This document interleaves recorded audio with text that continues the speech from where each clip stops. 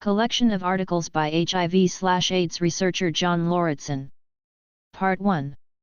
First things first. Some thoughts on the AIDS virus and AZT. By John Lauritsen. New York native, June 1, 1987. A few years ago, when there was still free and open discussion of the possible causes of AIDS, theorists were split into two main camps: the multifactorialists, who thought that AIDS resulted from repeated assaults upon the immune system from both infectious and non-infectious causes, and those who believed in a single infectious agent, presumably a new microbe. Microbes as enemies represented the mindset of the latter faction, an outlook epitomized in a Reader's Digest headline, "The War Against Viruses," as though viruses were not a part of the universe, as though our species had not evolved along with viruses from the very beginning. After the 1984 announcement of the discovery of the virus, which was then called HTLV-3, the multifactorialists were relegated to the sidelines, and the AIDS virus, HIV, dogma rapidly came to prevail. The microbial enemy had been identified. Research efforts from this point on were to concentrate on developing a vaccine against HIV. Education efforts were to be predicated solely upon preventing the transmission of HIV. All government epidemiological studies were to have such titles as "Risk Factors for Seroconversion to Human Immunodeficiency Virus Among Male Homosexuals." Treatment was anticipated as being a new drug, silver bullet, that would kill HIV. All other research efforts were shunted aside, ostracized and unfunded. There was one serious problem with all this. HIV is not the cause of AIDS. HIV is not the cause of AIDS. Even though the Public Health Service and the media have asserted untold thousands of times that HIV is the cause of AIDS, no convincing evidence has ever been presented that it is. Since 1984, there have been a few of us who stated in print that epidemiological evidence, together with the failure of HIV to fulfill any of Cox Postulates, made it most unlikely that HIV could be the sole cause of AIDS, and that it was still in the realm of speculation whether HIV was even necessary. We were isolated. Some AIDS researchers did not believe in the AIDS virus ideology, but, in the interests of self-preservation, they remained silent. As of 2 months ago, not a single challenge to the HIV dogma had appeared in the medical press, giving the impression of global unanimity within the medical sector. All this has changed. The March 1, 1987 issue of Cancer Research featured a 21-page article, "Retroviruses as Carcinogens and Pathogens, Expectations and Reality," by Peter H. Duesberg, a molecular biologist at Berkeley. A powerful and elegantly persuasive piece of argumentation, Duesberg's article examines virtually everything that is known about HIV, from the perspectives of molecular biology, epidemiology, serology, and animal experiments. By the time he reaches his conclusion, Duesberg has built a thoroughly convincing case. It is concluded that AIDS virus is not sufficient to cause AIDS and that there is no evidence, besides its presence in a latent form, that it is necessary for AIDS. Unless HIV's champions can do some very fancy explaining, Duesberg's article has unambiguously relegated the AIDS virus etiology to medical history's trash heap of falsified hypotheses. From now on, no one can maintain, except in ignorance or dishonesty, that HIV is the cause of AIDS. At the end of his article, Duesberg acknowledges 17 distinguished scientists for critical comments or review of this manuscript or both, and R.C. Gallo, for discussions. It will be interesting to see how Gallo and the other AIDS virus ideologues will respond, and, in the interests of scientific dialogue, they must respond to it, fully and in detail. In my opinion, the best thing they could do would be to apologize and say they were wrong, but I doubt that they will. If the Public Health Service and the media remain silent about Duesberg's article, and persist in expounding the discredited HIV mythology, then gay men will have cause to be gravely concerned. This would mean that the government and their confederates in the medical establishment are not acting in good faith, that nothing they say can be trusted, that their interests are hostile to ours. Their silence would raise the possibility of a horrible hidden agenda. A separate article will be required to do justice to Duesberg's arguments. In the meantime, those who can obtain a copy of his article should do so. Because of the technical nature of much of its material, it is not easy reading, although Ginsberg writes very clearly he is one of the few specialists who is also a superb generalist. Every physician who treats AIDS patients, every AIDS researcher, and everyone involved in AIDS work has an obligation to study the article and to help spread the word. HIV is not the cause. AZT, miracle or mass murder. The theory behind AZT, or retrovir, as it is now known, is that it prevents the replication of HIV by attacking at the point at which the reverse transcriptase acts. My understanding is that this has been demonstrated in vitro, in the laboratory, but not in vivo, in a living animal. Obviously, since HIV is not the cause of AIDS, the theory behind AZT is false. And even if AZT did prevent HIV from replicating, nothing would be gained thereby, inasmuch as HIV infection is non-pathogenic, read Ginsberg. However, it is possible that a drug might have beneficial effects, even though its theoretical underpinnings were false. In Surviving and Thriving with AIDS, Callan proposes two criteria for judging a particular drug or therapy. 1. Is there a theoretical reason to believe that a particular drug or therapy will have some benefit? If so, 2. Does it have any bad side effects? In the case of AZT, there seems to be a near consensus on both points. On March 17, 1987, the New York Times devoted a full-page article to the latest AIDS drugs, with the greatest emphasis on AZT as the best hope of many AIDS patients. The benefit anticipated from AZT was very modest indeed. The near-term prospect is that the lives of many patients afflicted with AIDS will be prolonged. On the other hand, the primary side effect of AZT was serious. The chemical has a destructive effect on the bone marrow, the ultimate source of the blood and cells of the immune defense system. To get another viewpoint, I called the AZT Federal Hotline, 800-843-9388, and spoke to a pleasant young woman there. In response to my question, she said that the AZT Federal Hotline was handled by a private company, which was funded by Burroughs Wellcome. Asked what benefits AZT might offer, she replied that it may prolong life for some patients and that some patients feel better. I probed by asking whether there were any other benefits, but got no response, so apparently that was all she was allowed to say. When I asked what side effects there were, she immediately rattled them off: lower white cell counts, lower red cell counts, headaches, nausea, confusion, high fevers, as though these were little more than the things listed on the package of an over-the-counter analgesic. She added, some patients have to be taken off the drug.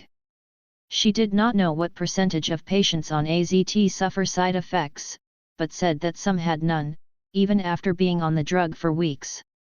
To get still another viewpoint, I called Project Inform in San Francisco, 800-822-7422. The man I talked to pointed out that we have very little information on AZT, that the first trials on it began in February 1986, little over a year ago, that we do not know what percentage of the double-blind patients are still alive at this point in time, that nothing on AZT has ever been published in a medical journal. According to him, the FDA acted irresponsibly in giving its hasty approval to AZT, since nothing was known about the long-term toxicities of the drug.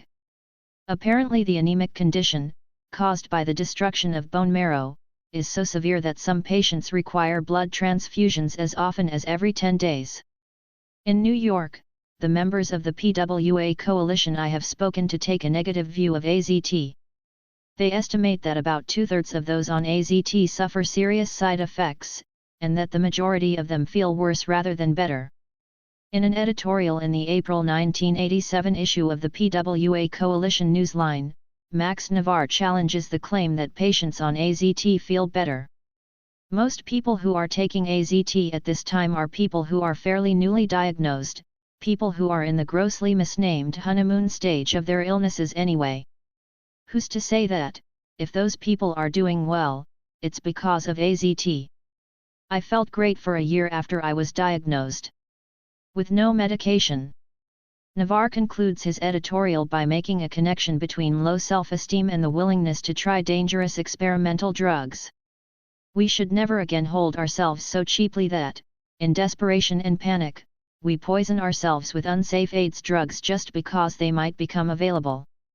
At $10,000 a throw, no less. An evaluation of AZT should also take into account the fact that, contrary to the impression given in the media, the AIDS condition is not invariably fatal. Many PWAs are getting better. Given a chance, the human body has an amazing capacity to heal itself. However, for those patients who are treated with AZT, the chances for eventual recovery are probably nil. The long-term effects of the drug are unknown, but the prognosis cannot be good for a patient who, in addition to the underlying AIDS condition itself, must endure side effects so severe as to necessitate blood transfusions every 10 days. In addition, there is the consideration that AZT is supposed to be taken every 4 hours, around the clock, meaning that a patient on AZT would never again know what a full night's sleep was like. Some of the gay press and some gay leaders have shown a curious lack of critical thinking on AZT. Victoria Brown-Worth, in the Philadelphia Gay News, has devoted literally hundreds of column inches to AZT, writing with such enthusiasm that at times she seemed like a public relations arm of Burroughs Wellcome. An editorial of hers said that Burroughs Wellcome should be applauded and that the FDA's approval of AZT was good news and a momentous first step. To be fair, the last couple of issues of PGN have been more balanced, going into some of the darker aspects of AZT. Michael Hellquist, writing in The Advocate, May 26, 1987, lends credence to leaks from Burroughs Wellcome and the CDC, which allegedly showed survival rates doubling for those with AIDS or advanced ARC taking the antiviral for 1 year. Before accepting the claim that AZT/Retrovir had prolonged life, I for one would like to know exactly how advanced ARC is defined, and to see some hard data on survival rates for those with this condition. Hellquist's willingness to toe the government pharmaceutical industry line is evident in his highlighted statement. In time it seems likely that Retrovir or a similar antiviral will be considered a drug for HIV infection, emphasis added rather than one only for ARC and AIDS. Jeff Levi, speaking for the NGLTF, said that achieving federal funding for AZT will be a major priority of the task force in the months ahead. NGLTF may succeed. A bill is pending in Congress to appropriate $30 million to pay for distributing AZT to needy patients.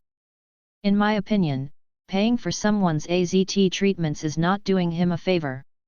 It is understandable that an AIDS patient who felt his situation was hopeless, might in desperation wish to try AZT, in the mistaken belief that doing anything, however dangerous, was better than doing nothing. However, the promoters of AZT have indicated that they will attempt to expand the market for their commodity beyond people with AIDS or ARC. They are now proposing that AZT is also an appropriate treatment for those who are infected with HIV, meaning the hundreds of thousands of people who have antibodies to the virus. If such antibody-positive people are perfectly healthy, then so much the better according to their completely false theories. Giving them AZT, at $10,000 per year, would mean intervening at an early stage of the disease. Here we have a glimpse of the evil that can result when issues of public health are determined by profit rather than the welfare of human beings. It is neither unreasonable nor overly emotional to regard these efforts, to put healthy people on a drug regimen that will destroy their bone marrow, as attempts at mass murder. In introductory psychology courses one learns that in making a presentation it is always necessary to draw conclusions. It is not enough to present facts, no matter how dramatically, and hope that the audience will make associations and draw the appropriate conclusions. Most of them will draw no conclusions whatever, and many of the remainder will draw false conclusions. And I remember once, when I was stymied trying to write a conclusion to a market research report, the principal of the company informed me that I was being paid to solve problems, that it was my responsibility to interpret the data and to guide our corporate client in deciding what action he should take. This section has been painful to write, as I am conscious of the many men, including friends of mine, who are presently on AZT. Prior to the FDA's approval, nearly 5,000 people were already taking the drug, as part of experimental protocols, and many thousands more are now taking it. I wish them well, but the promotion of AZT must stop. If no one else is willing to come right out and say it, then I will. AZT is not a cure for AIDS. AZT's alleged benefits are not backed up by hard data, and are not sufficient to compensate for the drug's known toxicities. Recovery from AIDS will come from strengthening the body, not poisoning it. Do not take, prescribe, or recommend AZT. Asterisk. End of article. AZT on Trial. By John Lauritsen. New York Native, October 19, 1987. I argued in a previous article, Native number 215, that the theory behind AZT, now known by its trade name of Retrovir, was false, inasmuch as the hypothesis that HIV causes AIDS has been refuted by Professor Peter H. Duesberg, a world-renowned molecular biologist at Berkeley, that AZT's alleged benefits were not backed up by reliable evidence, that its toxicities were firmly established and severe, and that therefore the drug should not be prescribed, recommended, or used. In his interview with me, Native number 220, Professor Duesberg referred to AZT as a poison and as cytotoxic, lethal to body cells. Duesberg said that the theories behind AZT were false, that there was no rationale for treating with AZT, that prescribing AZT was highly irresponsible, and that AZT was guaranteed to be harmful. AZT hits all DNA that is made. It is hell for the bone marrow, which is where the T and B cells and all those things are made. It's hell for that. It has a slight preference for viral DNA polymerase compared to cellular DNA polymerase, and that's based on in vitro studies only, but that's certainly not absolute. It kills normal cells quite extensively. At the time these articles were published, the only reports on the Food and Drug Administration, FDA, trial that was the basis for granting government approval to market AZT, were in the popular media or a promotional film produced by AZT's manufacturer, Burroughs Wellcome. Doctors who prescribed AZT did so on the basis on very limited information, along with the assurances of the Public Health Service that AZT represented the best hope. This appears to have changed. The July 23, 1987 issue of the New England Journal of Medicine, NEJM, contains a two-part report on the FDA's double-blind, placebo-controlled trial the efficacy of azithromycin, AZT, in the treatment of patients with AIDS and AIDS-related complex and the toxicity of azithromycin, AZT, in the treatment of patients with AIDS and AIDS-related complex. Margaret A. Fiskell, MD, is identified as the primary author of the first article, and Douglas D. Richman, MD, of the second. It quickly became clear to me that there were serious problems with the reports. The description of methodology was incomplete and incoherent. Not a single table was acceptable according to statistical standards. Indeed, not a single table made sense. In particular, the first report, on efficacy, was marred by contradictions, illogic, and special pleading. In the meantime, I received about 500 pages of material which Project Inform in San Francisco had obtained from the FDA under the Freedom of Information Act. This material showed the dark underside of the double-blind, placebo-controlled trial, falsification of data, sloppiness, confusion, lack of control, departure from accepted procedures, things not even hinted at in the NEJM reports. Martin Delaney of Project Inform gives a fair summary of what emerges from the FDA material. The multi-center clinical trials of AZT are perhaps the sloppiest and most poorly controlled trials ever to serve as the basis for an FDA drug licensing approval. Conclusions of efficacy were based on an endpoint, mortality, not initially planned or formally followed in the study after the drug failed to demonstrate efficacy on all the originally intended endpoints. Because mortality was not an intended endpoint, causes of death were never verified. Despite this, and a frightening record of toxicity, the FDA approved AZT in record time, granting a treatment IND in less than 5 days and full pharmaceutical licensing in less than 6 months. After reading through the FDA material several times, I called Drs. Fiskell and Richman, and spoke with each of them for about half an hour. The conversations were not very enjoyable for any of us. Neither one of them could explain the tables in the reports that they themselves had supposedly written. They both repeatedly said that I should call Burroughs Wellcome to find out how the tables were developed or to obtain answers on other questions. Dr. Richman became quite truculent at one point, saying that I was fixated on the tables, that I should forget about the tables, that the report would be just as good without them. Their ignorance regarding these tables is really amazing. As a market research analyst, I am accustomed to working with tables, and I can say that I have never written a report containing even a single table I could not explain and interpret. Despite abundant reports of the horrible physical consequences of taking AZT, several of the New York City physicians most prominent in treating AIDS and ARC patients are not only prescribing AZT, but actively proselytizing for it. I think that history will judge these doctors harshly. This article will argue that no credence should be placed in the NEJM reports, that the benefits attributed to AZT remain unsubstantiated. But first, an update on the central question: what causes AIDS? HIV is not the cause. AZT, Retrovir, is officially defined as a drug for symptomatic HIV infection. Its label states it is for the management of certain patients with serious manifestations in infections caused by the human immunodeficiency virus, HIV. Therefore it is crucial to know whether or not HIV really is the cause of AIDS, or whether HIV infection is even harmful. According to Ginsberg, HIV is a benign passenger virus, and HIV infection is non-pathogenic. If so, prescribing a poisonous drug to attack a harmless virus would be utter madness.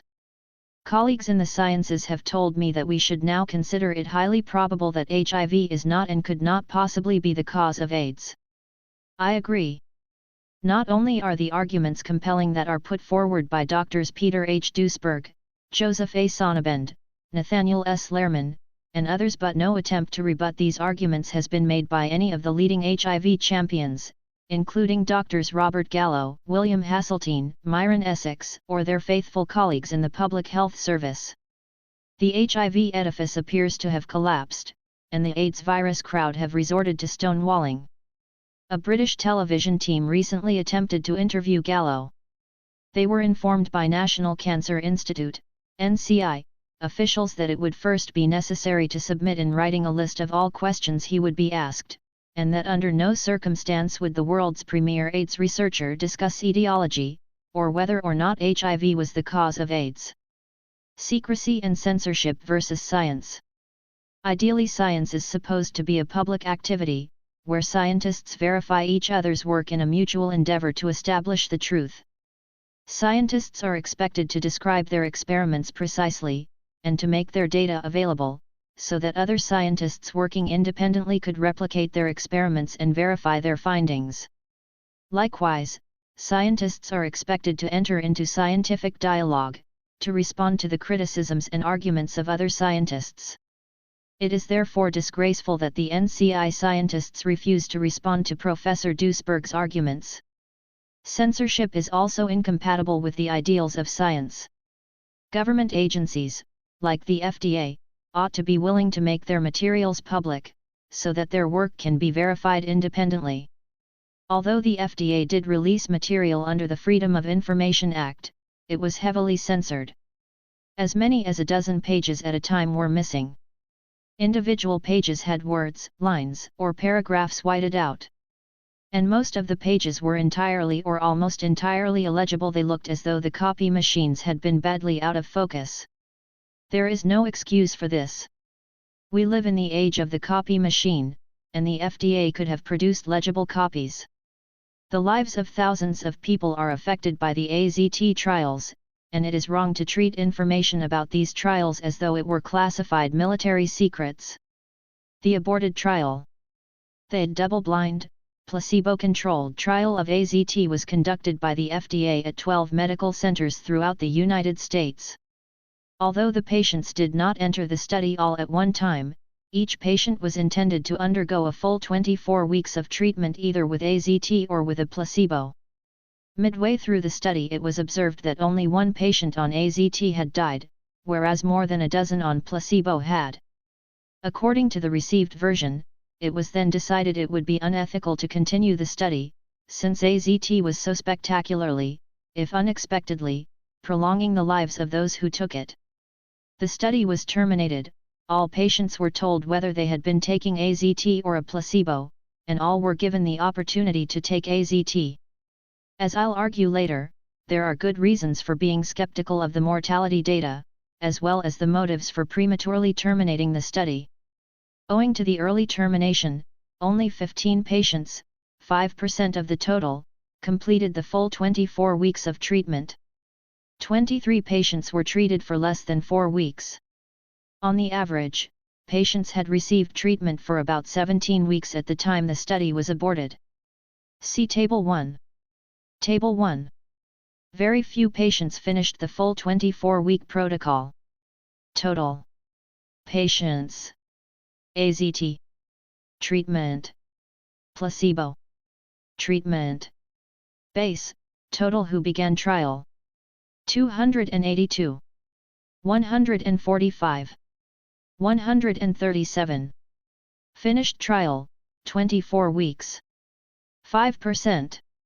6%. 4%. Did not finish trial. 95%. 94%. 96%. Still participating, but finished less than 24 weeks of treatment. 73%. 79%. 67%. Dropped out of study. 22%. 15%. 29%. Weeks of treatment, mean. 17.3. 17.6. 16.9. As might be imagined, the premature termination invalidated the original study design and caused chaos from an analytical standpoint. Tables which would have been entirely straightforward if all patients had finished their 24 weeks of treatment had to rely upon controversial statistical projections. For example, instead of showing the percentages of patients in each group who experienced opportunistic infections during the 24 weeks, it became necessary to develop a projected probability of their experiencing opportunistic infections within 24 weeks. This is analogous to estimating the probability of developing arthritis by the age of 70, using a sample in which only a few people had reached this age, and in which some were still teenagers.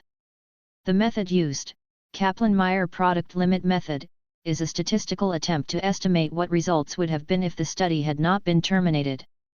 Like mopping up milk, it may be the best thing to do, but it would be better not to spill the milk.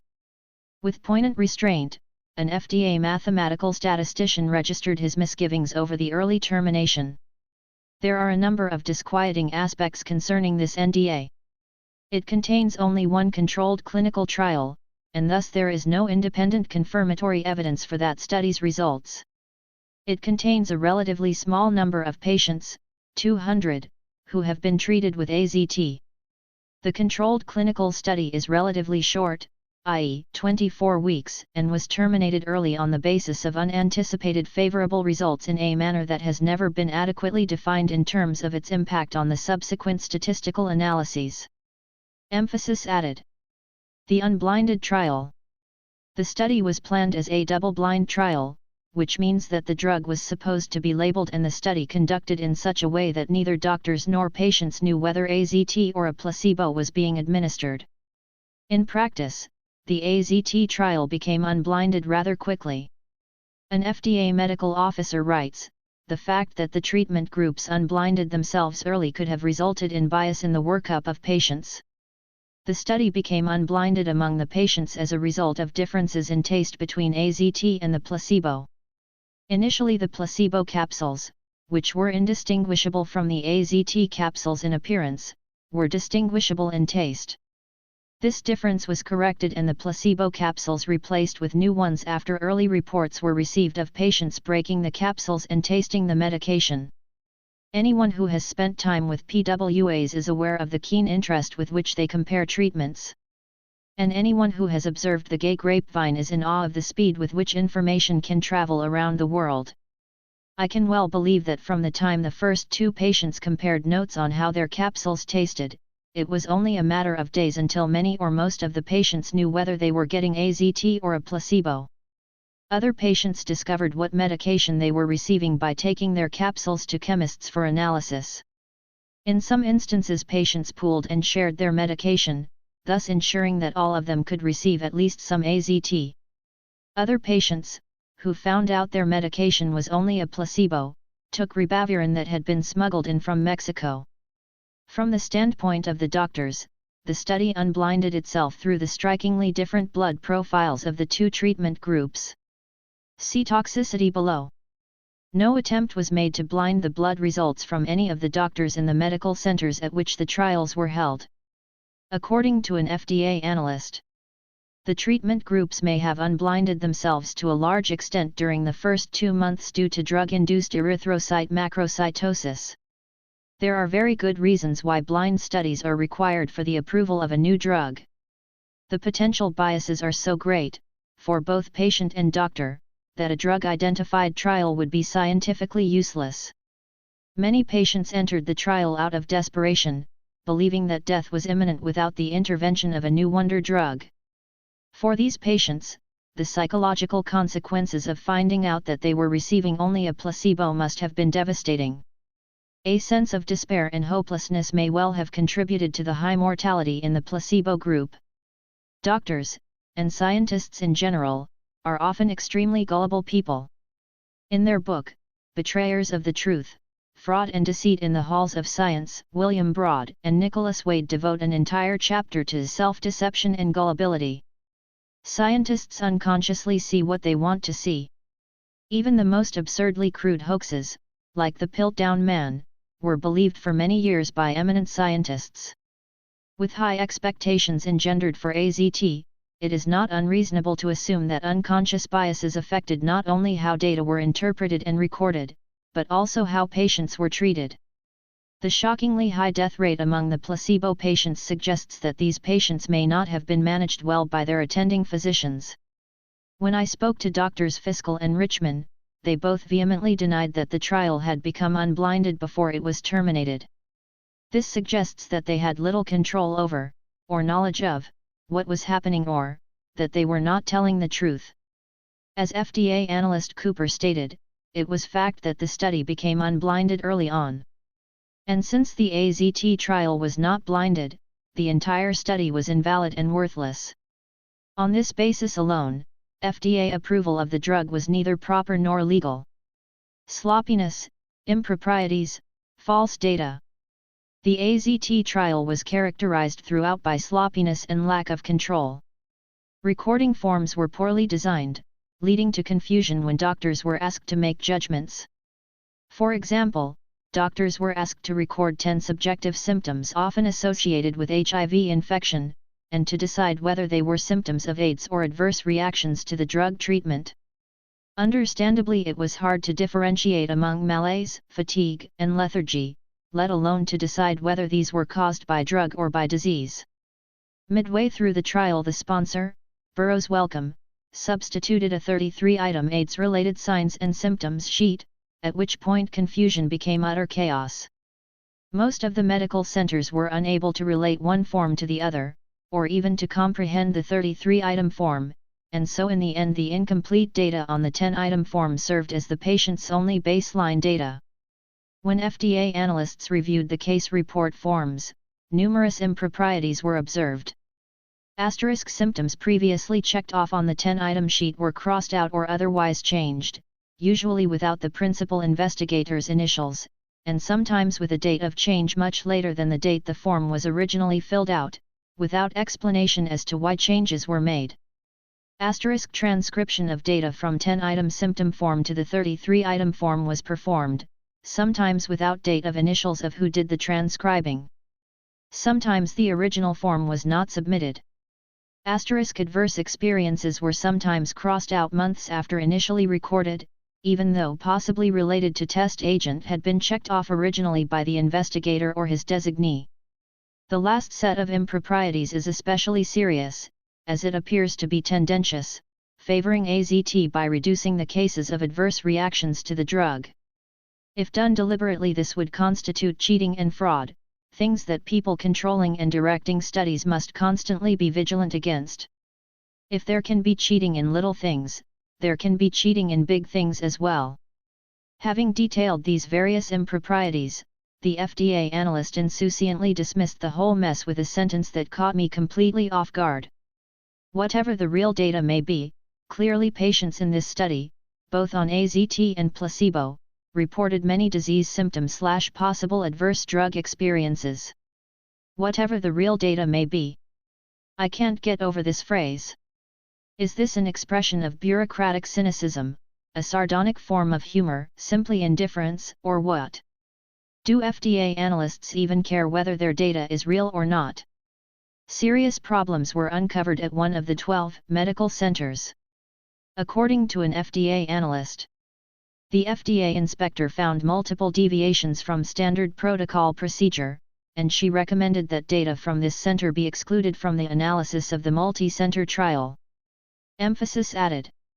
The FDA inspector's report did not reach an appropriate department until late December 1986, 3 months after the trial had been terminated.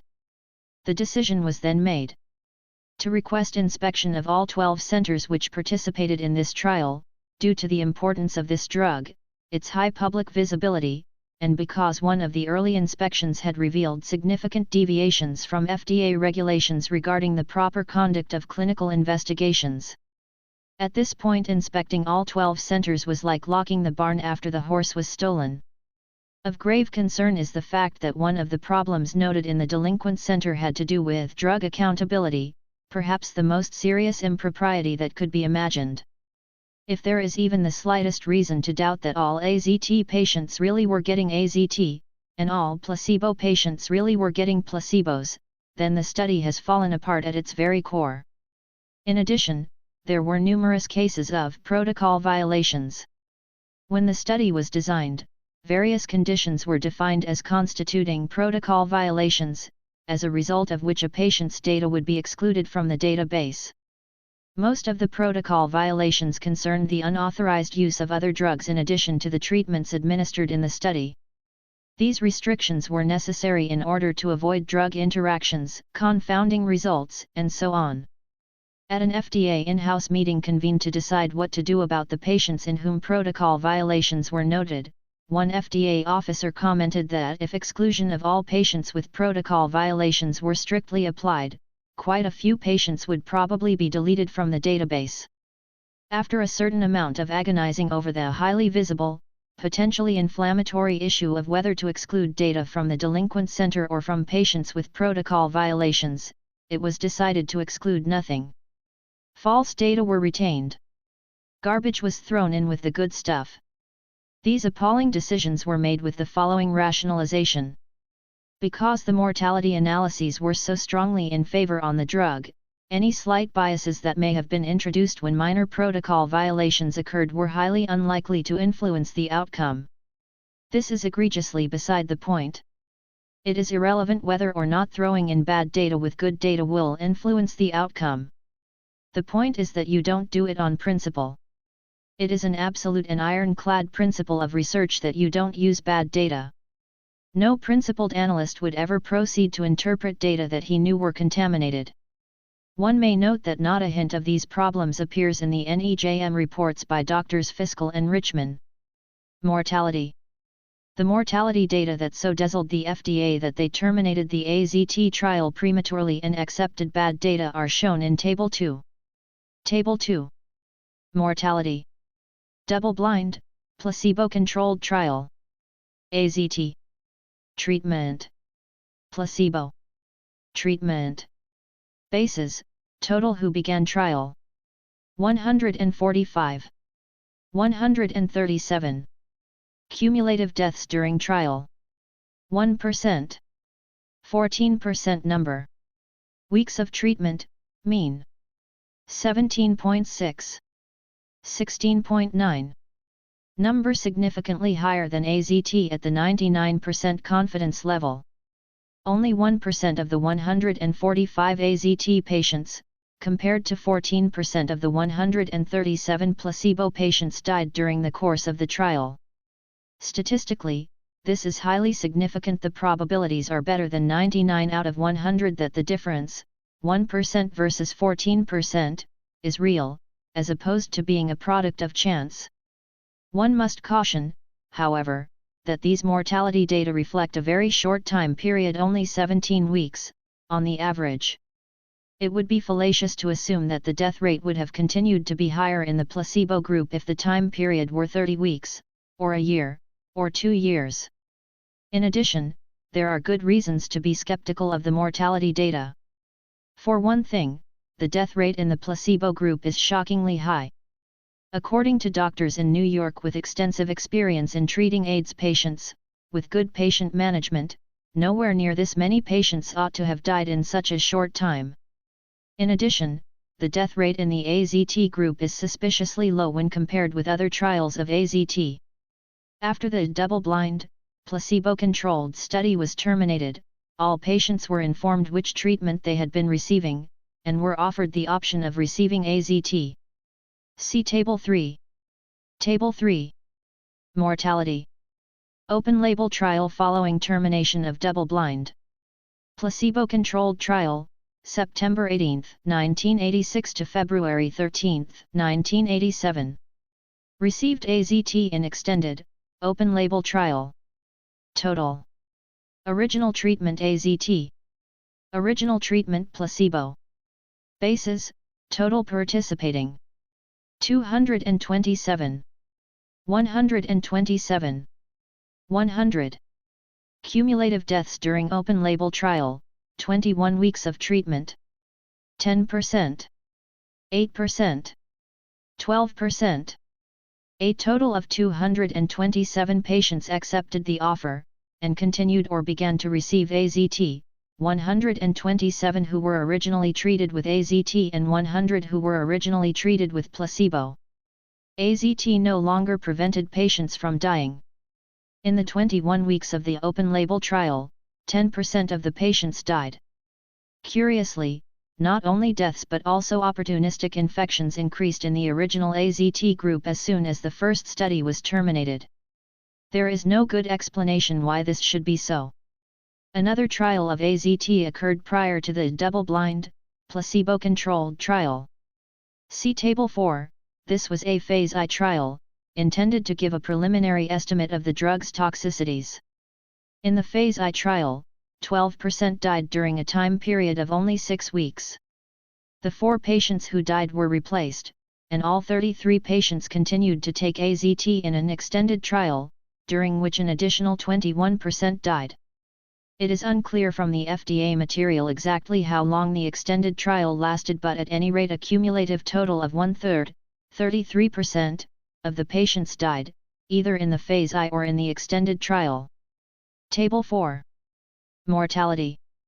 Phase I trial of AZT, no placebo control. Base, total receiving AZT. 33. Deaths during 6-week trial. 12%. Deaths during extended trial. 21%. Cumulative deaths. 33%. Burroughs Wellcome provided data to the FDA on deaths which occurred among patients who began taking AZT following release of the drug. The information was in incredibly garbled form, but I was able to ascertain at least the deaths that occurred during the first 8 weeks of treatment. During this short time period, 6% of the patients died. Table 5 shows a comparison of these 4 studies of AIDS or advanced ARC patients who were treated with AZT. Table 5. Mortality comparisons. 4 studies of AIDS/ARC patients treated with AZT. Double-blind placebo-controlled trial. Mean, 17 weeks. Extended open-label trial. 21 weeks. Phase I trial. 6 weeks. Following release of drug. 8 weeks. Bases, total patients participating in each trial. 145. 227. 33. 2,552. Deaths during trial. 1%. 10% number. 12% number. 6% number. Number significantly higher than the double-blind, placebo-controlled study at the 99% confidence level or more. Number significantly higher than the double-blind, placebo-controlled study at the 95% confidence level. It can readily be seen that the death rate in the double-blind, placebo-controlled trial, the first column, is significantly lower than in any of the other studies, especially considering that the trials in columns 3 and 4 represented much shorter time periods. In other words, the mortality data from the double-blind, placebo-controlled trial are almost certainly wrong, based on comparisons with mortality data from other AZT trials. In addition, and I regret having to say this, skepticism is warranted by virtue of the stakes involved, hundreds of millions of dollars, and the participants, big business and the FDA. The materials released by the FDA show that Burroughs Wellcome was quite willing to bend rules or stretch interpretations if doing so would facilitate approval for their product. The FDA did not come to the AZT trials with clean hands. In fact, the FDA has a long history of collusion with industry. A number of examples can be found in the book, How to Get Rid of the Poisons in Your Body, by Gary Null and Stephen Null. Another example where the FDA catered to the needs of big business can be found in a crude propaganda piece, Evaluation of Health Aspects of Sugars Contained in Carbohydrate Sweeteners, recently circulated by the sugar industry, and prepared by the Division of Nutrition and Toxicology, Center for Food Safety and Applied Nutrition, Food and Drug Administration. This report, which strives to exonerate sugar from any connection with obesity, diabetes, hypertension, tooth decay, etc., uses pseudo-scientific language and tables, but is conspicuously short on references. It is not hard to imagine that the authors of the sugar report were motivated by something other than scientific ideals. One more example of the FDA's tainted past: for more than a decade, the FDA has been asked to recognize the fact that poppers are drugs, and to regulate them as such. The FDA has repeatedly refused to do so, claiming that poppers are rumodorizers, since they are labeled as such. This is preposterous, for the FDA has traditionally been concerned with truth in labeling. They would certainly take action if snake oil were labeled as an AIDS remedy, or if cocaine were labeled as a nasal decongestant. Why should they accept at face value the cynically ridiculous claim that poppers are used as rumodorizers? I am also distrustful of the mortality data because of the fact that problems with drug accountability were among those found at the delinquent medical center. Suppose that some of the placebo deaths were really AZT patients who had been posthumously reassigned? There are a number of ways that this could have been done. As a check, it would be desirable to have some way of verifying that the placebo patients who died really had been placebo patients. Unfortunately, the causes of death were listed in perfunctory and even incorrect ways: AIDS, pneumonia unspecified, suspected TB or CMV, or suspected MI or CMV. Since death was not an endpoint of the study, many of the causes of death were not verified. No autopsies were performed. These might have yielded useful information, and would have verified whether or not there were traces of AZT or other drugs in the bodies of the placebo patients. Project Inform requested copies of the medical records of the patients who died. It would have been possible to determine from these, with considerable accuracy, whether or not the patient had been treated with AZT. The FDA refused to release the medical records, claiming that they were confidential. It is hard to see why the records would have been confidential if the FDA had whited out the names of the patients. And the FDA knows well enough how to white out things. What exactly is the FDA afraid of? The inadequate descriptions of causes of death, the lack of verification of death causes, the lack of autopsies, the refusal to release medical records. These things are even more suspicious in light of the stringent procedures that the FDA laid down for trials of other drugs. In a recent trial of ribavirin, autopsies were obligatory, and a death report form of more than 30 items had to be filled out for each patient who died. Efficacy. The mortality data are even more suspect in light of the fact that the double-blind, placebo-controlled trial failed to demonstrate that AZT had any benefits, relative to the placebo group. Slight increases in the T4 cell counts in the AZT group did not persist over time. There is no known mechanism by which AZT could produce benefits sufficient to account for the dramatic differences in mortality. AZT was found to have no significant antiviral activity against a variety of other human and animal viruses, including herpes simplex virus type 1, cytomegalovirus, adenovirus type 5, measles virus, rhinovirus 13, bovine rotavirus, and yellow fever virus. It has been shown to inhibit the replication of Epstein-Barr virus, EBV, though the clinical significance of this finding is unknown. Although AZT, retrovir, is officially defined as a drug for symptomatic HIV infection, it was no more effective against HIV than the placebo was. Several measures of viral activity were used, and no statistically significant changes in the percent of positive cultures or time to detection of virus in culture were observed. After reviewing the failure of AZT to prove efficacious in any known way, an FDA analyst concluded that AZT treatment is likely to be worse than the disease in the long run. Of particular concern is the possibility that the hematologic toxicity of the drug when administered over a prolonged period of time may eventually debilitate patients to such an extent that they may become less able to resist opportunistic infections and other complications of HIV disease sick than if they had been left untreated. Toxicity.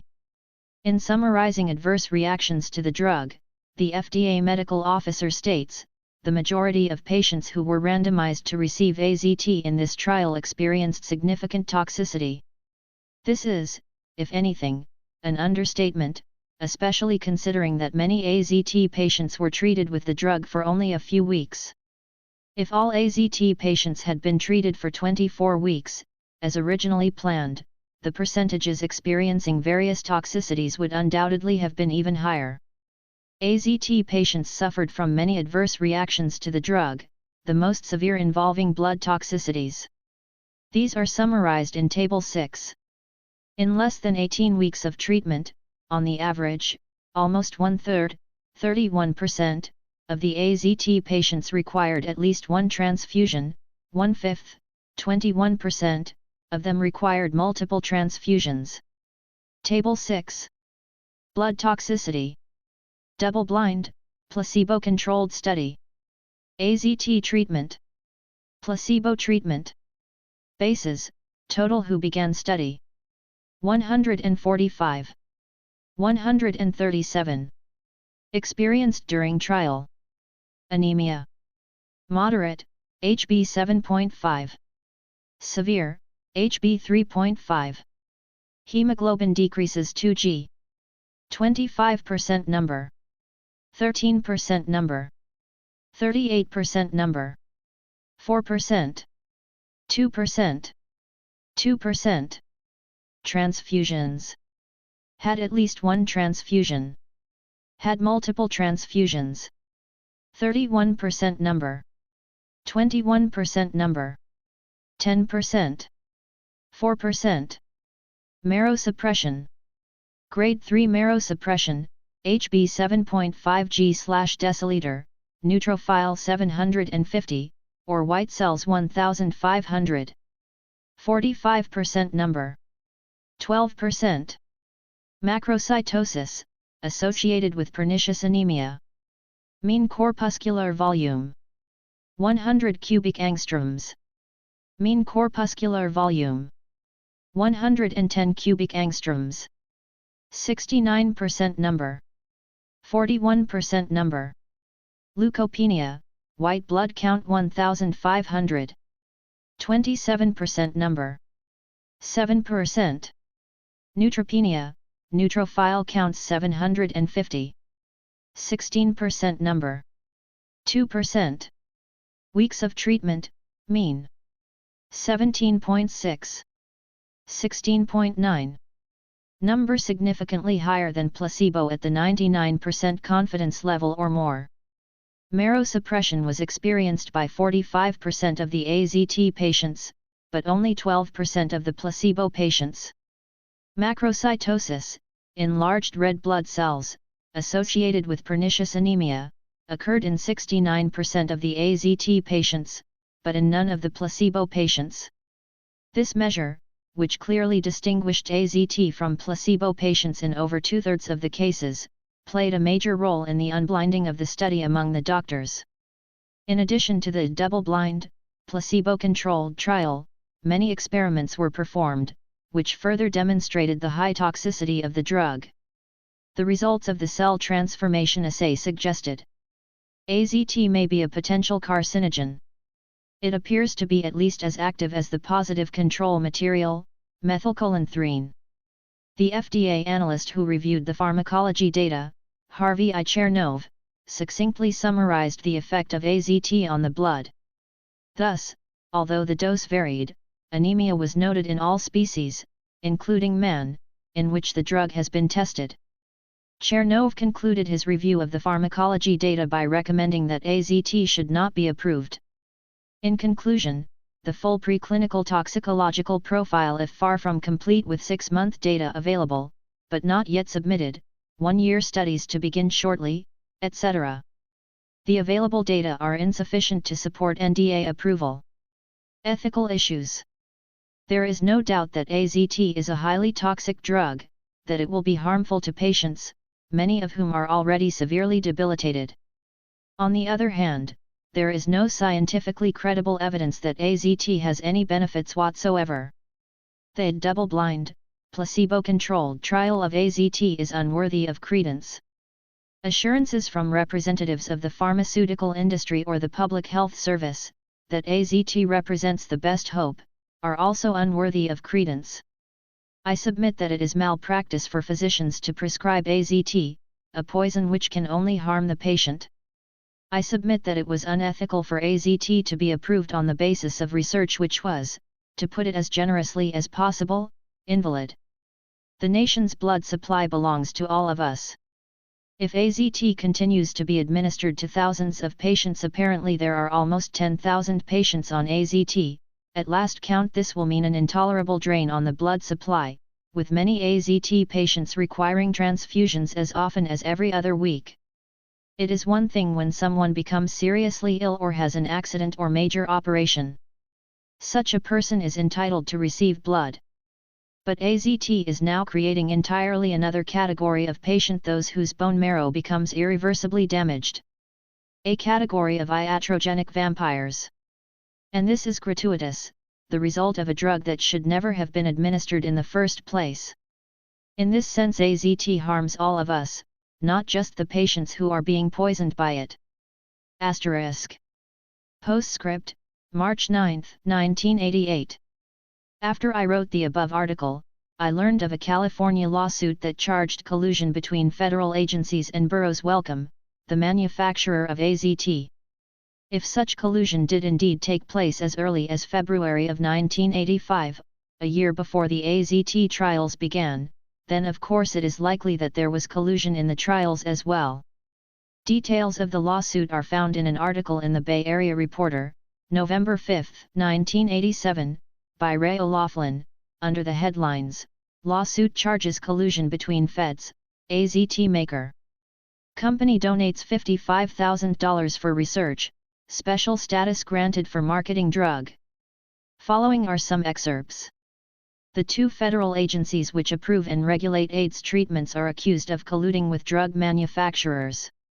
The National Institutes of Health, NIH, and the Food and Drug Administration, FDA, are accused of expediting the approval of AZT in exchange for a $55,000 donation by the AZT manufacturer, Burroughs Wellcome. In July 1985, Burroughs received exclusive rights to market AZT for 7 years. The allegation is part of a class action lawsuit filed in June by San Francisco-based gay rights advocates. The suit accuses the NIH of failing to spend $47 million appropriated by Congress for experimental drug treatments. In response to the government's motion to dismiss the suit, NGRA released a series of letters indicating that certain medications are put on a fast track for approval. They charge that there are unethical conflicts of interest in the agency's operations. If the judge allows this case to go forward, we will prove that government officials have been engaged in unethical and illegal conduct resulting in serious delays of promising new AIDS medications, said NGRA's legal director, Leonard Groff. According to documents filed in U.S. District Court in Washington, D.C., Dr. Samuel Broder of the National Cancer Institute, part of NIH, encouraged Burroughs' Wellcome to fund 3 research positions in his laboratory. Shortly after that, Burroughs applied to the FDA for orphan drug status for AZT. 2 weeks later, Broder's office received the check for $55,000 from Burroughs. That same day, FDA granted the company exclusive rights to market AZT. Originally developed as a cancer treatment, AZT has been in existence for over 20 years. We're alleging a special cooperative relationship between sister agencies that put certain drugs on a fast track for approval, said Groff. Broder's action, he said, violates conflict of interest as set out in an executive order issued by President Lyndon B. Johnson in 1965.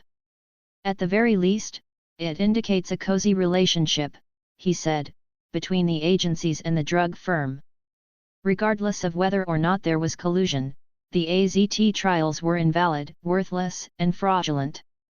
Fraudulent is by no means too strong a word to use in describing a study in which false data were knowingly retained, and in which improprieties and violations of protocol were knowingly ignored.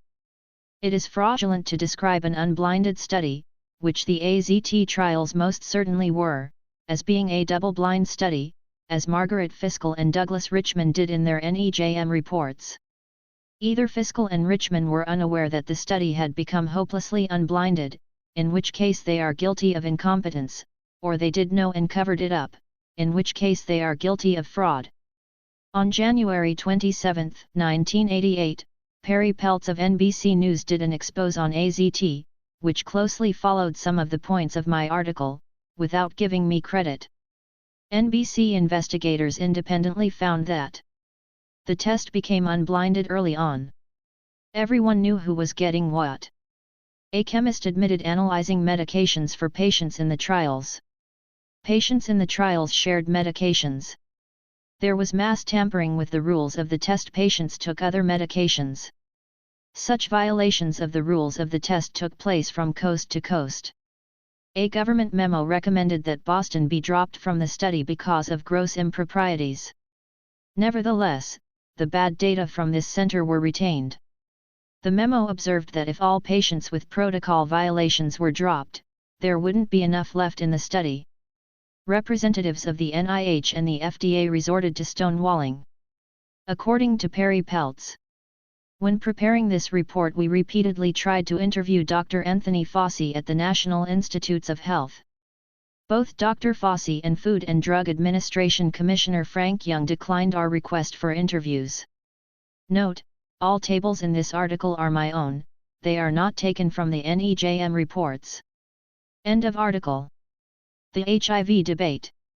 By John Lauritsen. New York native, February 22, 1988. Peter H. Duesberg, professor of molecular biology at Berkeley, was in New York City a couple of weeks ago for a leukemia conference. As readers of the New York Native and Christopher Street are aware, Duesberg is the man who almost a year ago provided comprehensive and devastating refutation of the prevailing hypothesis that the cause of AIDS is HIV. Despite a near blackout in the general media, and despite stonewalling on the part of the U.S. Public Health Service and the leading AIDS experts, belief in the AIDS virus hypothesis is rapidly eroding. Duesberg spoke on January 12, 1987 to a town meeting in San Francisco, which was attended by 600 people. Several hundred more were turned away for lack of seating. According to Cadden Gray in the San Francisco Sentinel, Dr. Peter Duesberg received a hero's welcome inside the Metropolitan Community Church on Eureka Street Tuesday night. A week later in New York, Duesberg appeared on gay cable TV program, Out in the ADS, along with Michael Callan of the People with AIDS Coalition and host, Drew Hopkins. Earlier in the evening, Duesberg attended an informal dinner symposium with members of the media at Dojo's restaurant.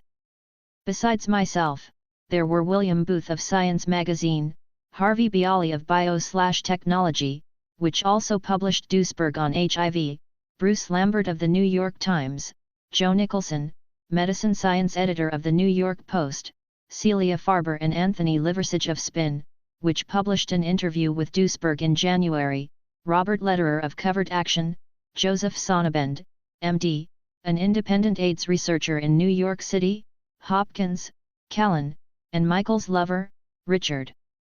By the time we'd finished coffee, every person at the table seemed to be convinced that, whatever the cause or causes of AIDS might eventually prove to be, HIV was not it. The CRI Forum.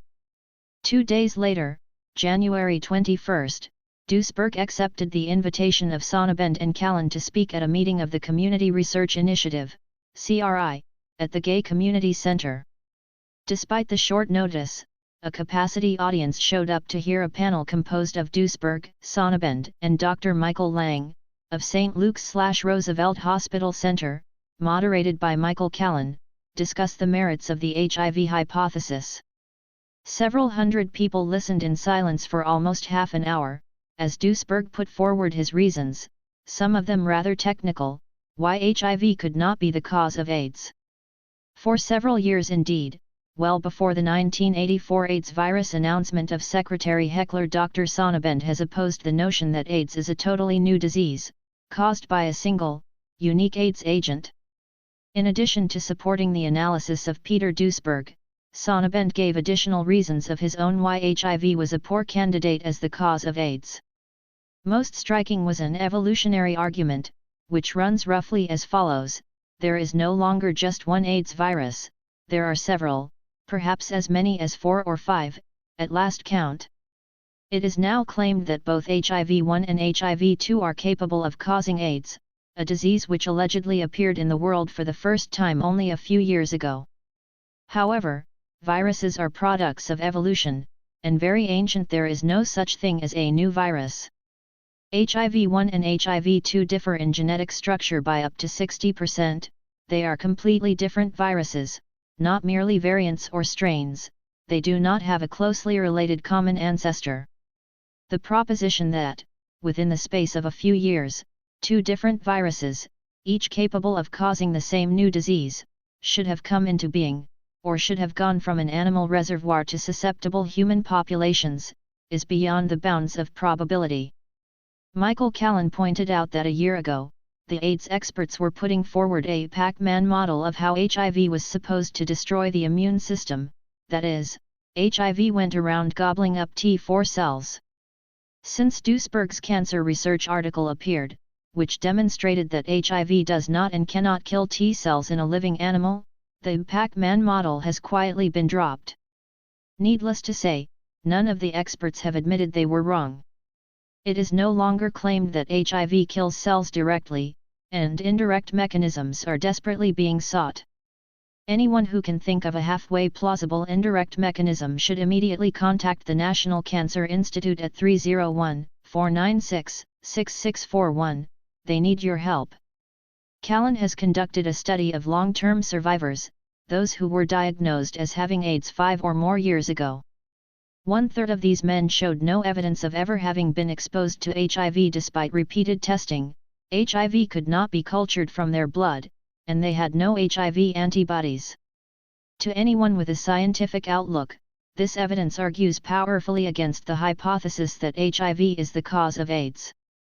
The CDC, however, decided that these people with AIDS, PWAs, had never really had AIDS in the first place, this despite the fact that they had had PCP, KS, and any number of other, qualifying opportunistic infections, and were in no meaningful way different from other PWAs, aside from having survived for so long. This is an exquisite example of what I have previously referred to as the CDC's Procrustean epidemiology. Lang was left with the onus of defending the AIDS virus theory, and in the course of the discussion he seemed to move closer to the positions of Duesberg and Sonnabend. Lang surprised some members of the audience when he gave a passionate denunciation of the unprincipled and unethical behavior of the public health service and the medical establishment, accusing them of stonewalling on the HIV question. The ethics of scientific dialogue. The bitter truth is that at this point, the cause or causes of AIDS are unknown. Vast amounts of time, energy, and money have been squandered on the basis of an untenable hypothesis. It will take real struggle to arrive at a point where researchers are again willing to explore all reasonable hypotheses in the spirit of scientific free inquiry. It will take struggle to undo the self-perpetuating delusional system that has developed around the AIDS virus, to undo the atmosphere of demoralization and intimidation which have resulted from the totalitarian tactics of the public health service. While we need not agree on which etiological hypotheses are the most promising, there can be no denying that the medical establishment has behaved in a shamefully unscientific manner. I think that future history of science courses will look back upon the AIDS virus episode as being even worse than such atrocities as Lysenkoism, in which for many years the principles of modern genetics could not be taught in the Soviet Union. When Duisberg's cancer research article was published, it became incumbent upon those scientists who had championed HIV as the cause of AIDS to respond to his challenge. It is a cardinal principle of scientific ethics that scientists must be willing to engage in dialogue, they must be willing to defend their hypotheses in open debate. Specifically, the AIDS virus experts, individually or collectively, should have submitted a reply, written with appropriate dignity, and substantiated with references, to Cancer Research or another medical journal. Their personal desires or inclinations, their interests or disinterests, had nothing to do with the matter. It was their duty, as members of the scientific community, to reply to the well-reasoned and well-documented arguments of one of their peers. Dr. Robert Gallo of the National Cancer Institute, Dr. Anthony Fauci of the National Institute of Allergy and Infectious Diseases, and Drs. William Hasseltine and Myron Essex of Harvard University. Not one of these HIV protagonists has had the courage, the honesty, or the simple decency to reply publicly to Duisberg. And yet it is upon the word and reputations of these four men that HIV has come to be accepted as the cause of AIDS. Their behavior is shameful, it cannot be condoned. It is not merely that they have violated the ethics of science, or that they have been discourteous to Professor Duisberg. By repudiating scientific dialogue, they bear moral responsibility for the consequences of basing the fight against AIDS on a false premise. If HIV is not the cause, then almost all current research efforts, and hundreds of millions of dollars, are going down the drain. Precious time and energy are being squandered. And thousands of lives are needlessly being lost. Our lives. End of article. Non-responses to Duisberg. By John Lauritsen. New York Native, February 29, 1988.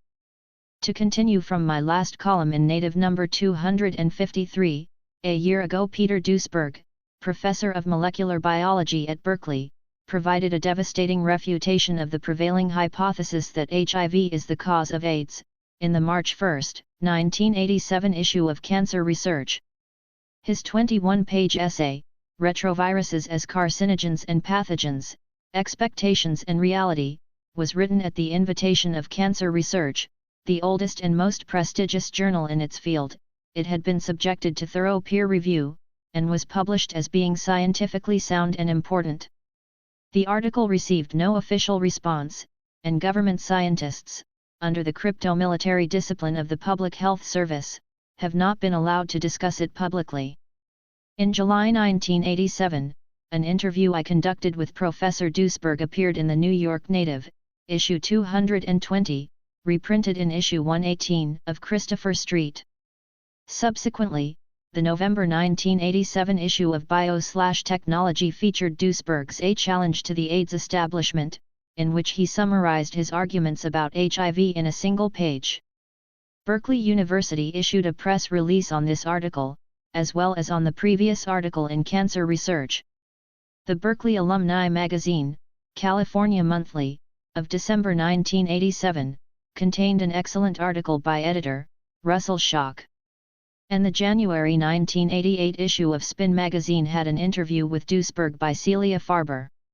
Despite a blackout in the mainstream media, Duisberg's ideas are becoming harder to ignore.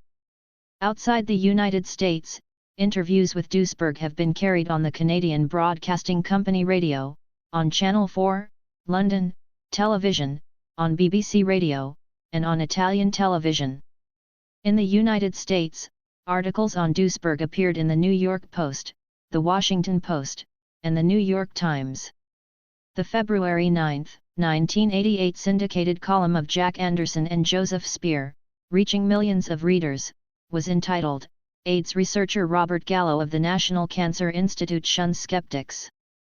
The column strongly criticized the lack of official response to the critique of Duisberg, and in particular, the stonewalling tactics of Gallo. Gallo did not return at least a dozen calls for comment. After portraying Duisberg's ideas as quite credible, and Gallo's evasiveness as deplorable, the column ends with a choice understatement. Hundreds of millions of research dollars are spent each year on the assumption that HIV causes AIDS. Medical experts we questioned believe that federal health authorities would be embarrassed if that assumption were wrong. The ball is now in the court of the AIDS virus experts. Gallo, the discoverer of the so-called AIDS virus, Dr. Anthony Fauci of the National Institute of Allergies and Infectious Diseases, who is in charge of federal AIDS funding, Dr. Myron Essex and Dr. William Hasseltine of Harvard University, Dr. Luc Montagnier of the Pasteur Institute in Paris, who isolated HIV, then called LAV, a year before Gallo, and Dr. J. Levy to defend their hypothesis that HIV is the cause of AIDS. The ethics and protocol of scientific dialogue demand that they submit a formal, written response to an appropriate medical journal, with cancer research and bio/technology being the most obvious choices. It goes without saying that their reply should contain adequate references for all assertions made, and that it should respond to each and every specific point of Duisberg's critique.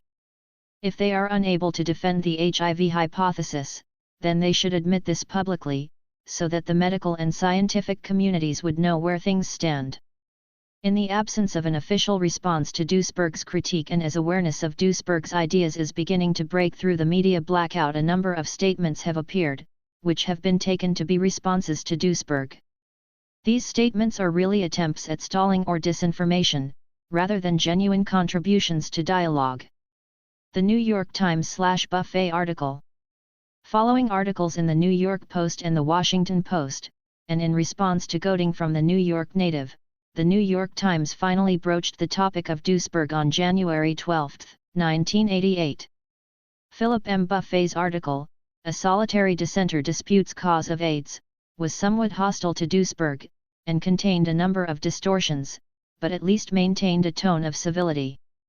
Buffet was forced to admit that no scientist working on AIDS has published a detailed response to Dr. Duisberg, and that scientists acknowledge that there is much they do not understand about HIV. Buffet portrays Duisberg as a solitary dissenter who has come up with new theories that have withered on the vine because no one was interested in them.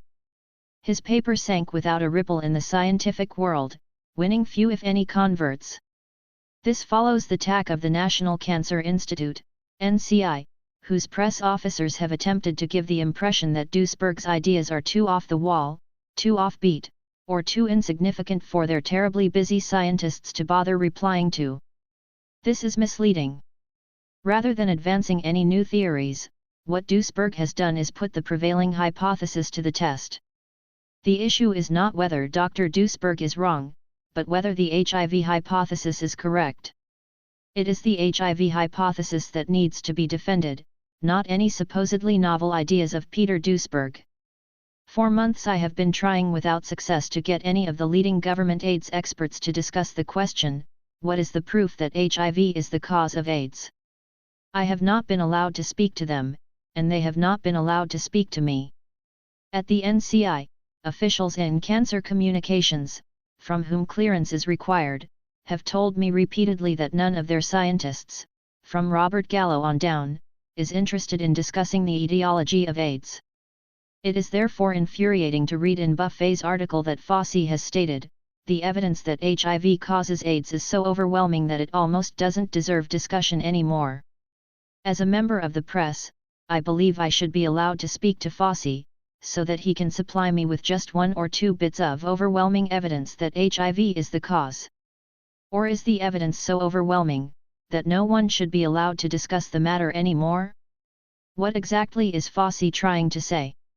Does Fauci believe that he and his colleagues have an obligation to reply to Duisberg, or is the public supposed to accept the AIDS virus theory as a matter of faith, or perhaps as a matter of patriotism? The Nci Blattner Statement. One morning last June, in response to my efforts to obtain a response from the NCI to Duisberg's cancer research article, an NCI press officer, Florence Carlsberg, called me and read a statement which quoted the NCI's chief epidemiologist, Dr. William Blattner. She said that the statement could not be sent out, but only read over the telephone. Several days later, she called again to say that the Blattner statement would be made public, and that I would be sent a copy. Several weeks later, having received nothing, I called Carlsberg back, and was told that the Blattner statement would not be made public after all. A couple of months later, I was told by another NCI press officer, Kate Rudin, that I would not be allowed to speak to Dr. Robert Gallo, Dr. William Blattner, or any other NCI scientists.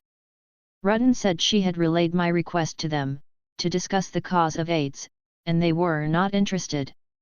By a fluke I later managed to get Dr. Blattner on the phone. He said that he was unaware of my request to speak to him, but that he would be willing to discuss the cause of AIDS. Had Rudin been lying? Blattner then asked me if I were a newspaper person. I said I was. He became very nervous, and said he couldn't talk to me until I had been cleared by Cancer Communications. I asked him if I could tell Cancer Communications that he was interested in talking to me, and would he be in for the rest of the afternoon. He said he didn't know, and hung up.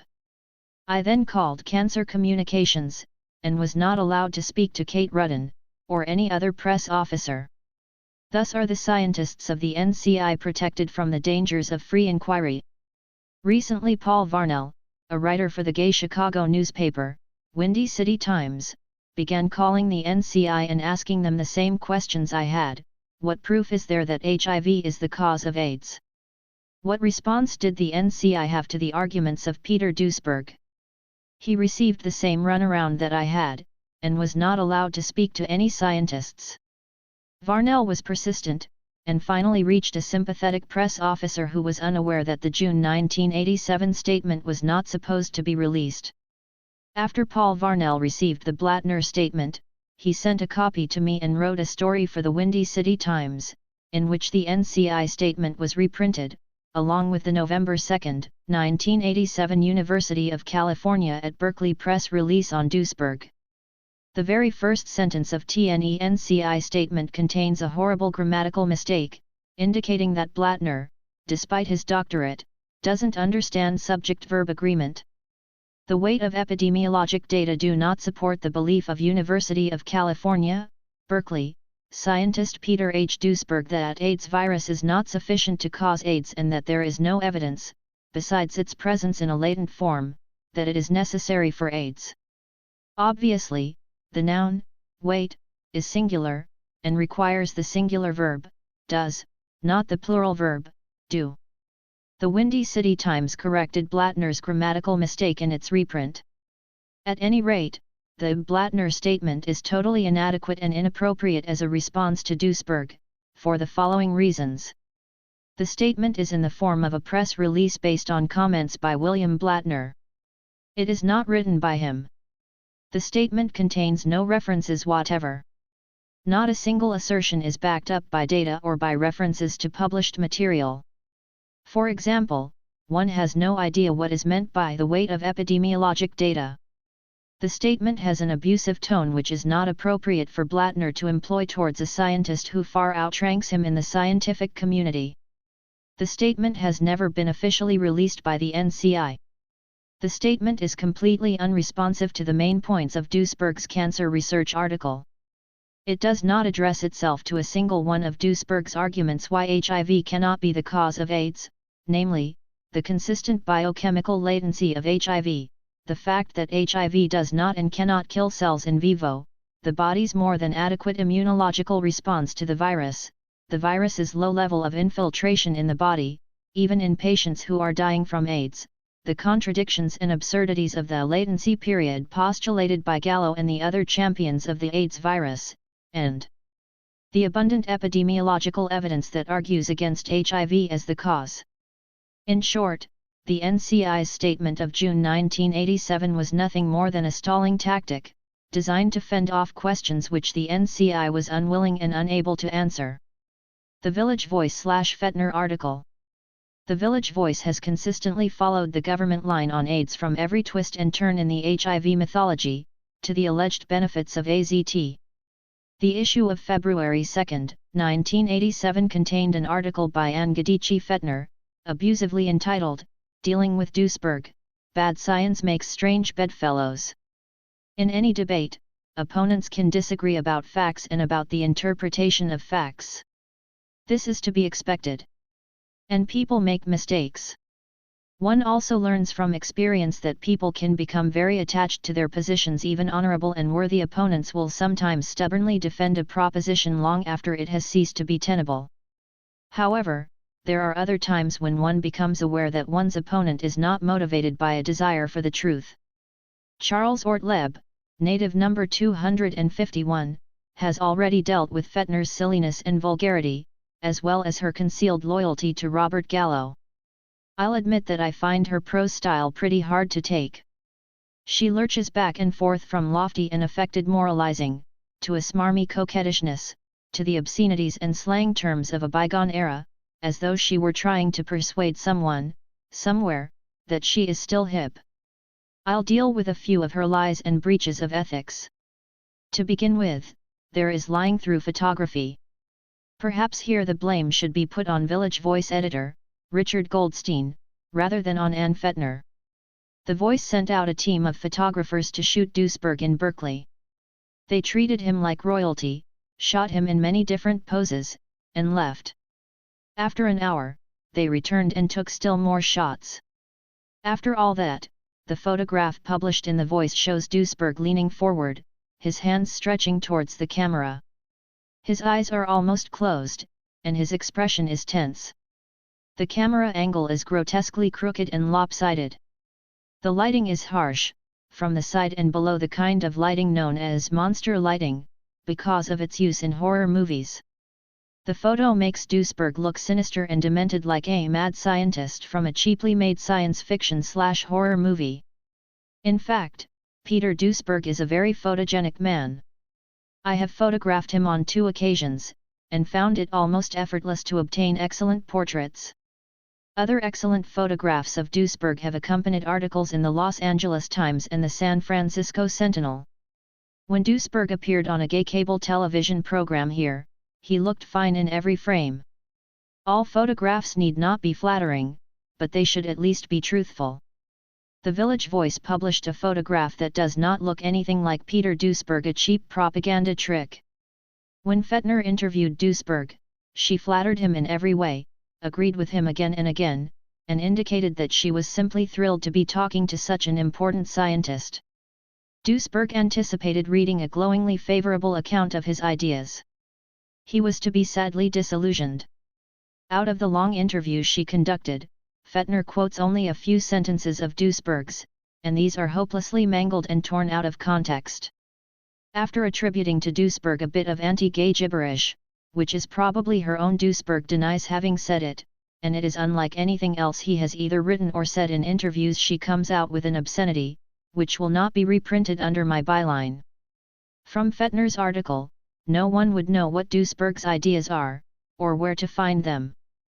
Fettner doesn't want the reader to know. Instead of giving the exact issue where Duisberg's major article appeared, she simply says it was published last spring in the scientific journal, Cancer Reports Sick. No date is given, and the name of the publication is wrong. Although she mentions the publication, Bio/Technology, she does not inform her readers that Bio/Technology also published a 1-page article by Peter Duisberg, in which he summarized his objections to the HIV hypothesis. Nor does she permit her readers to know of interviews with Duisberg conducted by myself and by Celia Farber, or of the article by Russell Schock in California Monthly, a magazine with a readership of 100,000 Berkeley alumni. After spewing out quite a bit of impertinent and distasteful gossip, Fettner suddenly shifts gears and goes into some rather wild speculation on ways in which HIV might cause AIDS. We are asked to suppose this, that, and the other thing, with an emphasis on CO factors and autoimmunity. These speculations were probably fed to Fettner by people in the AIDS virus inner circle, perhaps by Bob Gallo himself. It is clear that Gallo and company now realize that last year's HIV model, in which HIV caused immune deficiency by killing T cells, will not fly. Therefore, they are desperately trying to imagine ways in which HIV could indirectly cause AIDS. This is their privilege, of course. There is nothing wrong with speculation. But the issue remains, what evidence is there to support the hypothesis that HIV causes AIDS? Proof requires a great deal more than speculation. Fettner concludes her piece by accusing Duisberg of holding back the fight against AIDS. With so much new research being generated, and so much that needs to be done, why are we now forced to stop and deal with Duisberg's passé propositions? Fettner's accusation is despicable. All that is being asked of Gallo, Fossey, Hasseltine, Essex, or Montagnier, is that they should fulfill their obligations as scientists and defend their hypothesis, in an appropriate publication, against Duisberg's critique. Spin Magazine/interview with Robert Gallo. The February 1988 issue of Spin Magazine contains an interview with Dr. Robert Gallo, conducted by Anthony Liversidge. It is a coup for Liversidge, who persisted in dialing Gallo's number, dozens of times, until he finally got him on the line, without the usual interference from NCI watchdogs. Gallo spoke freely indeed, all too freely. The determination of Cancer Communications, to protect Gallo from the media at all costs, is now quite understandable. This interview should be read by everyone who is trying to follow AIDS developments, to see what Robert Gallo is really like, this man who is widely regarded as the world's foremost expert on AIDS. I can only say that my jaw dropped in astonishment. Others have had the same reaction, shocked disbelief that a man like this could be regarded as the premier AIDS researcher. Words almost fail in describing the interview. Gallo rants, raves, curses, and at times becomes completely incoherent. Let the following suffice as an example of his style. There's no axe to grind. The whole world, everyone is working on the problem of this virus causing AIDS. There is nobody that doesn't work on this virus as causing AIDS. Nobody. Every virologist on Earth will tell you the same thing. This is the cause of AIDS. I don't know a single person that debates that. There is always somebody that can pull up to make some trouble. I mean, the virus is created in my lab. Or even though we predicted that a virus like this couldn't cause it, okay, well, it has caused it, but maybe the French found it first.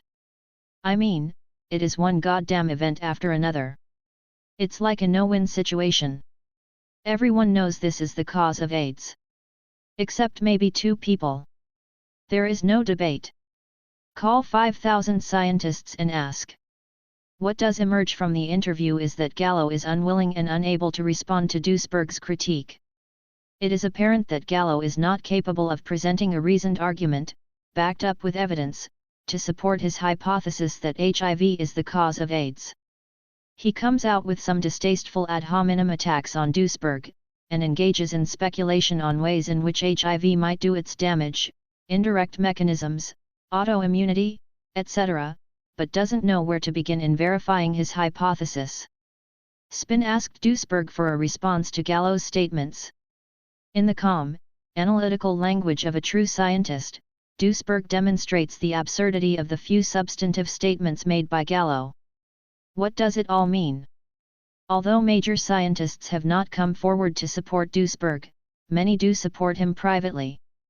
And Duisberg is by no means the only, or the first, scientist to dissent from the HIV orthodoxy. Many are waiting for the HIV champions to respond to Duisberg, for after all, the ball is in their court. In almost a year since Duisberg's cancer research article was published, no scientist in the world has attempted to refute it. Further, in a year's time, no scientist has come forward to defend the hypothesis that HIV is the cause. For that matter, no paper has ever been published that systematically presented the evidence that HIV should be considered the cause of AIDS. Duisberg has reaffirmed that he is eager to debate Gallo point by point regarding HIV. Gallo is intransigently unwilling to debate Duisberg.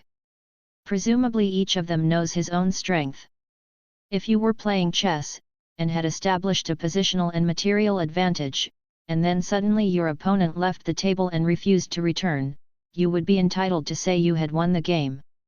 Perhaps it is unrealistic to expect Gallo and his AIDS virus colleagues to respond to Duisberg. What could they say? If they could have responded, they would have by now. The consequences are so immense that one scarcely dares believe the possibility. But it is becoming ever clearer. Only one thing can explain the bizarre evasiveness of the AIDS establishment: the stonewalling, the totalitarian suppression of dissent. Duisberg is right, HIV is not the cause of AIDS. Asterisk. End of article. Kangaroo Court Etiology. By John Lauritsen. New York Native, May 9, 1988. A scientific forum on the etiology of AIDS, sponsored by the American Foundation for AIDS Research, MFAR, was held on April 9, 1988 at the George Washington University in Washington, D.C. In the words of the MFAR fact sheet, the forum was convened to critically examine the evidence that human immunodeficiency virus, HIV, or other agents give rise to the disease complex known as AIDS. Data from laboratory, clinical, and epidemiological research will be presented and evaluated. The forum seeks no consensus, instead it is designed to permit discussion among experts on the conclusions the facts permit. As one of the 17 journalists who attended, I looked forward to the forum as the first opportunity for an open discussion of the pros and cons of the hypothesis that HIV is the cause of AIDS. Ever since Secretary Heckler announced in 1984 that the cause of AIDS had been discovered, HIV has been accepted as the cause despite the lack of proof that it is. The Public Health Service and the rest of the medical establishment have acquiesced in a proof by proclamation. The forum offered the first opportunity for Peter Duisberg, professor of molecular biology at the University of California at Berkeley, to confront members of the AIDS establishment over their HIV hypothesis. Over a year ago, Duisberg provided a comprehensive and cogently argued refutation of the HIV hypothesis, to which the AIDS establishment has intransigently refused to reply. New York Native 220. Despite these praiseworthy intentions, the forum appears to have had a hidden agenda, to discredit Duisberg. Even Michael Spector, a reporter who caters to the AIDS establishment and is bitterly opposed to Duisberg, admitted that the April 9 meeting was billed as a scientific forum on the cause of AIDS but was really an attempt to put Duisberg's theories to rest. The forum represented several steps forward, and several backward. At least the ice has been broken, and the causes of AIDS are now an acceptable topic for public discussion. While no blows were struck, some of the HIV protagonists fell below the standards of civility that are expected in scholarly debate. Nothing particularly new was said, and there was little of the give and take that characterize genuine scientific dialogue. At the same time, the positions of both sides have become more sharply defined. It is now clear what directions future debate should take. On the whole, I regard the forum as a victory for Duisberg. The forum was a well-orchestrated media event, heavily stacked against him, and he took a lot of abuse. Nevertheless, he stood by his guns. He did not recant, as he apparently was expected to, and to the more discerning participants, he exposed the bankruptcy of the arguments currently advanced in favor of the HIV hypothesis. At all times Duisberg retained good manners and a sense of humor, in the face of invective, insults, and clowning from his opponents. Before going into what each of the panelists said, I'd like to discuss a couple of general issues which came to the fore: Cox Postulates and the nature of scientific evidence. Cox Postulates. The forum was haunted by the specter of Robert Koch, and the postulates that he formulated for establishing the specificity of a pathogenic microorganism. For a century, medical science has used Cox postulates as the standards for proving that a particular microorganism causes a particular disease. The first postulate requires that the microbe be found in all cases of the disease, the second, that the microbe, having been grown in pure culture, be injected into susceptible animals with the result that the same disease is produced, and the third, that the microbial agent create the disease upon transfer from animals made ill by inoculation. Duisberg has taken the position that Cox's first postulate should be amended in a conservative direction, so that the microbe must not only be present in all cases, but must also be biochemically active to a clinically relevant degree. His rationale is that present-day technology makes it possible to see viruses that would have remained unknown and undetectable only 10 years ago. It is now possible to identify a virus that is present in only 1 in 100,000 T cells. So it is not enough to detect a microbe, it must be proven that the microbe is doing something harmful, and to a sufficient degree, that illness results. Duisberg has also commented, that if Cox's first postulate is not satisfied, there is no need to bother about the remaining postulates. The HIV advocates, on the other hand, now wish to revise Cox in a more permissive direction. It would no longer be necessary to find the microbe in all cases of the disease. Mere correlations between microbial antibodies and the progression of the disease would be sufficient. HIV could be proved epidemiologically to be the cause of AIDS. Actually, the HIV advocates talked out of both sides of their mouths with regard to Cox's postulates. On the one hand, they disparaged them as in need of modification, read, abandonment. On the other hand, they were doing their best to come up with data that would satisfy at least the first postulate, which is troublesome because it amounts to good common sense. Public versus private facts. Duisberg has based his critique of the HIV hypothesis on a thorough review of the published literature on AIDS. In the course of the debate, it appeared that the HIV advocates are trying to shore up their arguments by revising the facts, particularly with regard to the crucial questions of whether or not HIV is ever biochemically active in people with AIDS, PWAs, and whether or not HIV can be detected in all PWAs. Several times Duisberg was accused by Anthony Fauci and William Hasseltine of having based his arguments on research that was out of date. Duisberg replied that some of the key figures he cited had been used recently by members of the AIDS establishment, and that he looked forward to reading reports of any new data. A fundamental difference in philosophy is involved here, one which needs to be articulated. On several occasions Duisberg and Harry Rubin, Duisberg's colleague at Berkeley, asked Fauci or Hasseltine for references to back up assertions they had made, and they were rudely rebuffed. Both Duisberg and Rubin belong to the old school, according to which facts are not entirely real until they have been published. Scientists are expected to make their data available, together with a detailed description of methodology, so that other scientists, working independently, could attempt to replicate the experiments and verify the results. Science is thus a public activity, where scientists check out each other's work in a mutual endeavor to establish the truth. Unfortunately, government scientists and others in the AIDS establishment have sometimes been motivated by considerations other than the truth. In the interests of profit, prestige, and public relations, they have resorted to secrecy and deception.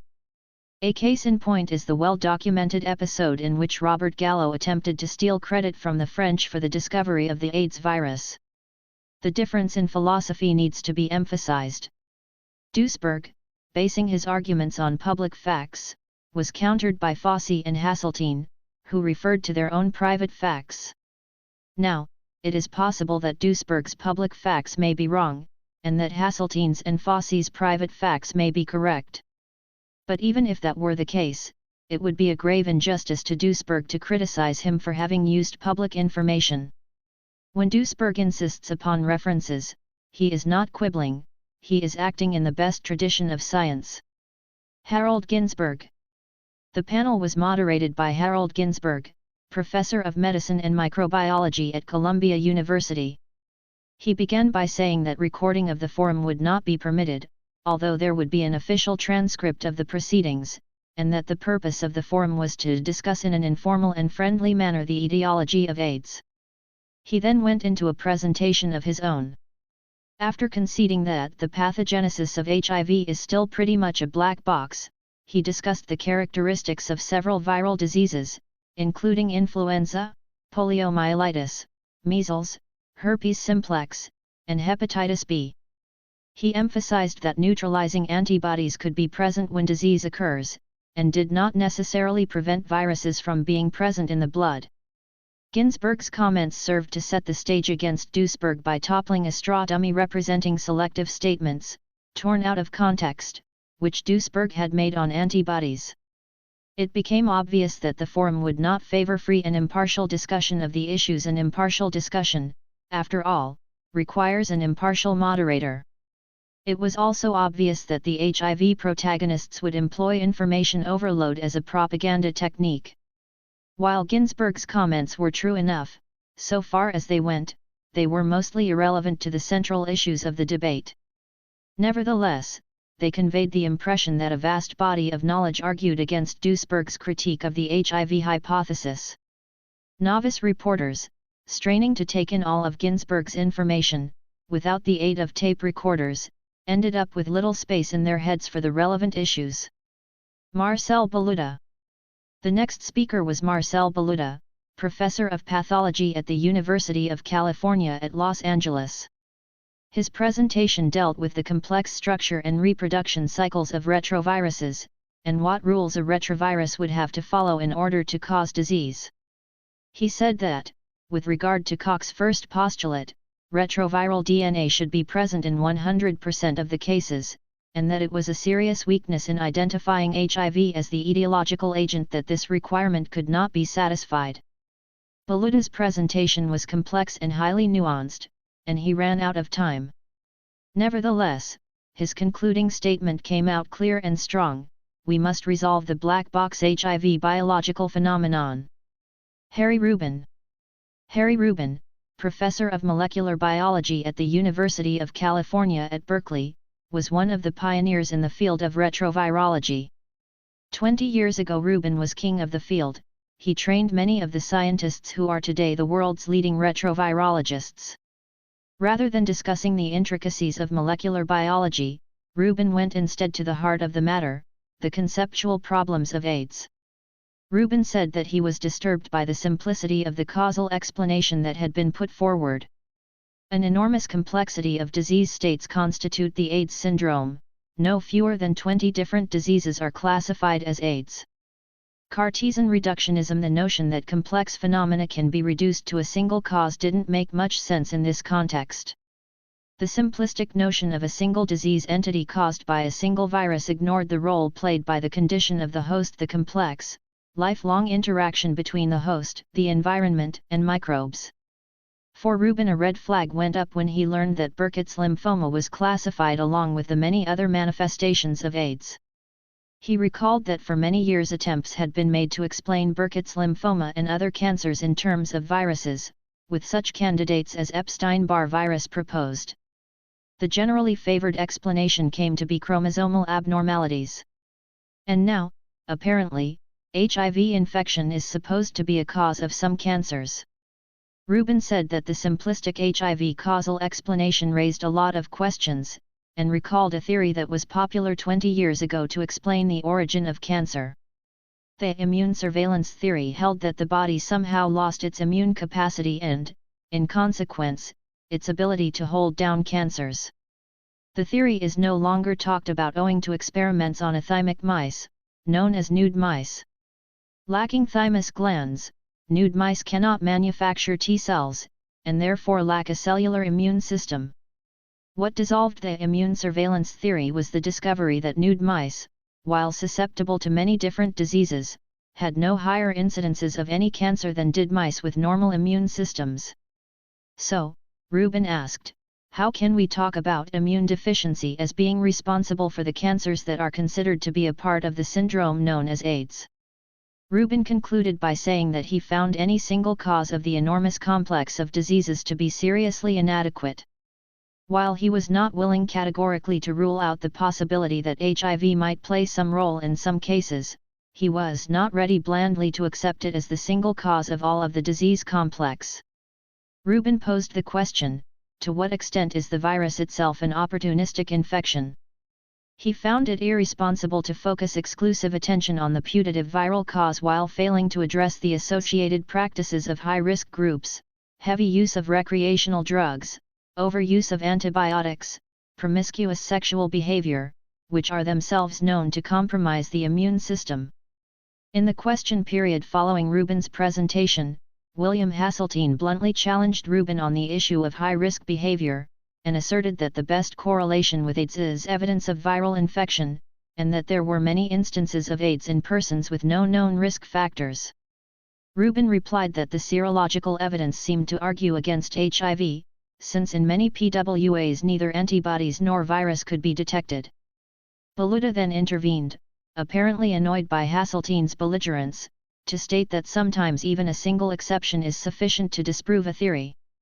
HIV antibodies are reportedly found in 90% of PWAs, but what about the other 10%? This is the crux of the matter, Baluda said, the virus cannot be found in all cases of AIDS. Fossey responded to Baluda by saying that a good lab was able to isolate the virus in 90 to 100% of the cases, that there was no question about it. Fossey did not provide a reference to published data, nor did he indicate what the good labs were, or how exactly they differed from the not-so-good labs. Peter Duesberg. Since Duesberg's presentation covered a lot of ground, I'll try to summarize just the main points here. To understand the full scope of his arguments, the articles listed below under references should be consulted. Basically, Duesberg argued that HIV does not have the physical properties to cause disease, let alone the devastating pathology associated with AIDS. The HIV hypothesis is fraught with contradictions, or paradoxes. It violates the rules that all other microbes follow when they cause disease. Indeed, the hypothesis sometimes violates the principle of causality itself.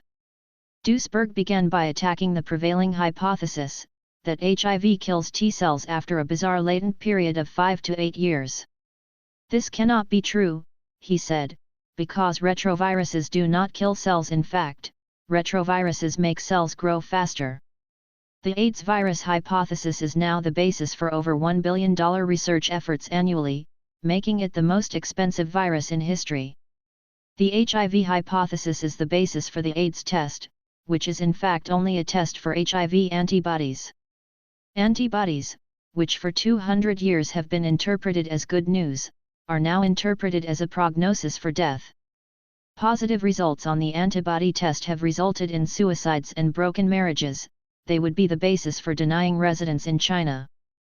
The presence of HIV antibodies is now being used to justify treatment with AZT, which has one known effect: to stop DNA synthesis.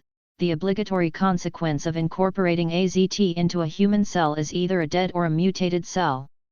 The AIDS virus hypothesis is based only on correlation between HIV antibodies and AIDS, a correlation in the neighborhood of 80 to 90%, they never say 100%. And even if the correlation were 100%, this would not prove causality.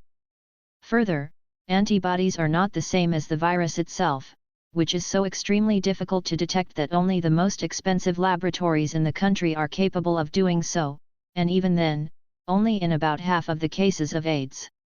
All known viruses, polio, hepatitis, ETAL, are biochemically active when they cause disease. They have to kill or intoxicate more cells than the host can regenerate. Paradoxically, HIV is inactive and latent, even in patients who are dying from AIDS. A virus cannot cause harm without doing something. Although viruses can go through periods of latency, neither herpes nor any other virus is inactive at the time that it causes disease. HIV actively infects fewer than 1 in 10,000 T cells, even in fatal cases of AIDS. This is trivial, the equivalent of losing 1 drop of blood every day. Viruses cause disease before, not after antiviral immunity. This is why vaccination works. Paradoxically, HIV is said to cause AIDS only after a peculiar latent period of 5 to 8 years. HIV is a retrovirus, and retroviruses do not kill cells. On the contrary, they depend on living cells to reproduce. This is why retroviruses were the most plausible viral carcinogens in President Nixon's war on cancer. Paradoxically, the retrovirus called HIV is said to cause AIDS by killing T cells. In fact, Robert Gallo and others have observed that T cells in culture produce much more virus than is ever produced in AIDS patients, yet survive indefinitely, developing into immortal lines. No known virus discriminates between men and women, or between heterosexuals and homosexuals. Paradoxically, even 8 years into the epidemic, AIDS shows an absolute preference for men, 92%. The transfusion cases have been used as an argument for the HIV hypothesis, yet transfusions do not discriminate between HIV and all other microbes, toxins, etc. that are in the blood. That the transfusion argument is not strong, but tenuous, is shown by the control group of 14,000 hemophiliacs in the United States who are antibody positive, yet only 300, 2%, of whom have developed any of the many symptoms of AIDS. The low incidence is even more striking in light of the fact that hemophiliacs are a congenitally sickly population. Only a few years ago, their average life expectancy was 11 years. Furthermore, it is now 3 years since the HIV antibody test came into use to screen blood. We should have seen at least a leveling off of the transfusion cases, but contrary to expectations, they have just doubled.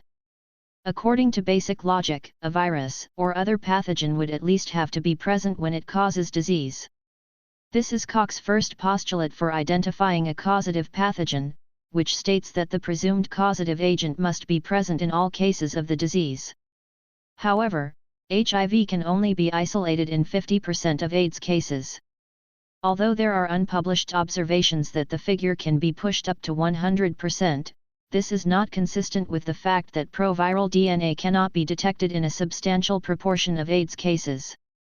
Gallo could only detect proviral DNA in 15% of AIDS cases. A recent article in Science magazine reported being unable to detect proviral DNA in a significant number of AIDS cases, even using the most sensitive techniques. Ginsberg posed the question, why is the AIDS virus hypothesis so popular, in the face of so many paradoxes? He suggested that this was due to two problems in the field. One, progress in biological thought has not kept up with the rapid progress in technology. Only 10 years ago, scientists would never have detected a latent virus that is only active in 1 out of every 100,000 T cells.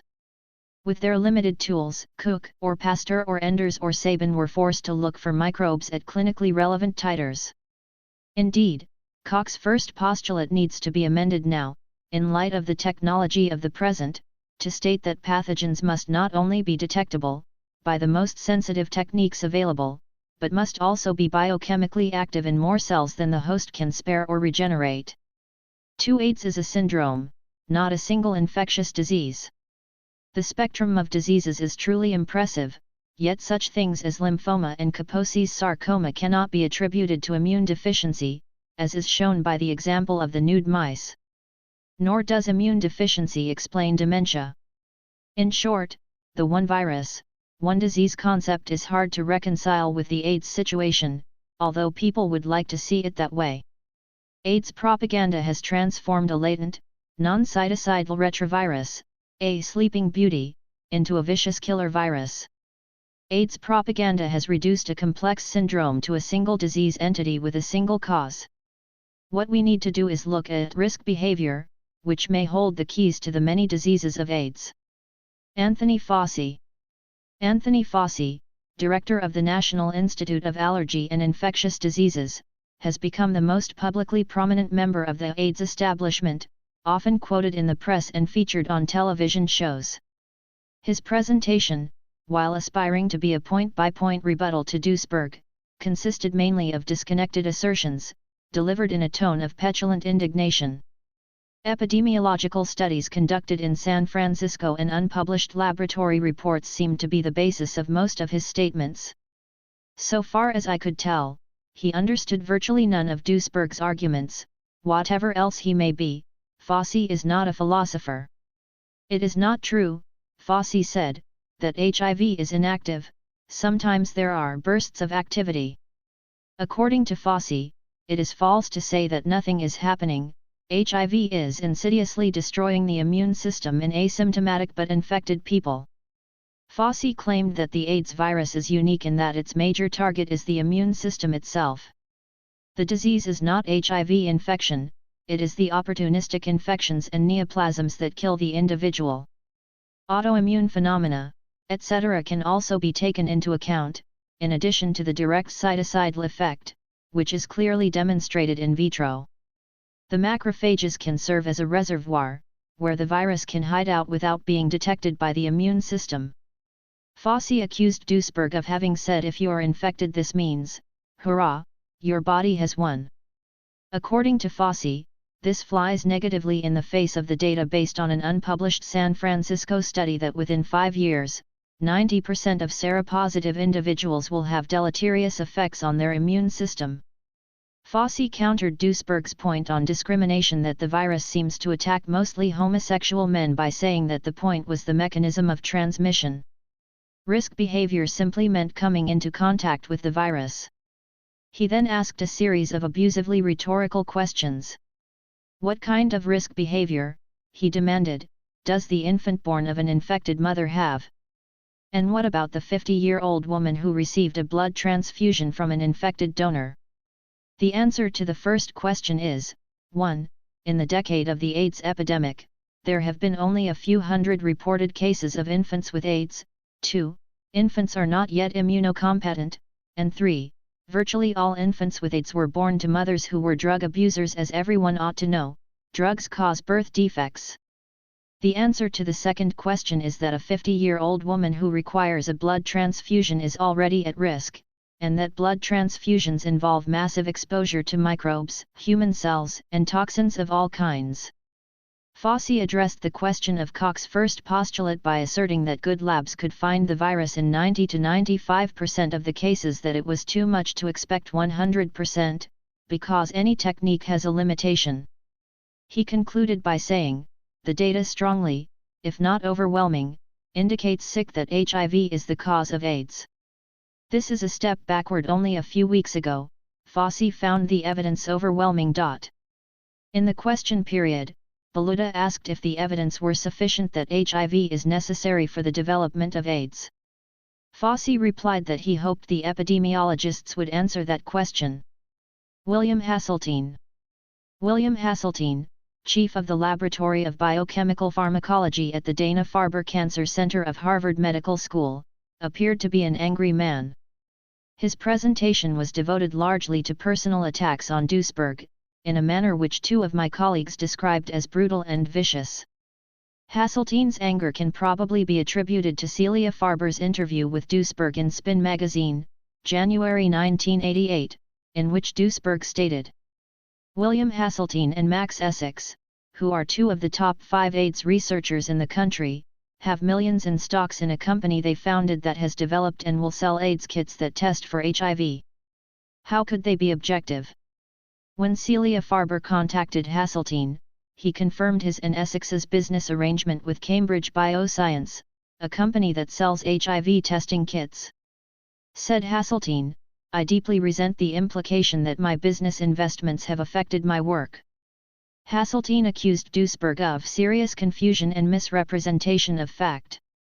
He said that when rational arguments don't hold up, Duisberg has resorted to personal attack.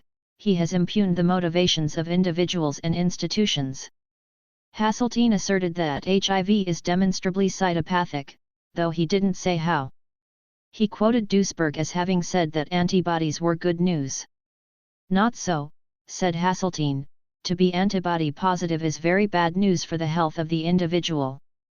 Hasseltine said it was not true that there was no detectable viremia in AIDS patients, and said he would show a slide with the current perception with regard to viremia. During the later course of infection, one sees rising antigenemia in most persons infected.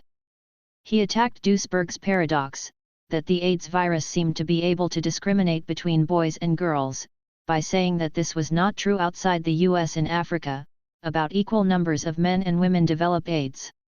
He seemed oblivious to the paradox that a microbe should be able to discriminate in one country, but not in another. According to Hasseltine, Rubin and Duisberg were confused about nude mice, which in certain classes were capable of mounting a vigorous immune response.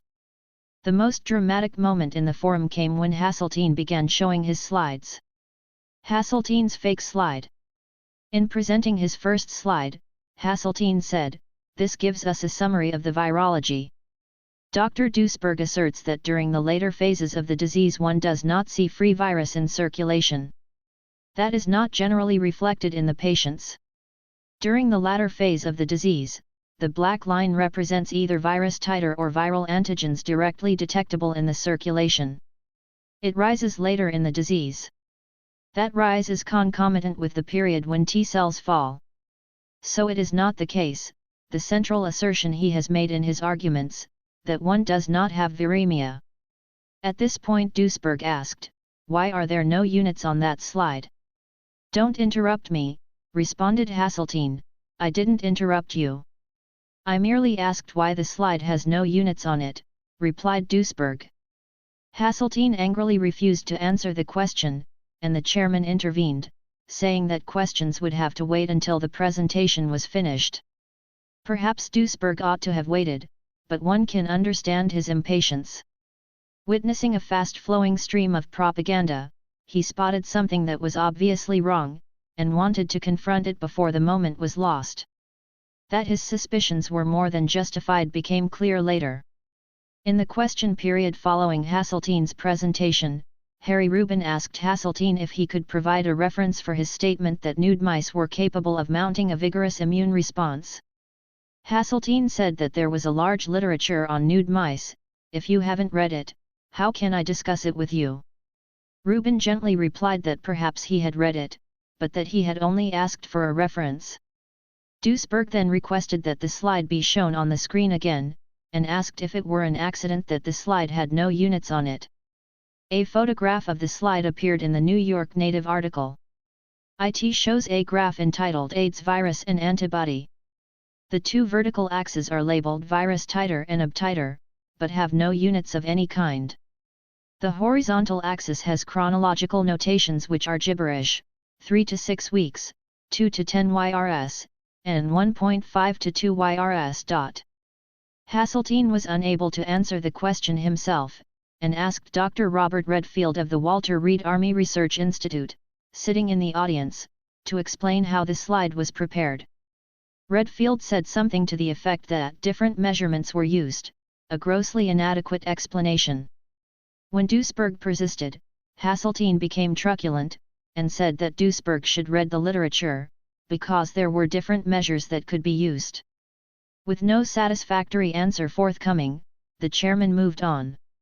The truth about the slide without units came out in the evening, at a party at the home of Dr. Harris Coulter, author of AIDS and Syphilis, The Hidden Link. In a relaxed and convivial mood, Redfield admitted, in the presence of Duesberg, Rubin, myself, and several other witnesses, that the graph had been prepared to illustrate a theoretical possibility. It had no units on it for the simple reason that it was not based on any data at all. In other words, the slide was a fake. It is difficult to think of an innocent explanation for Hasseltine's behavior. If he didn't know what the slide meant, or whether or not it was real, then he shouldn't have used it. Hasseltine presented the slide as though it represented scientific findings, whereas it really represented speculation. It is not unfair to call this kind of misrepresentation fraud. Nor is it making too much out of one fake slide. If someone will cheat in little things, he will cheat in big things as well. In my book, Hasseltine has forfeited his claim to scientific credibility. Warren Winkelstein.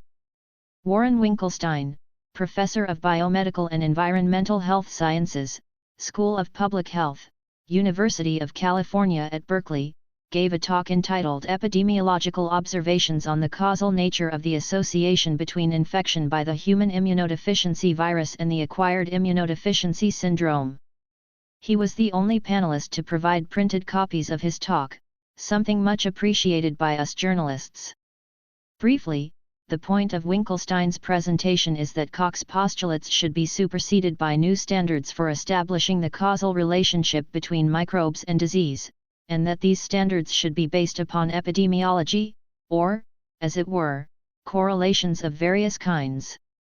Winkelstein and colleagues in San Francisco, under the auspices of Fauci's National Institute of Allergy and Infectious Diseases, studied a sample of single men, 25 to 54 years of age, over a period of 3.5 years. Data were collected on HIV antibody status over time, on progression to AIDS, and on various other clinical parameters. They found that none of the heterosexual males and none of the gay men who remained seronegative developed AIDS, whereas 13% of the men who were seropositive upon entry into the study, and 8% of those who became positive during the course of the study developed AIDS. Further, they found that a progressive decline in T4 cells occurred among those who were seropositive. They concluded that epidemiological data from their study, together with data from a related San Francisco study, conducted among a cohort of gay men recruited from VD clinics in 1978 for a hepatitis B study, supported the hypothesis of a causal association between HIV infection and AIDS. All in all, a grim scenario, according to which testing positive for HIV antibodies would truly be a prognosis for death. I am skeptical, but as a survey research professional I reserve the right to withhold judgment until I have seen full reports on both San Francisco studies. At minimum, such reports would have to include full descriptions of methodology, all questionnaires, recording forms, and field materials, sampling procedures, and computer tabulations. At any rate, I do not accept the proposition that Cox postulates should be abandoned in favor of epidemiological correlations. This would be a step backward, a step away from scientific rigor, a stop towards impressionism and confusion. Murray Gardner. Murray Gardner, chairman of the Department of Pathology, University of California at Davis, spoke about lentiviruses and animals. The man is apparently a failed stand-up comedian. During his presentation he danced back and forth behind the table, gesturing wildly, urging the audience to laugh along with him at the absurdity of doubting, even for a moment, that HIV was the cause of AIDS. We were told that the animals had little understanding of CO factors, that their diseases had nothing to do with lifestyle, and so on. Gardner had begun his clown act even earlier, making faces during Rubin's presentation. Virtually nothing Gardner said was relevant, and little was memorable, except perhaps the mistakes. A slide of his referred to the pathogenicity of new HIV strains, e.g., HIV-2. This is wrong.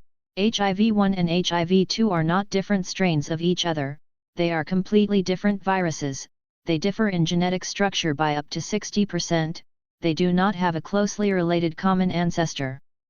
Based on these facts, Dr. Joseph Sonnabend, an independent AIDS researcher in New York City, has formulated an evolutionary argument against the HIV hypothesis, which runs roughly as follows: there is no longer just one AIDS virus, there are several, perhaps as many as 4 or 5 at last count.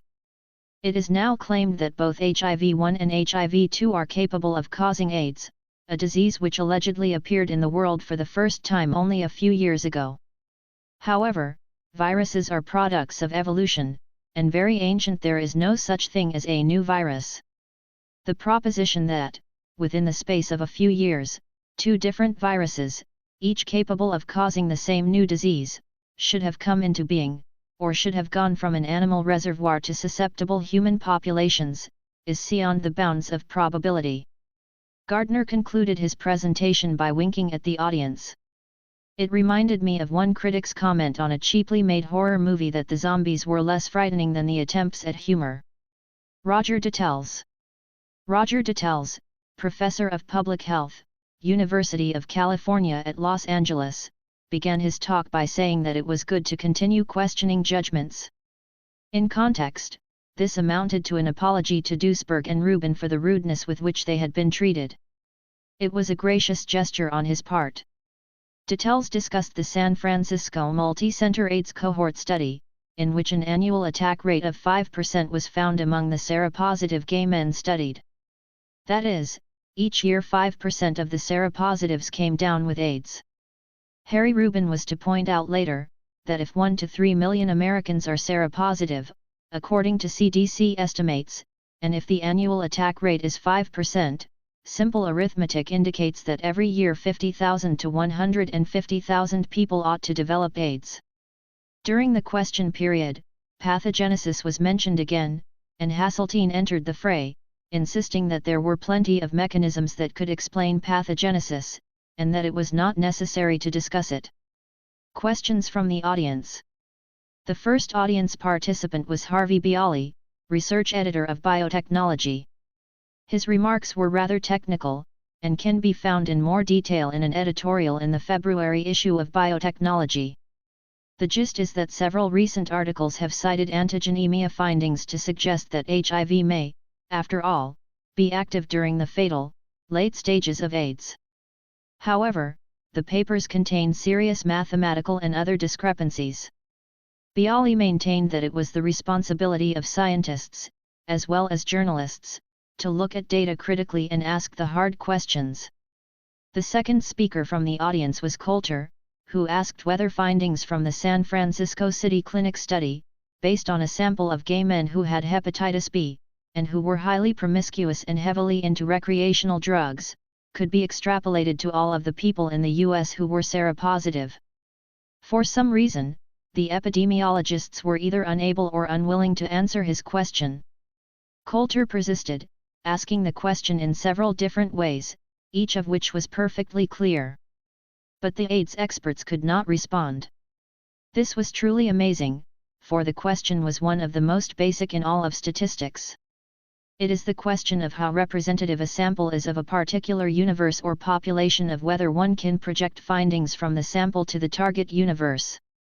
Next, Dr. Nathaniel Lehrman, an independent researcher from Long Island, spoke, emphasizing the need to re-examine the etiology of AIDS, not only because of the questions raised by Duisberg and others, but because its epidemiology is far more consistent with a toxic illness than with an infectious one.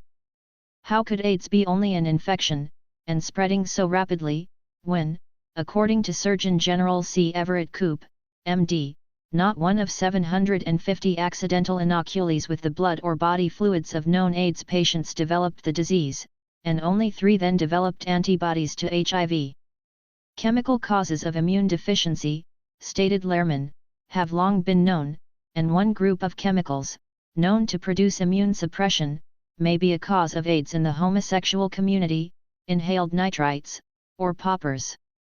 And although poppers are banned by law in New York State, they are as freely available on New York streets as any other illegal drug.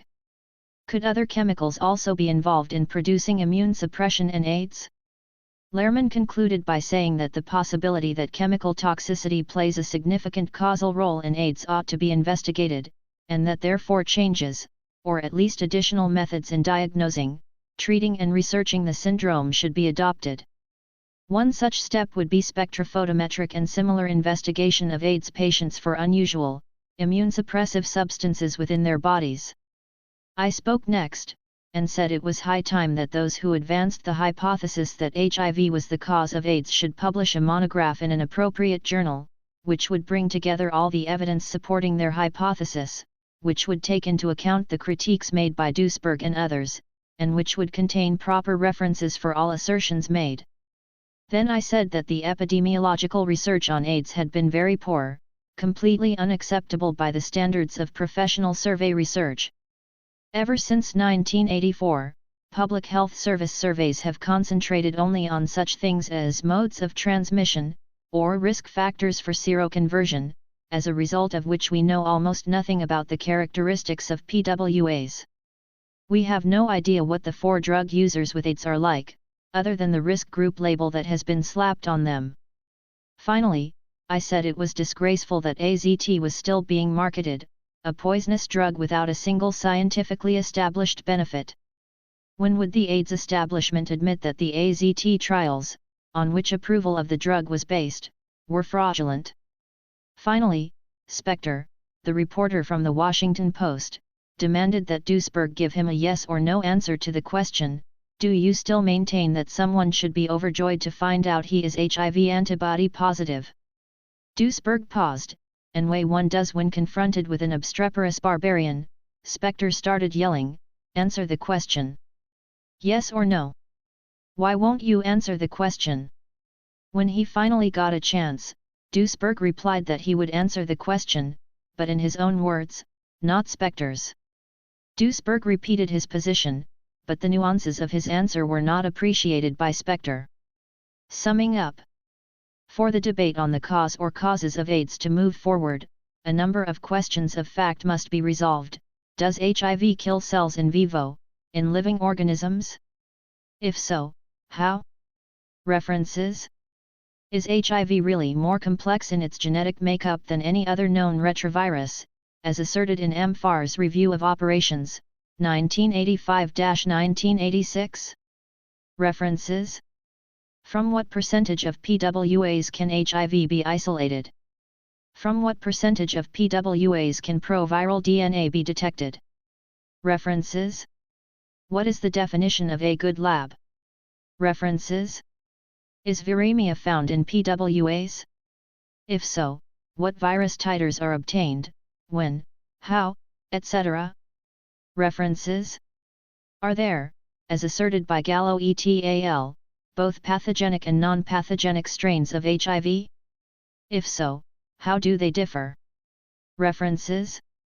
Can nude mice really mount a vigorous immune response, as asserted by Hasseltine? Is a full report available on the epidemiological research conducted in San Francisco? The forum exposed the bankruptcy of the arguments used by the HIV advocates. Only a few weeks ago they were trotting out at least half a dozen speculative mechanisms to explain how HIV might cause AIDS. During the forum, such speculations were abandoned, and the official line was, "We don't need to explain pathogenesis." The AIDS virus crowd cannot agree on even the most crucial questions of fact, as indicated above. At one moment HIV is ferociously killing T cells, the next moment, AIDS experts are desperately scrounging around for indirect mechanisms. Epidemiology has been called in as a last-ditch effort to rescue the HIV hypothesis, and yet the epidemiology conducted by the AIDS establishment to date has been quite bad, totally unacceptable by the standards of professional survey research. While the San Francisco studies may strongly support the HIV hypothesis, they could not prove it, even if the data were correct, and this cannot be determined until a proper report is issued, because there remain alternative explanations to account for the correlation between HIV antibodies and AIDS, namely, that HIV is itself an opportunistic infection in the AIDS syndrome, that HIV is a marker for AIDS. I am more sure than ever that HIV is not the cause of AIDS. If the HIV advocates were sure of their hypothesis, they would want to enlighten us, they would want to publish their arguments in a proper scientific journal, complete with references. They would not need to resort to stonewalling, deception, and personal abuse. Asterisk. End of article. Latex Lunacy. By John Lauritsen. New York native, July 2, 1988. Events have gone beyond satire. On June 1, an American company, Hemodynamics, Inc., announced that it would soon receive the first shipment of a total of 18 million latex gloves from a Malaysian corporation with which it had formed a joint venture. Hemodynamics attributed the demand for the latex gloves to concern over the AIDS virus and its impact on the healthcare profession. Hemodynamics expects that the Malaysian latex venture will add $10 million to its revenues. As much as anything, the so-called AIDS epidemic is an epidemic of fear. The AIDS delusional system continues to expand, and discourse becomes ever more irrational. And the people who ought to provide rational leadership, public health officials and the medical establishment, are themselves beating the drums for mass hysteria. I am fascinated by the role of latex in the AIDS plague. There are, of course, legitimate medical uses for latex gloves. But why now? Why should concern over the AIDS virus engender such an urgently felt need for latex gloves? A few weeks ago I visited a prisoner in the Special Medical Unit of Trenton State Reformatory, a maximum security prison. The Special Medical Unit was established to house prisoners who have been diagnosed as having AIDS, but are not in need of immediate hospitalization. After we had talked for a couple of hours, time was up, and a guard knocked on the door of the visiting room. As we walked out, the first thing I noticed were the hands of the guard. He was wearing latex gloves. He looked scared. But of what? Latex gloves have acquired talismanic properties. They symbolize protection against the evil virus, akin to such medieval charms as garlic flowers, crucifixes, amulets, or magic gestures, the sign of the cross, the gesture to avert the evil eye, etc. Firemen and policemen have demanded that they be issued latex gloves, in case they might, in the line of duty, be required to touch a person with AIDS, PWA. Courtroom workers recently demanded latex gloves in a case where a PWA was scheduled to appear as a witness.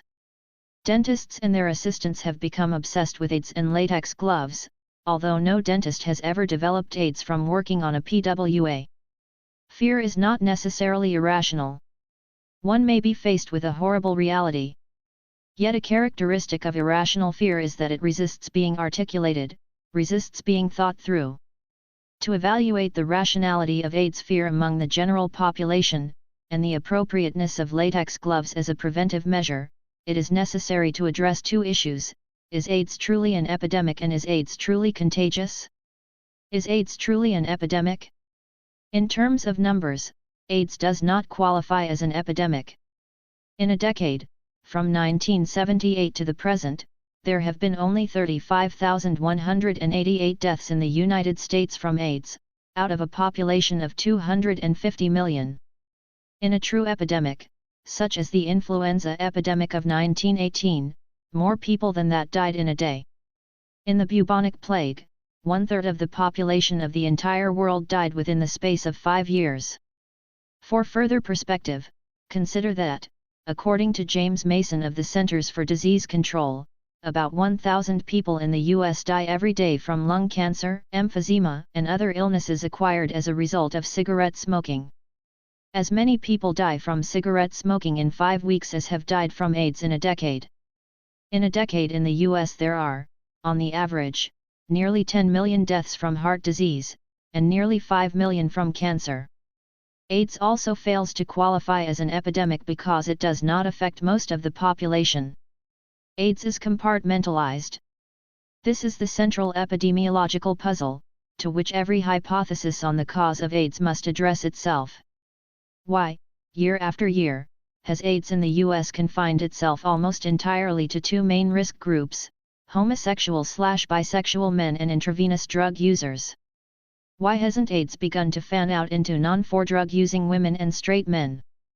Early last year, Surgeon General C. Everett Koop predicted that within a few months AIDS would explode into the heterosexual population. The explosion fizzled. Public health officials then had to admit that for the foreseeable future, AIDS would remain in the same risk group categories. Is AIDS truly contagious? Of course, a truly communicable disease does not remain compartmentalized. The Kinsey studies established the fact that a lot of bisexual activity takes place in the U.S. If AIDS were really a sexually transmitted disease, it would long ago have spread beyond the gay male population. The official line is that AIDS is an infectious disease, caused by a retrovirus, HIV, which is spread from one person to another through blood or semen. Gay men are said to become infected through anal intercourse, and for drug users, through the practice of sharing needles. However, a compelling argument against the infectiousness of AIDS is afforded by studies of needle stick injuries. There are now well over 1,000 well-documented cases of healthcare workers who accidentally stuck themselves with syringes that had been used on AIDS patients. In no case has AIDS resulted from one of these accidental inoculations, which are equivalent to the shared needles blamed for causing AIDS in for drug users. Actually, there is no evidence that all, or even most, of the for drug users with AIDS ever did share needles. Many tens of thousands of healthcare workers have had contact with AIDS patients, and not a single one has developed AIDS as a result of such contact. There is not a single documented case of a household member who developed AIDS from living with a PWA. And there are tens of thousands of sexual partners of PWAs, who themselves remain perfectly healthy.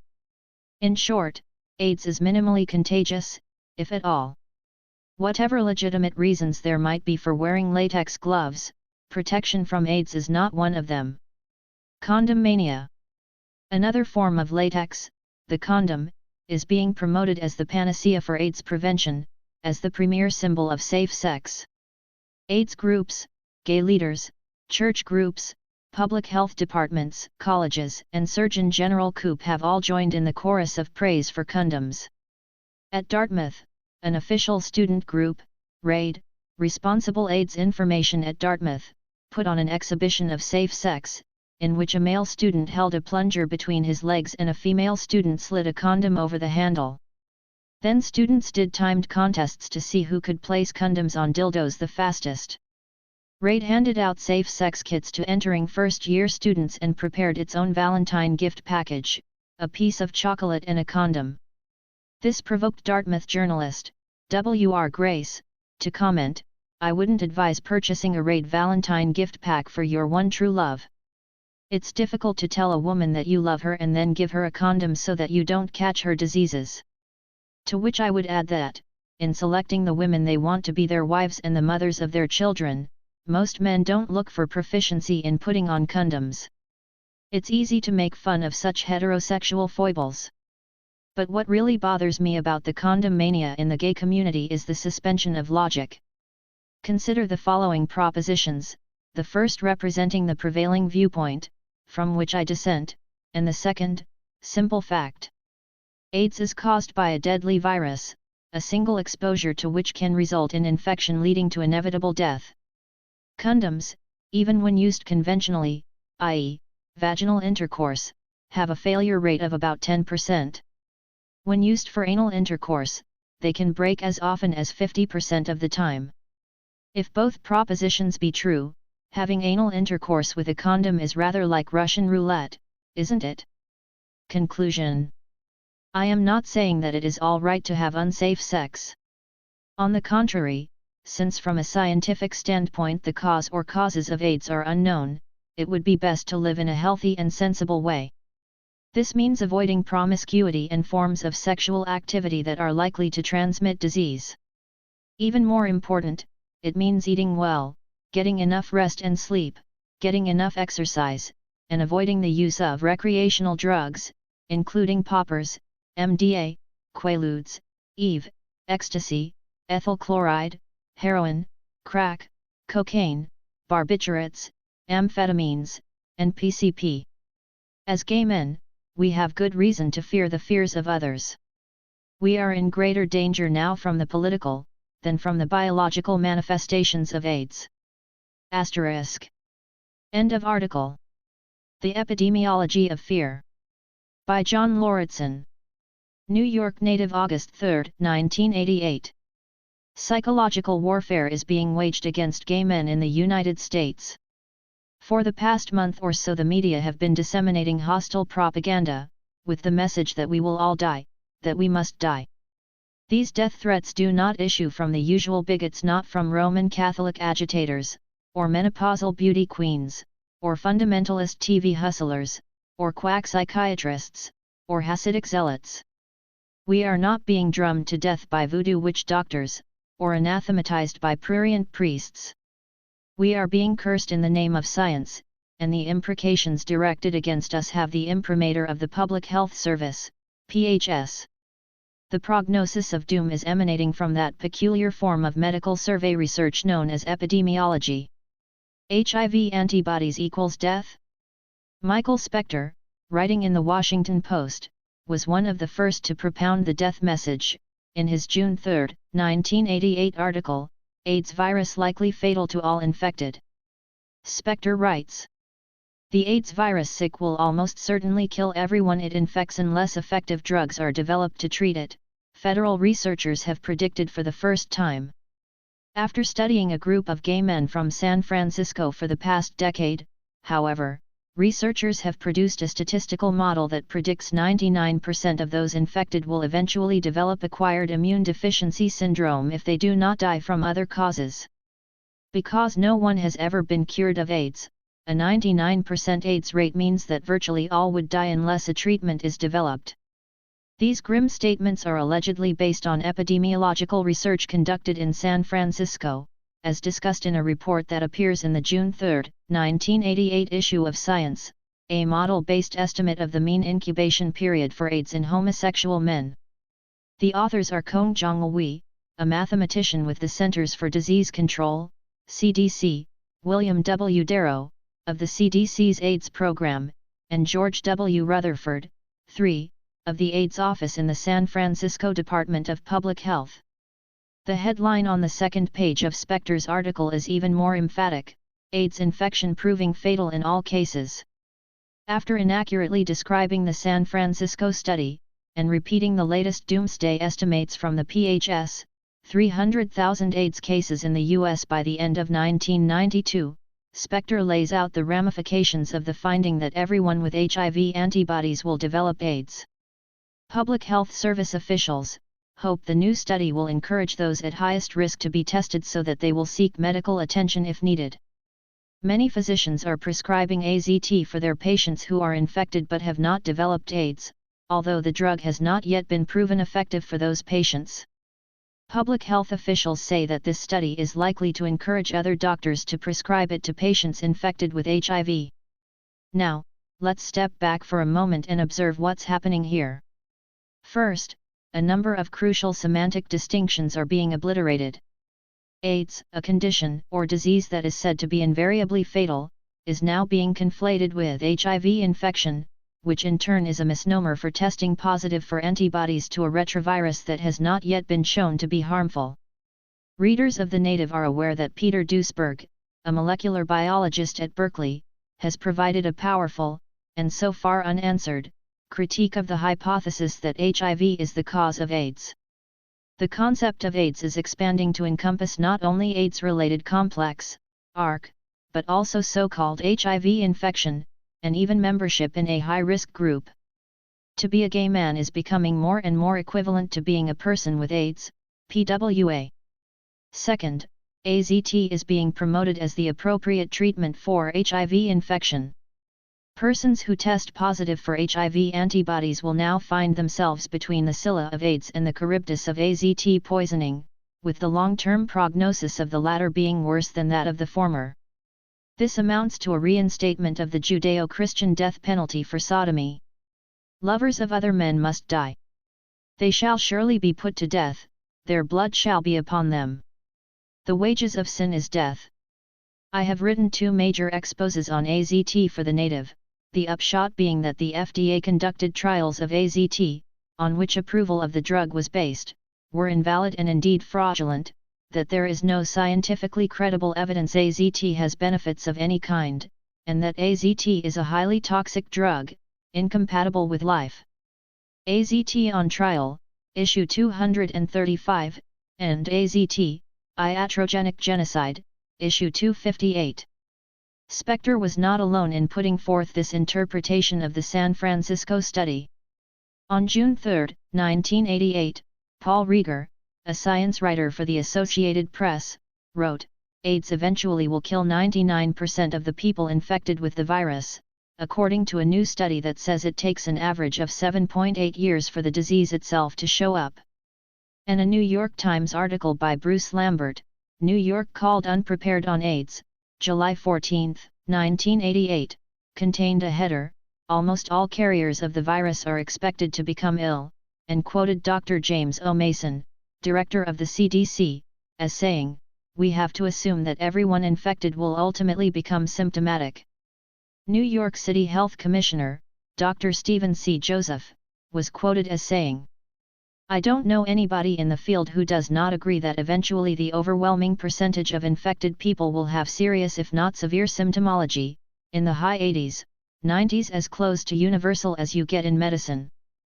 Before analyzing the San Francisco study, which does not support the statements made by Spector, Rieger, Lambert, Mason, and Joseph, a basic point needs to be emphasized. Although there is undeniably a correlation between HIV antibodies and the development of AIDS, the correlation is far from perfect, and it is only a hypothesis that the relationship is causal. Duesberg has persuasively argued that, even in patients who are dying from AIDS, HIV remains biochemically inactive or latent, and that a virus, like anything else, has to do something to get something done. It has yet to be proven, in even a single case, that HIV has played any role at all in causing AIDS. It remains to be demonstrated whether, and if so how, HIV is capable of causing illness of any kind. The San Francisco study. The Science article, a model-based estimate of the mean incubation period for AIDS in homosexual men, has the typical shortcomings of reports written by public health officials. In particular, the report contains an inadequate description of methodology, which does not even appear in one place. Part of the methodology appears on the first page, and then more methodology appears, incongruously, on the second page. So far as I can tell, this is what was done. A number of epidemiological studies have utilized a cohort of 6,709 homosexual and bisexual men who enrolled at San Francisco City Clinic between 1978 and 1980, in order to participate in various studies of hepatitis B. Investigators Louis, Darrow, and Rutherford obtained a subsample of 84 of these men, for whom the approximate date of seroconversion could be estimated, that is to say, men who had a positive HIV-1 antibody test within 12 months of a negative antibody test. The authors offer the following description: the 84 men include 83 men who were selected at random or returned for hepatitis B vaccine follow-up, could be located and gave written consent for their stored sera to be tested for HIV-1 antibody, and one man who died from AIDS in 1982. In the time period involved, from 1978 to the present, 21 of the men, 25% of the total, developed AIDS. On the average, for these 21 men, the time between seroconversion and a diagnosis of AIDS, which the authors refer to as the incubation period, was 4.8 years. Using these data, we developed an arcane mathematical model, whose projections were intended to estimate two things: 1. The proportion of the total sample of infected men who would eventually develop AIDS, and 2. The mean incubation period for those who would develop AIDS. He estimated the latter at 7.8 years. With regard to the former, the following conclusion was reached. Let P be the proportion of infected individuals who will eventually develop AIDS. The maximum likelihood estimate of P is 0.99 with a 90% confidence interval, 0.38. 1.00. Confronted with this statement, Spector, who is obviously unfamiliar with statistical language, simply latched on to the maximum likelihood estimate of 99%, and ignored what followed. And yet the statement, with a 90% confidence interval, 0.38, 1.00, is crucial. Translated into plain English, the above statement reads as follows. Let P be the proportion of individuals with HIV antibodies, who will eventually develop AIDS. With about 90% certainty, P lies somewhere between 38% and 100%. Note the difference. With only a 90% confidence interval, the estimate of P has a 62 percentage point spread, all the way from 38% to 100%. Statistically, this means that the estimate is wildly unstable. In fact, if someone asked me to analyze data with a confidence interval anywhere near this large, I'd simply tell him to go away, and to come back when he had data worth looking at. And a 90% confidence level is rather low. Normally in research one prefers at least a 95% confidence level, in which case, according to Louis, P would be somewhere between 27% and 100%. At any rate, these statistics are a far cry from Michael Spector's statement, the AIDS virus will almost certainly kill everyone it infects. To make sure that I had interpreted the key statement correctly, I called both Kong-Jong Louis and William Darrow, and to my near amazement, they both agreed with me on almost everything. Louis said that my rewording of the conclusion regarding P was correct, and that the statements made in the press had been inaccurate and misleading. He said that Spector's statements, which I read to him, were wrong, and that if Spector had called him, he would have told him so. Darrow also agreed that media coverage of their article had been far from satisfactory, and that existing data were not adequate to estimate, with any degree of precision, the proportion of all people with HIV antibodies who would eventually develop AIDS. A representative sample? Even the grossly unstable estimate of P, 38% to 100%, with 90% certainty, applies only to the sample studied, 84 homosexual/bisexual men, non-randomly selected from the San Francisco City Clinic study. It would be wrong to assume that this sample was at all representative of the total universe of people with HIV antibodies. This is one of the most basic questions in survey research: how representative is a sample of a particular universe or population? To what extent is one justified in projecting findings from the sample to the target universe? Michael Spector, in his article of June 3, says that the researchers randomly selected 84 of the men for follow-up studies. This is simply not true. In research sampling, random selection has a precise meaning, namely, that every individual in the population being sampled has an equal and a known probability of being selected. In fact, the investigators randomly selected 515 HIV-1 seropositive men from the total cohort of 6,709, but were only able to determine the year of seroconversion for 84, of whom one had been dead for 6 years. They settled for what they could get. Therefore, the 84 men may not even be representative of all seropositive men in the total cohort.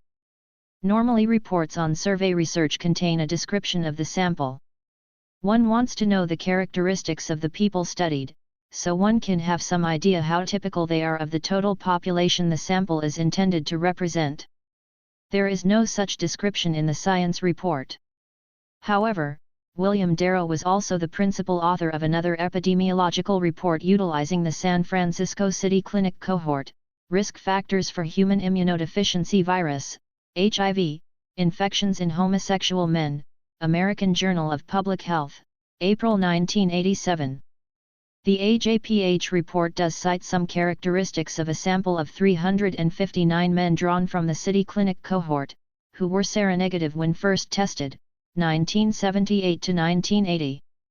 Darrow told me he saw no reason to assume the characteristics of this sample would differ greatly from those of the 84 men in the other study. These 359 men were, putting it euphemistically, living in the fast lane. They were indeed burning the candle at both ends. With regard to recreational drug use, 84% were cocaine users, 64% used amphetamines, 51% used quaaludes, 41% used barbiturates, 20% used needle drugs, and 13% shared needles. The investigators asked about poppers ineptly, but it appears that the great majority of these men were into poppers as well.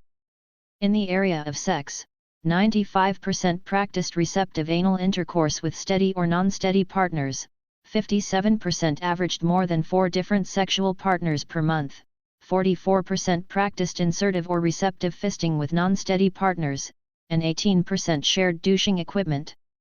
In terms of medical history, 74% had been treated for gonorrhea, 73% had had hepatitis, 57% had experienced bleeding with intercourse, 30% had been treated for amoebiasis, and 28% had been treated for syphilis. I would like to make 2 points, as non-judgmentally as possible. First, if the 84 men studied by Lui, Darrow, and Rutherford were at all similar to the 359 men in the AJPH study, then they can hardly be representative of the total universe of 1.5 to 3 million individuals in the U.S. estimated by the CDC to have HIV antibodies. Second, it would be surprising if people who lived like this did not become seriously sick. A lifestyle of heavy drug use, multiple venereal diseases with frequent antibiotic treatment, and unhealthy and dangerous sexual practices, may be quite sufficient to cause a condition of immune deficiency, with or without HIV or any other specific infectious agent. Refutation, New York Blood Center data. A basic principle of analysis is that data must make sense. This may seem too obvious to mention, but novice analysts often are slaves to the numbers they see in front of them, and will concoct bizarre explanations rather than come to grips with contradictions in the data. In actual practice, when data don't make sense, it is almost always because they are wrong.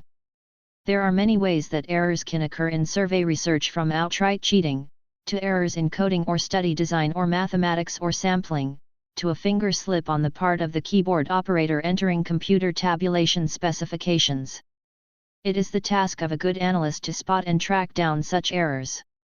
In the case of epidemiological research, the data ought to make sense in the context of what is known about AIDS. If the findings from the Lui, Darrow, and Rutherford study are to have predictive value beyond the 84 men studied, then they should bear comparison with other studies of seropositive individuals. A study conducted at the New York Blood Center flatly contradicts the findings of the LWI study. According to a New York Times article by Lawrence K. Altman, AIDS Mystery, Why Do Some Infected Men Stay Healthy?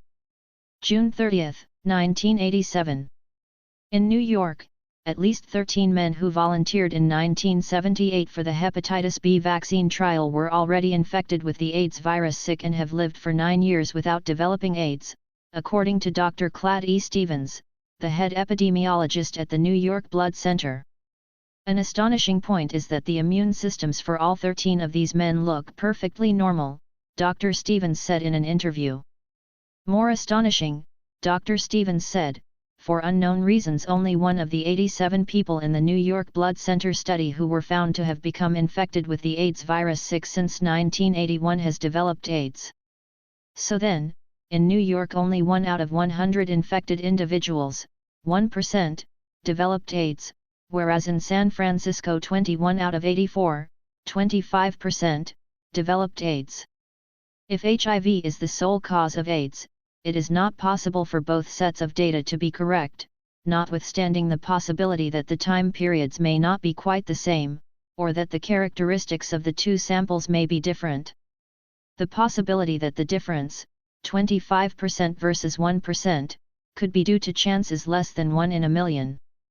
If, on the other hand, AIDS is caused by toxins, like recreational drugs, and other lifestyle factors, then both sets of data might be correct. It would mean that the San Francisco subjects pursued an AIDS lifestyle, or death style, and the New York subjects didn't, and that in either case, HIV had little or nothing to do with the outcome. Conclusions. Existing data do not support claims that all, or most, or even many individuals with HIV antibodies will develop AIDS. As usual, government epidemiology falls far short of the standards of professional survey research. However, in the present comedy of errors, the main culprits appear to be the media. Reporters like Michael Spector, lacking the necessary training, are not up to the task of interpreting AIDS epidemiology. It is still nothing more than a shaky hypothesis that HIV has anything at all to do with causing AIDS. In a couple of weeks, an issue of Science is scheduled to run a forum or debate on the HIV hypothesis, with Peter Duesberg arguing that HIV does not cause AIDS, and Robert Gallo, William Blattner, and H. M. Temin arguing that it does. It will be the first time that Gallo and co. have been willing to defend their hypothesis in a civilized manner and in an appropriate publication, complete with references. I suspect that many readers of this debate will be shocked when they realize how skimpy, indeed pathetic, the arguments on behalf of the HIV hypothesis are. And of course, if HIV is not the cause of AIDS, what exactly is the point of attempting to estimate the proportion of HIV-infected individuals who will develop AIDS? It is serious when death threats are directed against us. I sometimes think that too much attention and sympathy have been given to those who are sick and dying, and not enough to those of us who have healthy minds and healthy bodies. We, after all, are also targets of psychological warfare. We also are increasingly being portrayed as sources of pollution, as threats to the innocent heterosexual population. Perhaps we should form our own self-help organization, which might be called Mens Sana in Corpore Sano or Kalos Kagathos or Gesundheit. Our survival depends on not accepting the role of victim.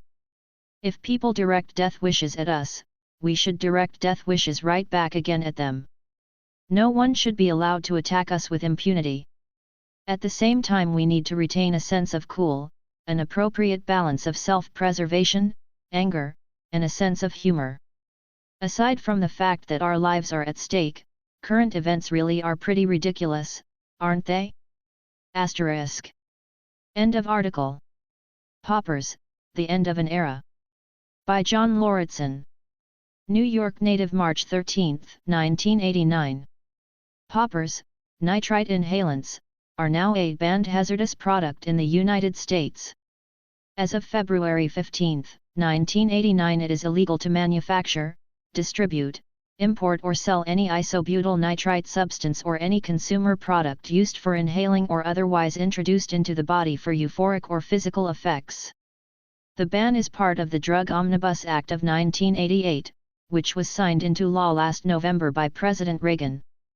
The main sponsors of the nitrite inhalants provision were Representatives Mel Levine and Henry Waxman, Democrats California. Both are strong supporters of gay rights. The ban was hailed by Hank Wilson of San Francisco, a gay activist who in 1981 founded the Committee to Monitor Poppers. "It is long overdue," said Wilson. "Up to the point of the ban we still had businesses in the gay community that were promoting and selling poppers. There were gay publications, like Update in San Diego, carrying large popper ads, as though there were no hazards to using the drug." Wilson continued, "New people are continually coming into the gay community. Young people are coming out. The last thing we ought to do is to introduce these newcomers to products that will be harmful to their immune systems, while we're in the midst of this epidemic." There was a business in San Francisco, said Wilson, which was very popular, and which did some tremendous work in fundraising for AIDS. The business also sold poppers. Now what does that do? It conveys the message that poppers are safe and respectable. With regard to the hazards of poppers and their effects on the immune system, Wilson emphasized that the definitive research remains to be done. This is one of many areas of research that have been ignored or neglected by the government. However, a great many studies have already been done by top-notch independent researchers. These studies all point in the same direction: poppers are bad for the health and bad for the immune system.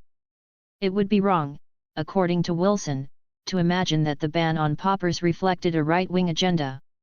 On the contrary, the initiative for regulating poppers has come from the gay community itself. West Hollywood, the gayest city in the world, took the lead in banning poppers. In San Francisco in 1983, a group of gay doctors, the Bar Area Physicians for Human Rights, together with Wilson's committee, lobbied for regulation of poppers. Almost all gay men, but few other people, know what poppers are: little bottles containing a liquid mixture of isobutyl nitrite and other chemicals. When inhaled just before orgasm, poppers seem to enhance and prolong the sensation. Poppers facilitate anal intercourse by relaxing the muscles in the rectum and deadening the sense of pain. The original poppers were little glass ampoules enclosed in mesh, which were popped under the nose and inhaled. They contained pharmaceutical amyl nitrite, and were intended for emergency relief of angina pectoris, heart pain. Amyl nitrite was a controlled substance until 1960, when the prescription requirement was eliminated by the Food and Drug Administration, FDA. From 1961 to 1969, a few gay men began using amyl nitrite as a recreational drug. The prescription requirement was reinstated by the FDA in 1969. In 1970, a new industry stepped into the breach, marketing commercial brands of butyl and isobutyl nitrite.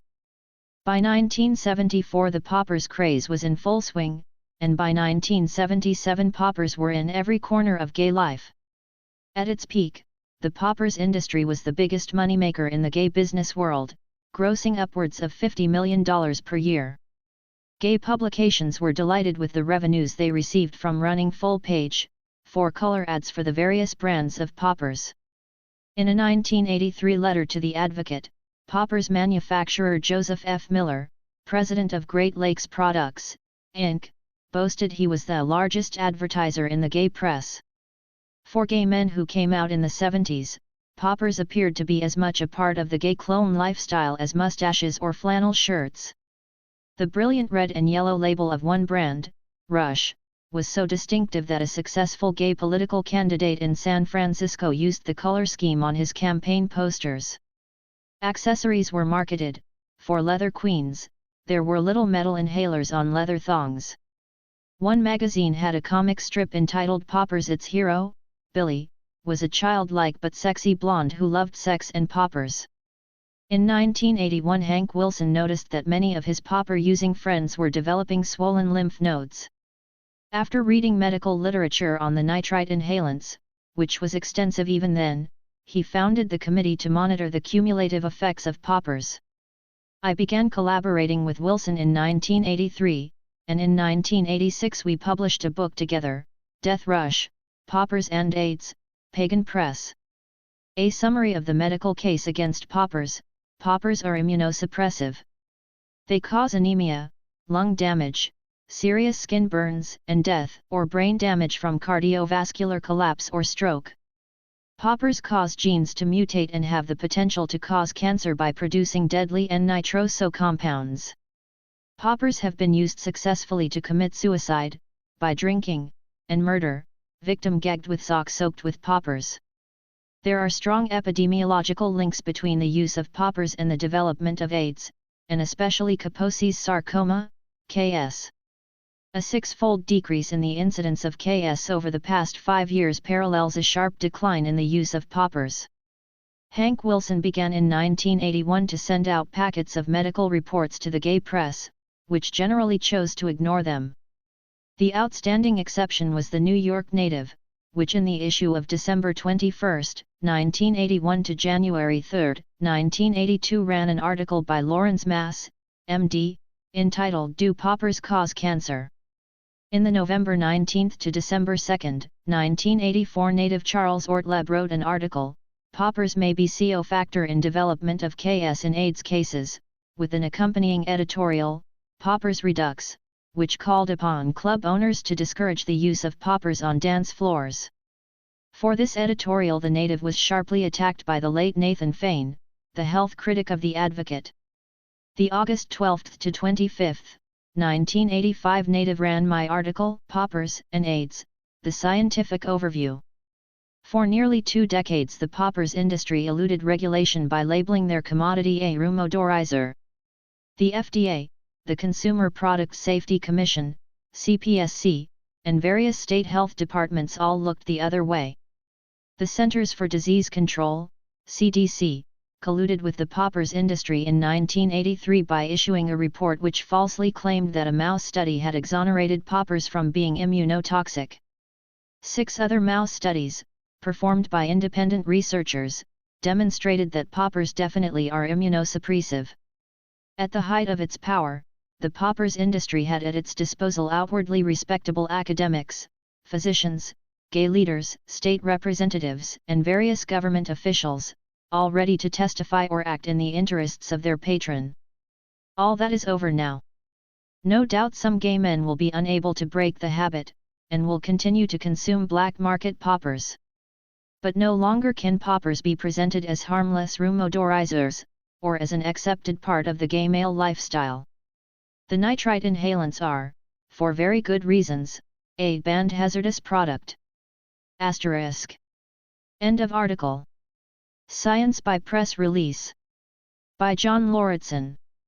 New York Native August 21, 1989. AZT has fallen from favor over the past year or so, for good reasons. Even very powerful delusions, supported by massive propaganda campaigns, must eventually yield to reality. Through shared experience, people with AIDS, PWAs, as well as their friends, family, and physicians, are coming to realize that AZT does not extend life, does not protect from opportunistic infections, and does not improve the health of those who take it. On the contrary, PWAs on AZT are dying in great numbers, after suffering truly hideous side effects. But the AIDS industry has not given up on the drug. There is apparently a huge stockpile of AZT, and billions of dollars of sales depend upon a continued, and expanding, market for the commodity. The media gave much coverage last week to findings allegedly demonstrating that AZT benefited people who were infected with, had antibodies to, human immunodeficiency virus, HIV. A chorus of praise to the resurrected miracle drug was sung by the usual Public Health Service, PHS, officials, physicians, AIDS activists, and AZT hucksters. The story was featured prominently in the major newspapers, and in television and radio news. Typical was a front-page New York Times article by Gina Colada, Strong Evidence Discovered That AZT Holds Off AIDS. It begins, for the first time researchers have strong evidence that the drug AZT can significantly delay the onset of AIDS in people showing mild symptoms of immune system damage. 1. According to the story, a double-blind, placebo-controlled study had been conducted on people who met the following qualifications: they had HIV antibodies and they had mild symptoms of immune system damage. That is to say, the subjects were in a gray area, they were not perfectly healthy, but at the same time, they were not sick enough to qualify for a diagnosis of either AIDS-related complex, ARC, or full-fledged AIDS, both of which are defined in extremely vague and contradictory ways. Half of the subjects received AZT and the other received a placebo. As the story goes, 36 of those who received placebo, but only 14 of those who received AZT, got sicker, that is, went on to qualify for a diagnosis of either ARC or AIDS. These results so excited officials in the National Institute of Allergy and Infectious Diseases, NIAID, which had sponsored the study, that they terminated the study and recommended that all of the study participants be given AZT. NIAID then issued a press release, in which Director Anthony Fauci called the results exciting and urged that AZT be given to all of the estimated 100,000 to 200,000 Americans who, like the study participants, are somewhat sick and have HIV antibodies. Another study is currently in progress, testing the effects of AZT on perfectly healthy people who have HIV antibodies. If equally exciting results can be obtained from this study, the AZT market may explode to as many as 1,500,000 hapless Americans. After a little investigation, I found out that the much-touted AZT study has not been published in any form, very little is known about it, and much of what was said in the media reports is not true. As I'll discuss below, NIAID's press release was reprehensible in many ways.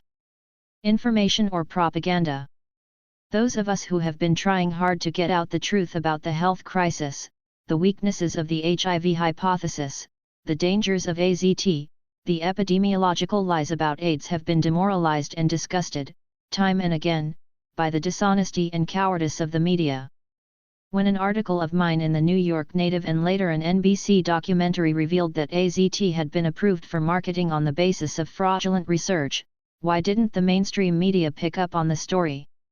When the renowned molecular biologist Peter Duesberg argued cogently against the hypothesis that HIV causes AIDS, in the pages of Cancer Research, The Native, Biotechnology, Science, and the Proceedings of the National Academy of Sciences, why didn't the media cover this obviously important and newsworthy controversy? Perhaps it is naive to expect the media to champion the truth in the face of powerful vested interests. In their recent book, Manufacturing Consent, Edward Herman and Noam Chomsky put forward a propaganda model, according to which the media serve to mobilize support for the special interests that dominate the state and private activity.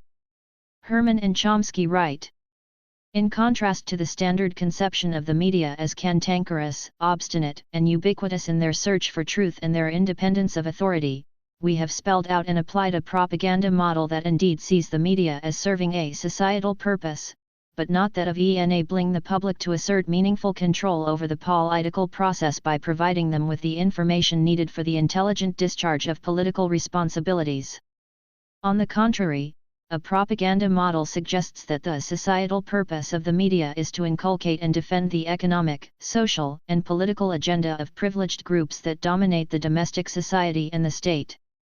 The media serve this purpose in many ways, through selection of topics, distribution of concerns, framing of issues, filtering of information, emphasis, and tone, and by keeping debate within the bounds of acceptable premises, too. Although government censorship can and does occur, it is seldom necessary, the media voluntarily stay in line. The U.S. media do not function in the manner of the propaganda system of a totalitarian state. Rather, they permit indeed, encourage spirited debate, criticism, and dissent, as long as these remain faithfully within the system of presuppositions and principles that constitute an elite consensus, a system so powerful as to be internalized largely without awareness. 3. With regard to AIDS coverage, the media are exquisitely cognizant of an elite consensus, the consensus of the AIDS establishment. The consensus consists of a paradigm, an elaborate mythological system, which, though its tenets sometimes change, is so well internalized by most AIDS writers that they could recite the basic catechism in their sleep. AIDS is a deadly new disease, which is invariably fatal, which is caused by HIV. Intravenous drug users got AIDS by sharing needles. Gay men got AIDS by being promiscuous. AZT extends life and is the best hope. Nearly all of those who are infected with HIV, have HIV antibodies, will get AIDS.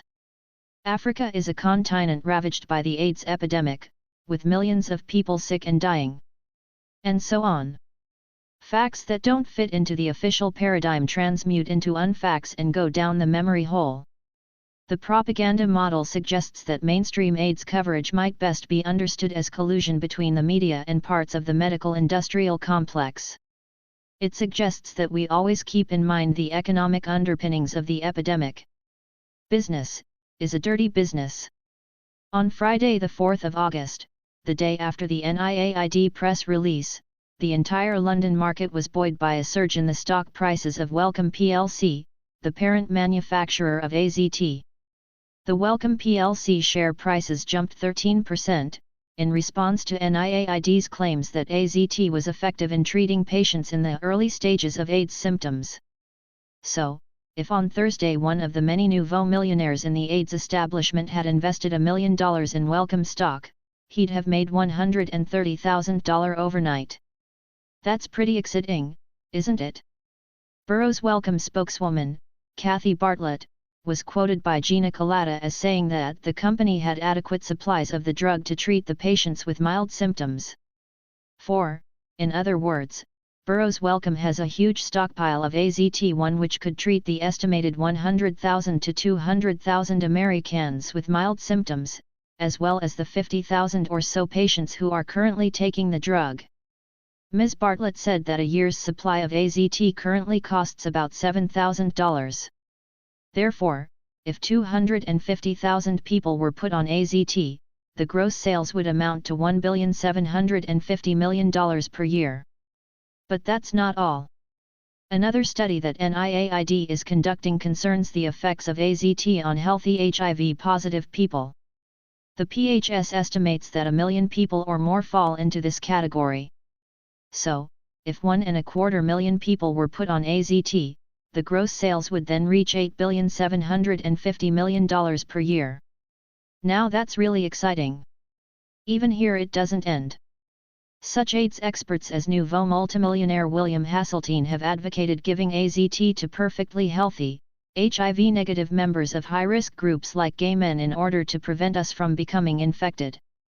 Over a year ago I referred to this policy as iatrogenic genocide, and I have not changed my opinion. 5. I am not engaging in frivolous speculation. People in the AIDS establishment really think this way. According to an article in the San Francisco Chronicle. At the request of researchers at the National Institutes of Health, officials at the U.S. Department of Health and Human Services are trying to determine the cost of providing AZT to 1 million HIV-infected Americans. 6. Much ado about nothing. To return to the NIAID press release and the news reports it spawned, it is amazing how little is known about the study in question. For instance, nowhere in any of the news stories or the NIAID press release does it state how many people were in the AZT group and how many were in the placebo group, although the total for both groups combined is given at 713.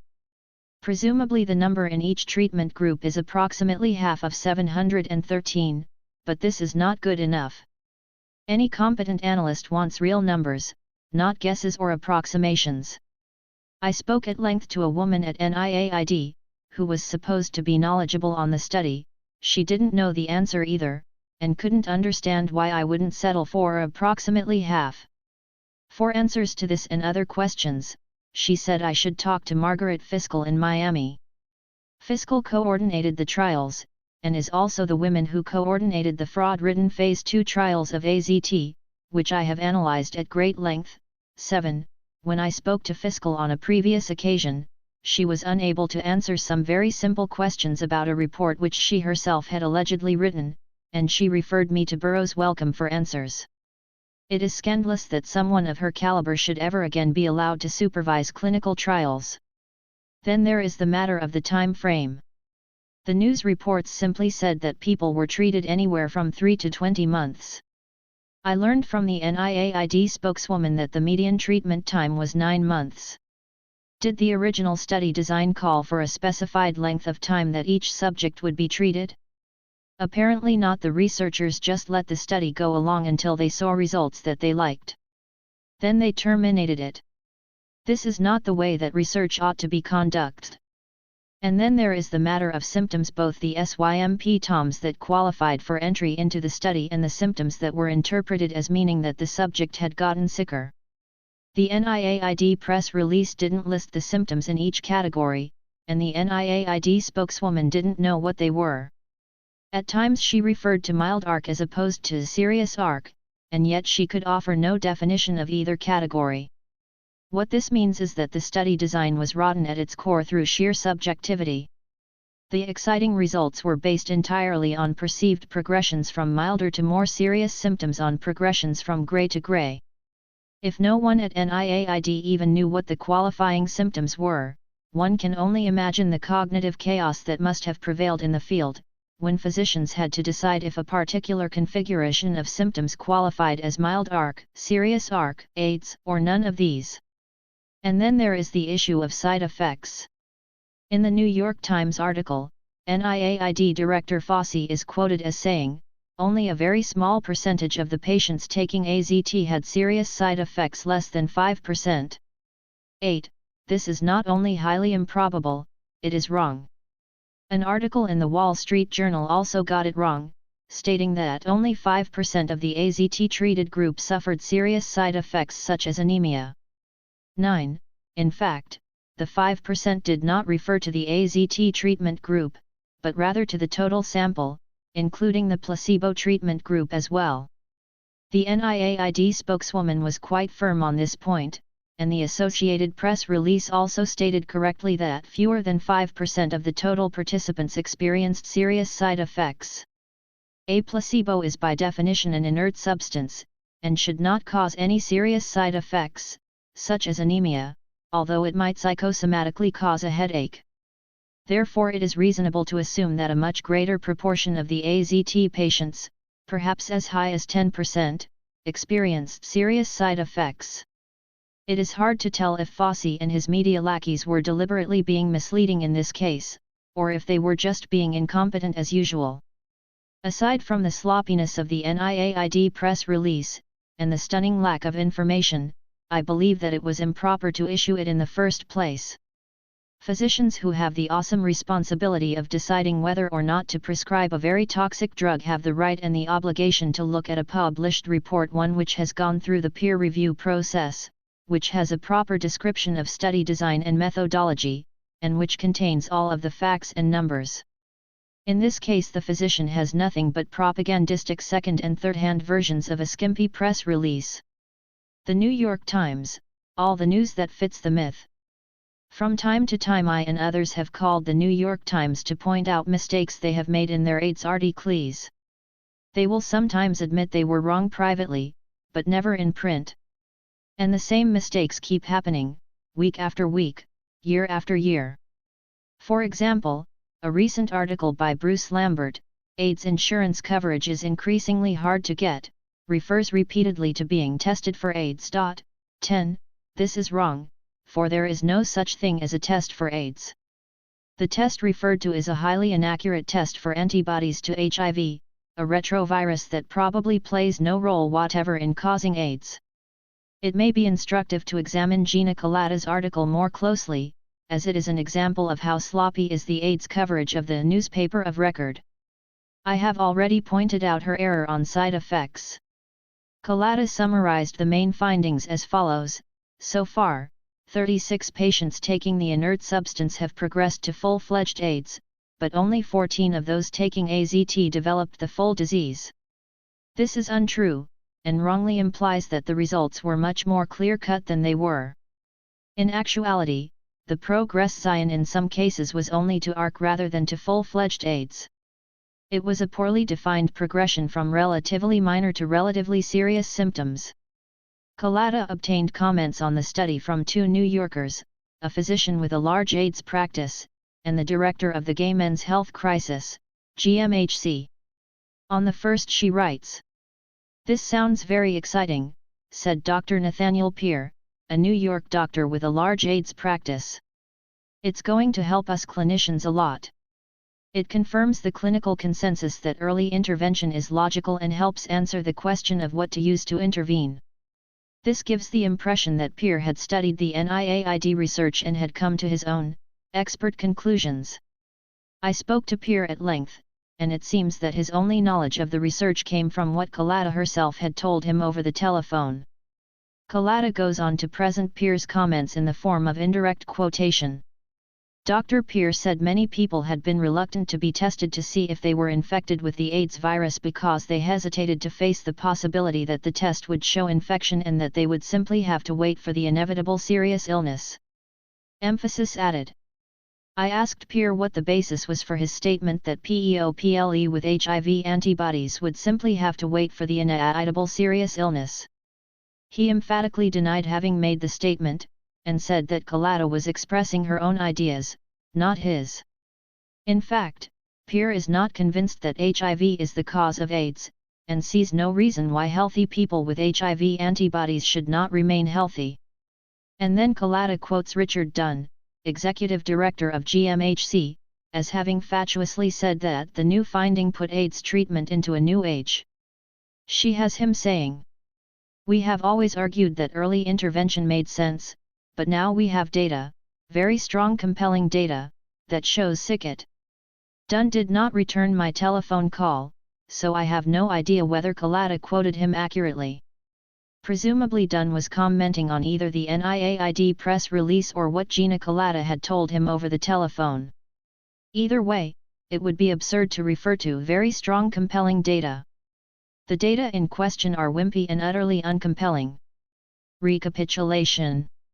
The NIAID press release may have resulted in effective propaganda, but is a poor substitute for a proper report. In no way do the findings indicate that it is desirable to give AZT to HIV-positive individuals with early symptoms. Lives are at stake, and it is important not to forget what we already know about AZT. I am in the process of writing a reply to the AZT pushers within our own community. In this article I will rebut the claims being made for AZT and summarize what I have learned about the drug. For now, I stand by three main conclusions. AZT is a highly toxic drug, the long-term use of which is incompatible with life. AZT was approved for marketing on the basis of fraudulent research. There is no scientifically credible evidence that AZT has benefits of any kind. Asterisk. End of article. GMHC announces campaign to encourage HIV antibody testing. By John Lauritsen. New York native August 28, 1989. On August 15 Gay Men's Health Crisis, GMHC, held a press conference to publicize an expanded campaign to encourage more voluntary HIV testing among the estimated 180,000 to 360,000 HIV-infected New Yorkers. The logic of their press release statement is elusive. How and why target for testing only those who will end up testing positive? GMHC's campaign will feature advertisements in the print media and radio, as well as educational and support services for people considering HIV testing and for those who have tested positive. In the past, GMHC urged gay men not to take the test. Richard Dunn, executive director of GMHC, gave two reasons for the change in policy. New York State now has a strong law which protects people's confidentiality, and we also have drugs which can prolong life by slowing the development of AIDS and preventing some HIV-related illnesses. Dunn stated, recent studies of the drug AZT have indicated that it works not only for people with AIDS but also for those who have symptomatic HIV infection but not AIDS. This assertion was based on the National Institute of Allergy and Infectious Diseases NIAID study that was debunked in last week's Native issue 331. In the question period, Native writer James D'Aramo and AIDS activist Michael Petrolis raised the issue of payment. What was the point in getting people to be tested if they couldn't afford the treatments? AZT is a issue, since a bulleted point in the GMHC print ad refers to drugs such as AZT that can slow development of AIDS. Petrolus mentioned that AZT damages the bone marrow and cannot be tolerated by 50% of patients.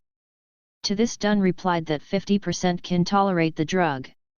When called on, I said that there was no scientifically credible evidence that AZT can slow development of AIDS, least of all the NIAID study, and that before urging people to take such a terribly toxic drug, GMHC had better be sure of its benefits.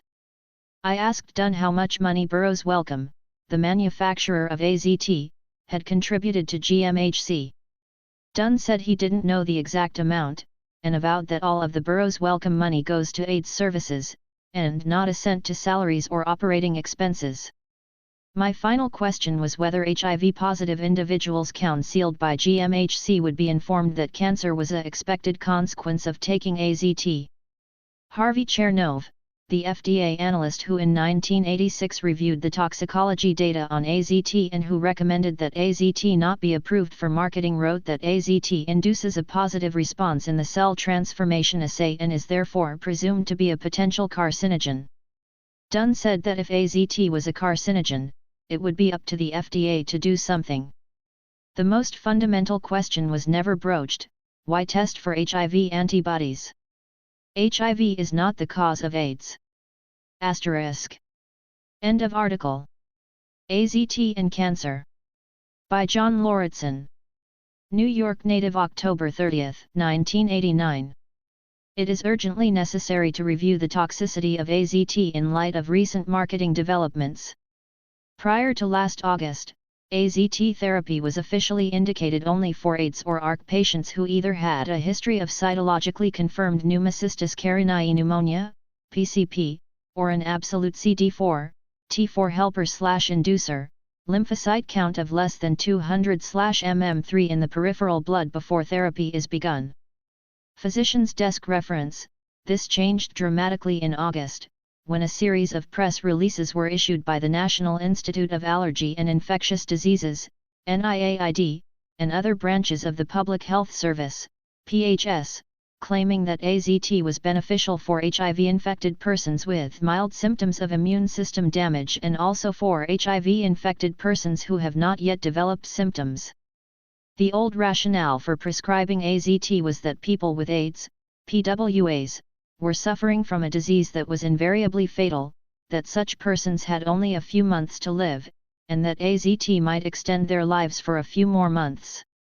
The idea was that in a desperate situation, drastic measures were called for.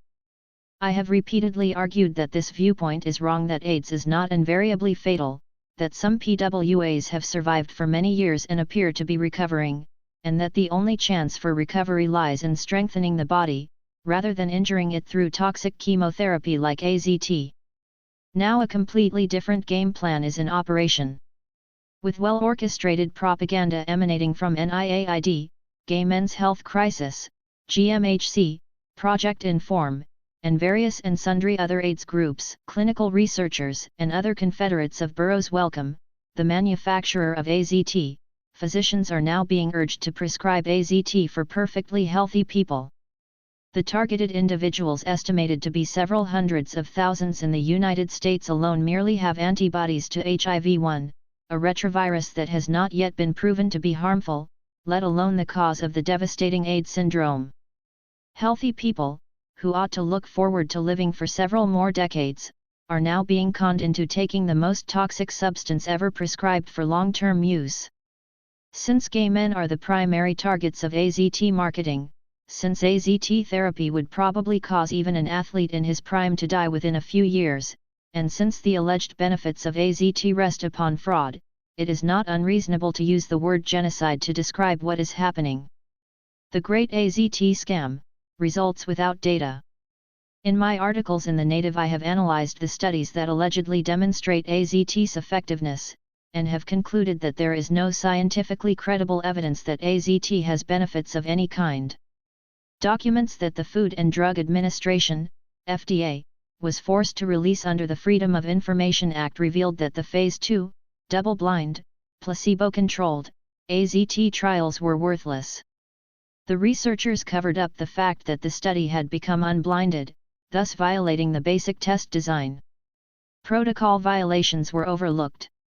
Worst of all, the researchers deliberately used data that they knew were false. These fraudulent trials were the basis of government approval of the drug. Note 1. Another study often cited as proof of AZT's benefits concerns patients who received AZT after the Phase 2 trials were prematurely terminated. Note 2. I have written an extensive analysis of this study, which is a rotten mixture of incompetence and dishonesty. Note 3. Through colossal incompetence, the researchers lost track of 1,120 patients, not knowing if they were even alive or dead. They then used statistical projection methods to guess what results they would have obtained if they had not lost the 1,120 patients, presented their guesses as actual survival statistics, and made a number of grossly invalid comparisons in order to claim that AZT had extended lives. This research is a blatant exercise in disinformation, proving nothing except how farcical are the peer review standards of medical journals. As appalling as these two studies were, they at least presented data, however dubious. The two studies that received so much fanfare last August didn't even go that far.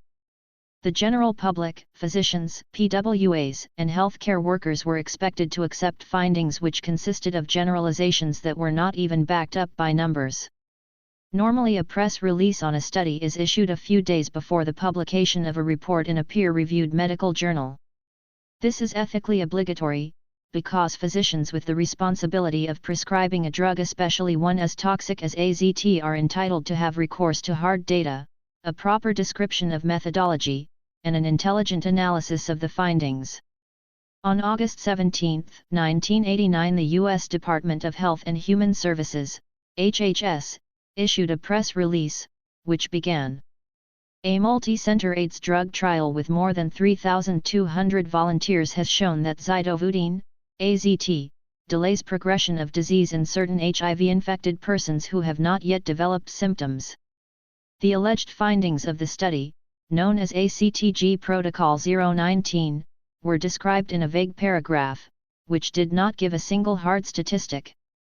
See boxa following this article. Then on August 24, 1989, NIAID issued its own press release, Results of Controlled Clinical Trials of Zidovudine in Early HIV Infection. This two-pager covered both Protocol 019, healthy persons, and Protocol 016, persons with mild symptoms, and gave even less information than the HHS statement had. It made the preposterous assertion that zidovudine toxicity experienced by the persons studied in Protocol 019 was minimal. I spent several days calling NIAID and various other PHS branches in an attempt to obtain some hard information about Protocol 019. They sent me a 3-page backgrounder entitled, ACTG 019, Questions and Answers. This Q&A described the results of the study in one paragraph. See box B following this article. As the reader can see, the statement in box B is gibberish, it gives no real data, and it is in contradiction with the earlier HHS press release, box A. When I talked to the NIAID press officer who was supposed to be most knowledgeable about Protocol 019, and asked him some specific questions, which he was unable to answer, he told me frankly that I had all of the information he himself had, that there was nothing he could tell me I didn't already know. Based on my knowledge of Protocol 019, equal apparently to that of anyone in the country, I constructed Table 1, which shows the findings in the simplest and most straightforward way possible. This table should be studied carefully by anyone, whether as patient, physician, or concerned party, who is considering the use of AZT for an asymptomatic HIV-infected person. Table 1 contains all of the data we have about Protocol 019. Table 1 is found at the end of this article, following the notes. Drug Regulation American Style. The ordinary mind often fails to make the distinction between things as they are and things as they ought to be. For example, if the FDA is to do its job and protect the American public from dangerous drugs, it ought to have a system for keeping track of adverse reactions to a drug after it has been put on the market. Many people therefore assume that there is such a system. There is not. In this regard, the United States takes an approach to drug regulation that is different from that of most other industrialized countries. In the United States, all of the efforts in screening a new drug for adverse side effects are supposed to take place before the drug is approved. Once a drug has been approved, whether by hook, crook, or the intrinsic merits of the product, it's clear sailing from then on. In theory, physicians are supposed to report adverse effects to manufacturers, who are supposed to relay the information to the FDA. But in practice, with no incentives for compliance, no punishments for non-compliance, and with no federal data gathering system, the post-marketing surveillance is haphazard at best. In contrast, Britain has a sophisticated and rigorously enforced system of post-marketing surveillance. The philosophy there is that some adverse effects of a drug only become apparent after a certain period of time. This is known as chronic toxicity, and that some adverse effects might be relatively rare, found perhaps in only 1 in 1,000, or 1 in 5,000 persons.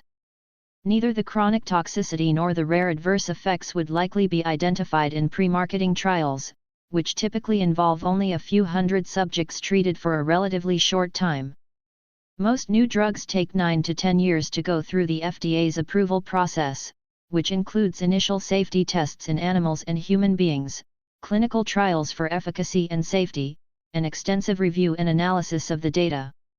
AZT, however, was rushed through the approval process faster than any drug in the FDA's history, less than 2 years.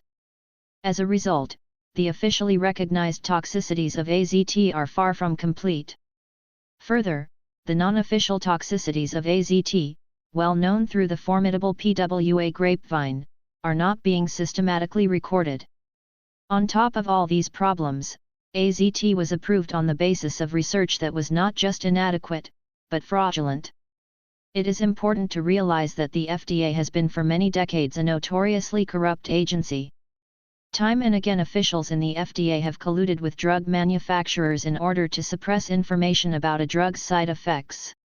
Recently, Dr. Sidney M. Wolfe, director of the nonprofit Public Citizen Health Research Group, HRG, charged that under Commissioner Frank E. Young, the FDA is implicitly inviting all of the industries it regulates to join in the lawlessness.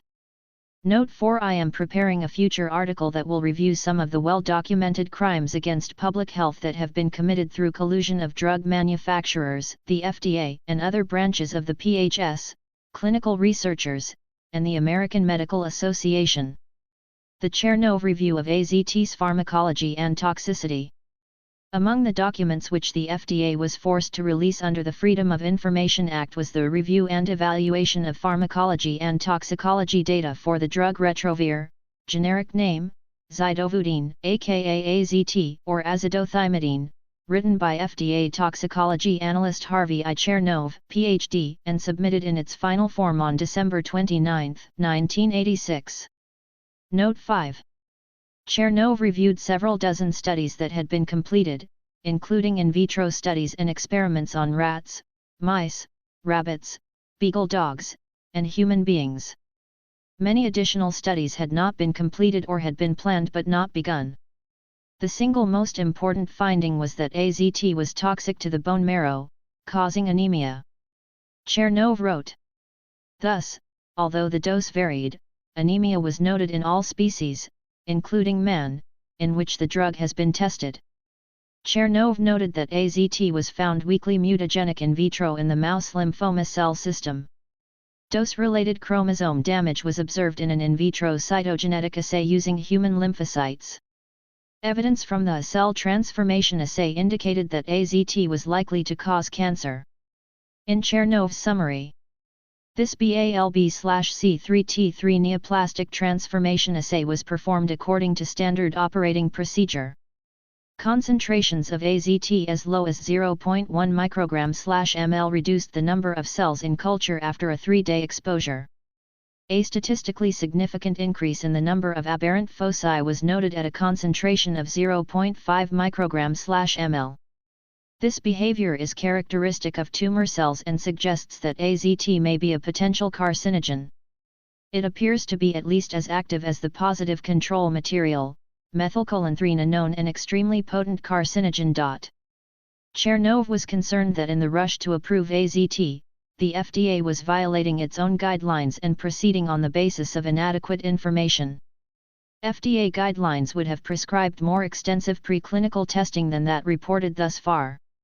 However, the urgency for developing an anti-AIDS drug has been so great that clinical testing has preceded the usual/customary preclinical testing. For example, while data from a 6-month clinical study are available, results of the supporting 6-month preclinical toxicity studies have not yet been submitted. Also, the applicant has a protocol for a 104-week clinical study, whereas chronic, 52-week preclinical toxicity studies are not scheduled to start before January-February of this year. Taking into account all of the information available to him, Chernov recommended that AZT should not be approved for marketing.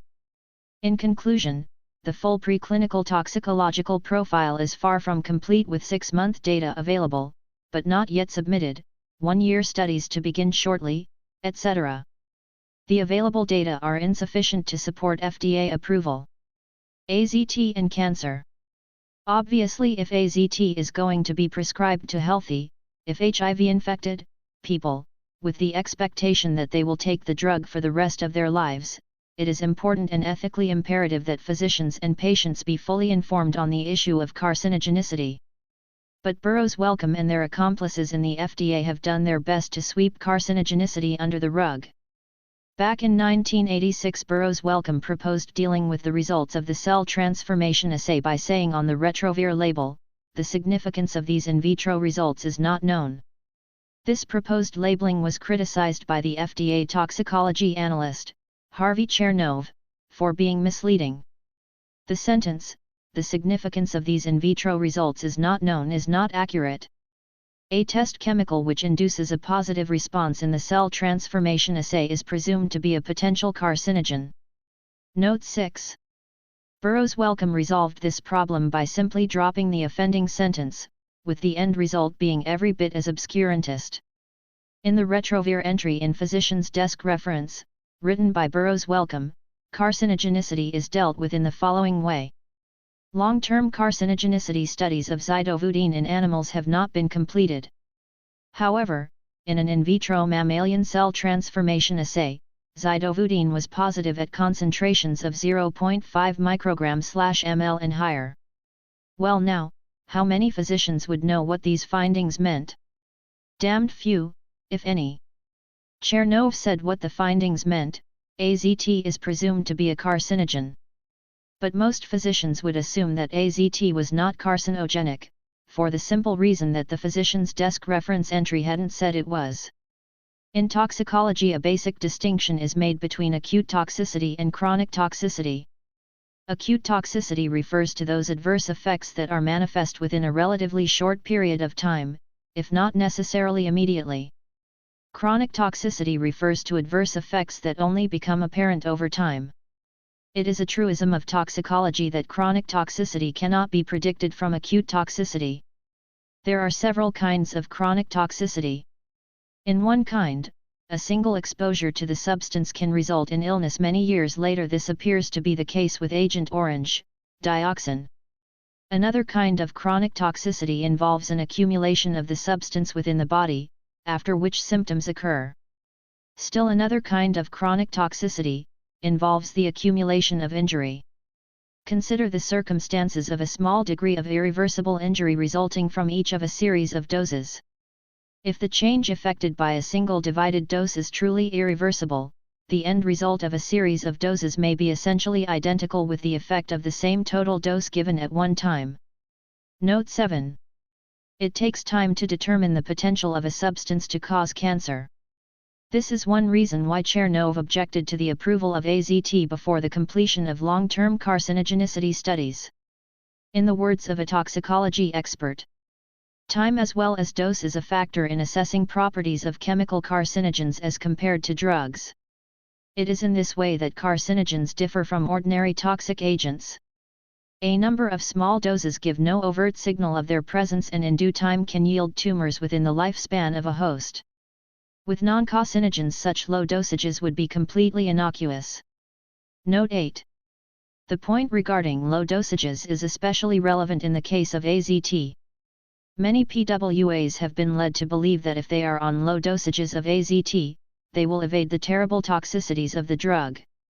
Perhaps they will to some extent evade the acute toxicities, but only time will tell what chronic toxicities lie in wait, including cancer. Samuel Broder of the National Cancer Institute, NCI, is the man who is more responsible than anyone else for the development and promotion of AZT. For this role, molecular biologist Peter Duesberg has nominated Broder for the annual Dr. Joseph Mengele Award. Even Broder now admits that his drug may cause cancer. He is co-author of a recently published article in the New England Journal of Medicine, NEJM, in which it is stated, in considering early intervention with zidovudine, it is of particular concern that the drug may be carcinogenic or mutagenic, its long-term effects are unknown. Note 9. Having made this admission, the authors engage in some strangely sophistical reasoning. Zidovudine may be associated with a higher incidence of cancers in patients whose immunosurveillance mechanisms are disturbed, simply because it increases their longevity. Of course, other things being equal, increased longevity increases one's risk for all kinds of things, including perishing in an earthquake, dying of old age, or having dinner with an anti-porn feminist. However, Broder and company are wrong to assert that AZT increases longevity for patients whose immunosurveillance mechanisms are disturbed. I challenge them, or anyone else, to cite a single, scientifically credible study that proves this. Muscular atrophy and other unofficial AZT side effects. As mentioned above, there is no official, ongoing surveillance of AZT's side effects. Nevertheless, we have a pretty good idea what some of them are from the PWA grapevine. And occasionally some unofficial side effects surface in letters to medical journals or in off-the-cuff comments at AIDS conferences. One such side effect is muscular atrophy coupled with intense muscular pain.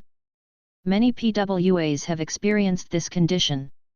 For example, Peabody in San Francisco wrote, "After being on a full dose of AZT for about 10 months, I started to go downhill, more fatigue, headaches, nausea/dizzy feeling, painful intestinal cramping and loss of mass in my legs. I'm not sure if this loss of mass is muscle or fat. I lost about 8 pounds and was having sciatic-like leg pains. I went off the AZT completely and now I feel almost normal. Much more energy, less of the other symptoms. But I'm worried about my skinny legs and bony butt. My doctor thinks it's HIV related, but what do doctors know? I had the leg pain and loss of mass while on the AZT and feel better off the AZT." Note 10. Another PWA, Diogenes, wrote, "I had the same experience on AZT with leg pain and muscle loss. Been off AZT 2 months now and pains are almost completely gone, also muscle soreness and loss of muscle tone has reversed somewhat." Note 11. Instances of severe muscular atrophy and pain caused by AZT were reported in a letter to the New England Journal of Medicine. The physicians observed, all patients had an insidious onset of myalgias, muscle tenderness, weakness, and severe muscle atrophy favoring the proximal muscle groups. Physical examinations revealed varying degrees of muscle weakness and grossly apparent atrophy. Weight loss due to muscle loss was uniformly noted. In one patient, the loss was a striking 18 kilograms. 40 pounds. The physicians held AZT responsible for the muscular atrophy and pain. We did not observe this illness before zidovudine was available. The disorder was seen in patients taking the drug for extended periods, and the syndrome was ameliorated after the drug was stopped. Note 12. A leading British AIDS doctor, Dr. Matthew Helbert, sent Burroughs' welcome stock into a temporary tailspin when he publicly commented on muscular atrophy and other serious, but not officially acknowledged, side effects of AZT. Biting hard on the hand that had paid his airfare, he placed heavy emphasis on new, debilitating and sometimes deadly side effects of retrovir on some of his AIDS patients. Some men's muscles had degenerated dramatically after long-term use of the drug.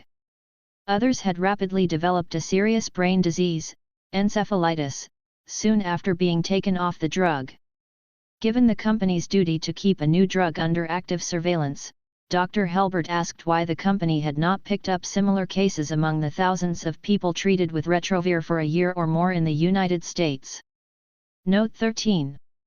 Other well-known, but not officially acknowledged, side effects of AZT include damage to the kidneys, liver, and nerves. An old friend of mine was one of the earlier patients to be put on AZT. Everyone thought he was doing well. For almost a year he was occasionally able to work or go to concerts.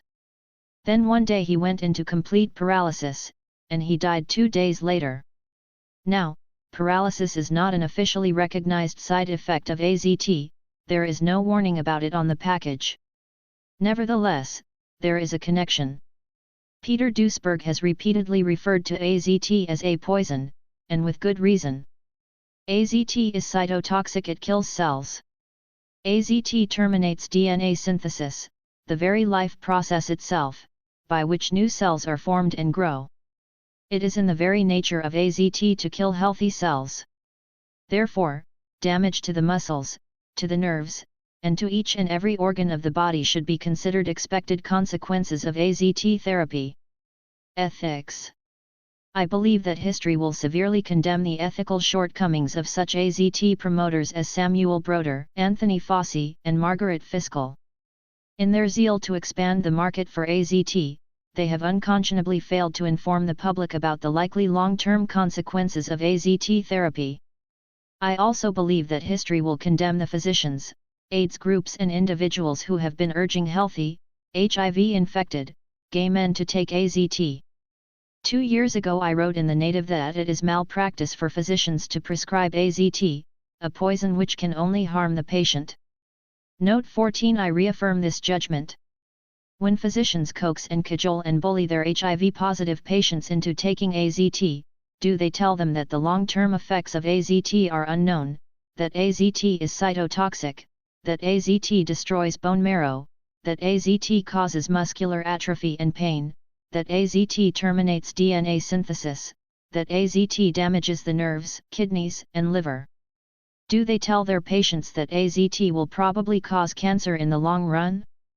If not, these physicians have failed to inform their patients about the dangers of a drug whose benefits have yet to be demonstrated. And I issue this challenge to the AZT doctors. If you know of a single scientifically credible study, just one, which proves that AZT is beneficial for PWAs, for people with ARC, for healthy, HIV-infected people, or for anyone else, then let me know. I would certainly acknowledge it publicly. Dr. Joseph Sonnabend has said that AZT is incompatible with life. In a recent conversation, Sonnabend said that Fauci, Fiskell, and the other AZT advocates have been remiss, and indeed criminally negligent, in not mentioning the likelihood that long-term use of AZT may result in cancer.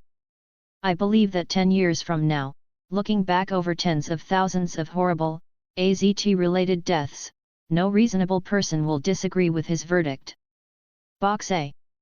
The board found that, in those participants with fewer than 500 T4 cells who received zidovudine AZT, the rate of progression to AIDS or severe ARC was roughly half that for participants with fewer than 500 T4 cells who received placebo. Progression to symptoms was about the same in patients receiving either 500 mg per day of 1,500 mg per day of the drug. Toxicities were minimal in both treatment groups.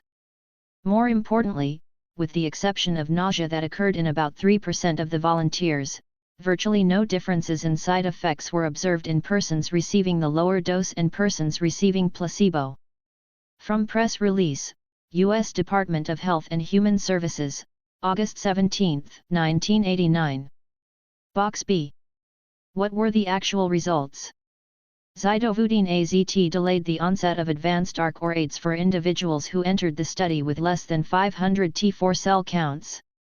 As of August 10, 1989, 38 individuals randomized to placebo had developed endpoints, 33 of which were AIDS. Only 17 individuals randomized to 100 mg zidovudine 5 times daily had developed endpoints, 11 of which were AIDS, and 19 individuals receiving 300 mg 5 times daily developed endpoints, 14 of which were AIDS. The substantial difference in outcome between treatment groups was observed for those entering the study with a T4 cell count less than 500. However, for individuals entering with T4 cell counts between 500 and 800, fewer endpoints occurred, and no definite statement regarding differences in event rates can be made at this time. From /Backgrounder, ACTG019, Questions and Answers, National Institute of Allergy and Infectious Diseases, August 17, 1989. End of article. AZT Watch. New research does not prove efficacy. By John Lauritsen. New York Native, May 10, 1990. This article will review a number of recent developments on the AZT front, the expression of skepticism about AZT's alleged benefits in the pages of the Journal of the American Medical Association, the long-awaited scientific report on ACTG Protocol 019 in the New England Journal of Medicine, and a major advertising campaign being launched by AZT's manufacturer, Burroughs Wellcome, as well as some provocative thoughts on the role AZT may play in causing AIDS from molecular biologist Drive. Peter Duesberg, professor at the University of California, Berkeley. Skepticism in JAMA. Two of the leading American medical journals, the New England Journal of Medicine NEJM and the Journal of the American Medical Association JAMA, have played especially reprehensible roles in promoting AZT, both through uncritical editorials and through the publication of substandard research allegedly demonstrating AZT's benefits. I have exposed the worthlessness of several of these studies in the pages of the Native. It is encouraging, therefore, to find some good, healthy skepticism about AZT expressed in the pages of JAMA. The Medical News and Perspectives section of the 23-30 March 1990 issue of JAMA features an article by Paul Cotton.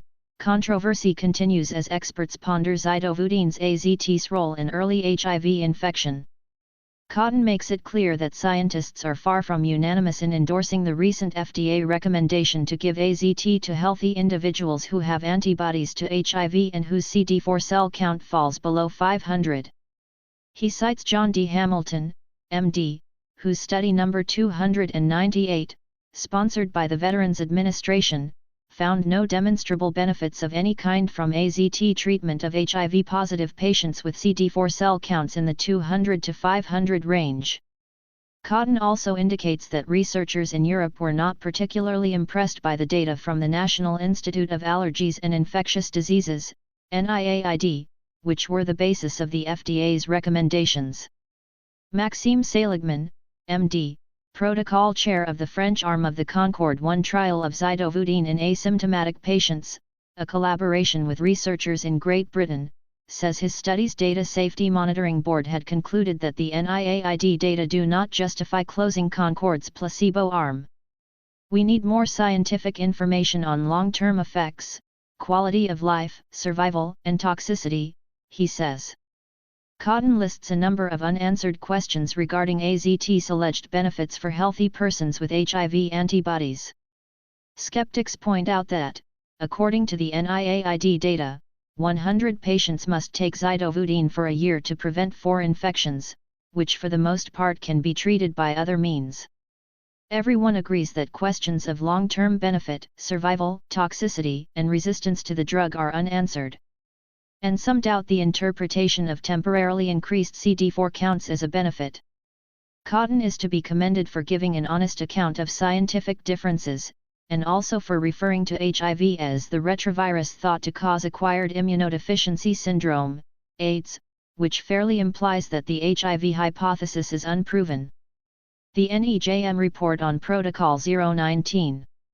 At long last a report has appeared on the NIAID study, ACTG Protocol 019, which was the basis for the FDA recommendation to give AZT to asymptomatic, HIV-infected persons.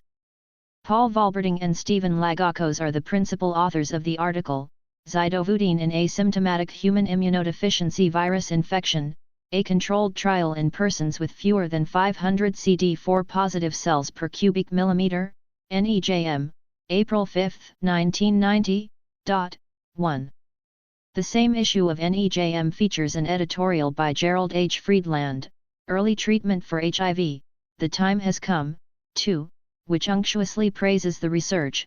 The study by Valberting et al. Is a strong confirmation of the value of the clinical trial process, urges persons who may be at risk for HIV infection to undergo testing for the virus, and laments the possibility that many of those with HIV infection might not be able to obtain AZT.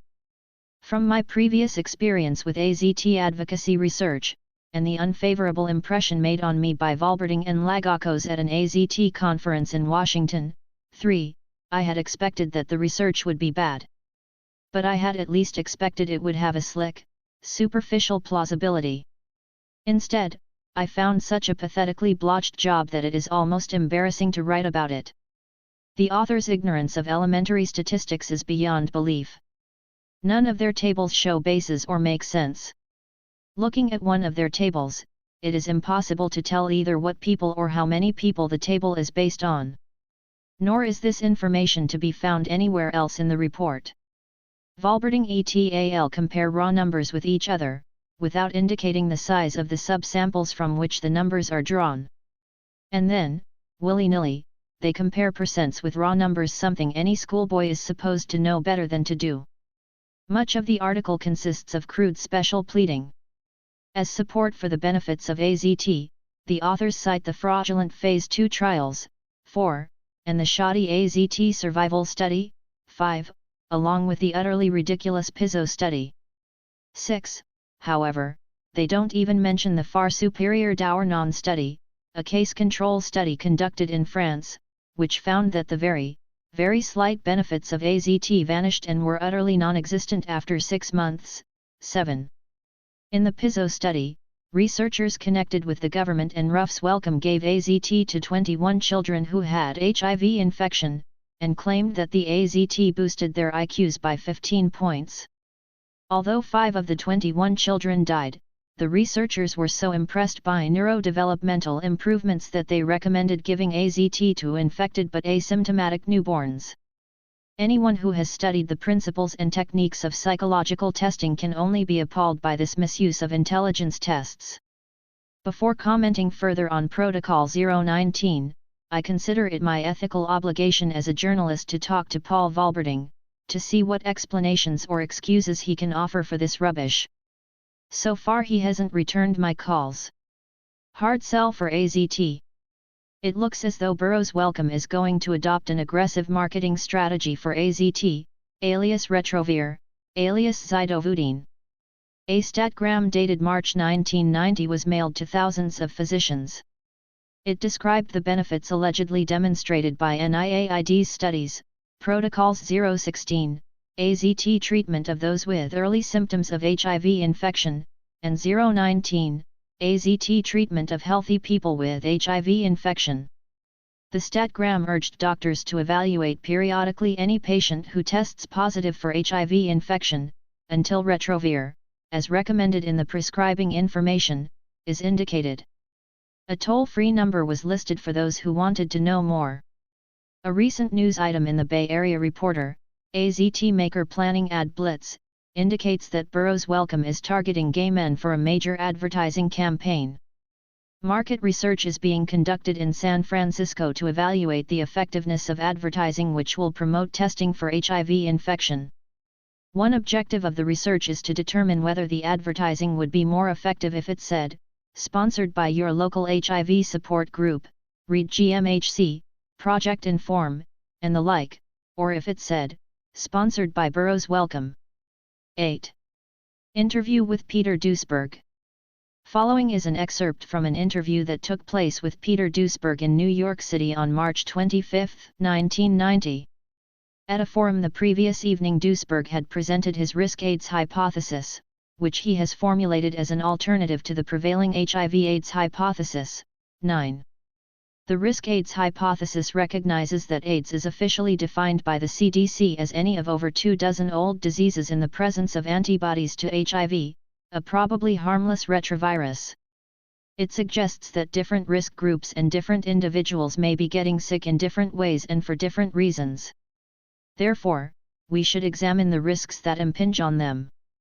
There may be very good and even obvious reasons why intravenous drug users, a very small subset of gay men, a very small percentage of hemophiliacs, a minuscule number of transfusion recipients, and a minuscule number of children have gotten sick in ways that qualified for a diagnosis of AIDS. John Lauritsen, we should be open-minded, but somehow drugs make sense to me as a cause of AIDS. Peter Duisberg, it's better than that. We have 30% confirmed for drug users, recorded by the CDC. That's a very solid link. They are injecting heroin, probably on a daily basis, in millimolar amounts. To ignore that, or not to consider that, as a factor of direct or indirect immune suppression, is from a chemical point of view at least negligent. JL, or schizophrenic. PD, and the AZT we don't need to ask any further. It was awarded the Nobel Prize for killing cells. JL, this brings up another thing.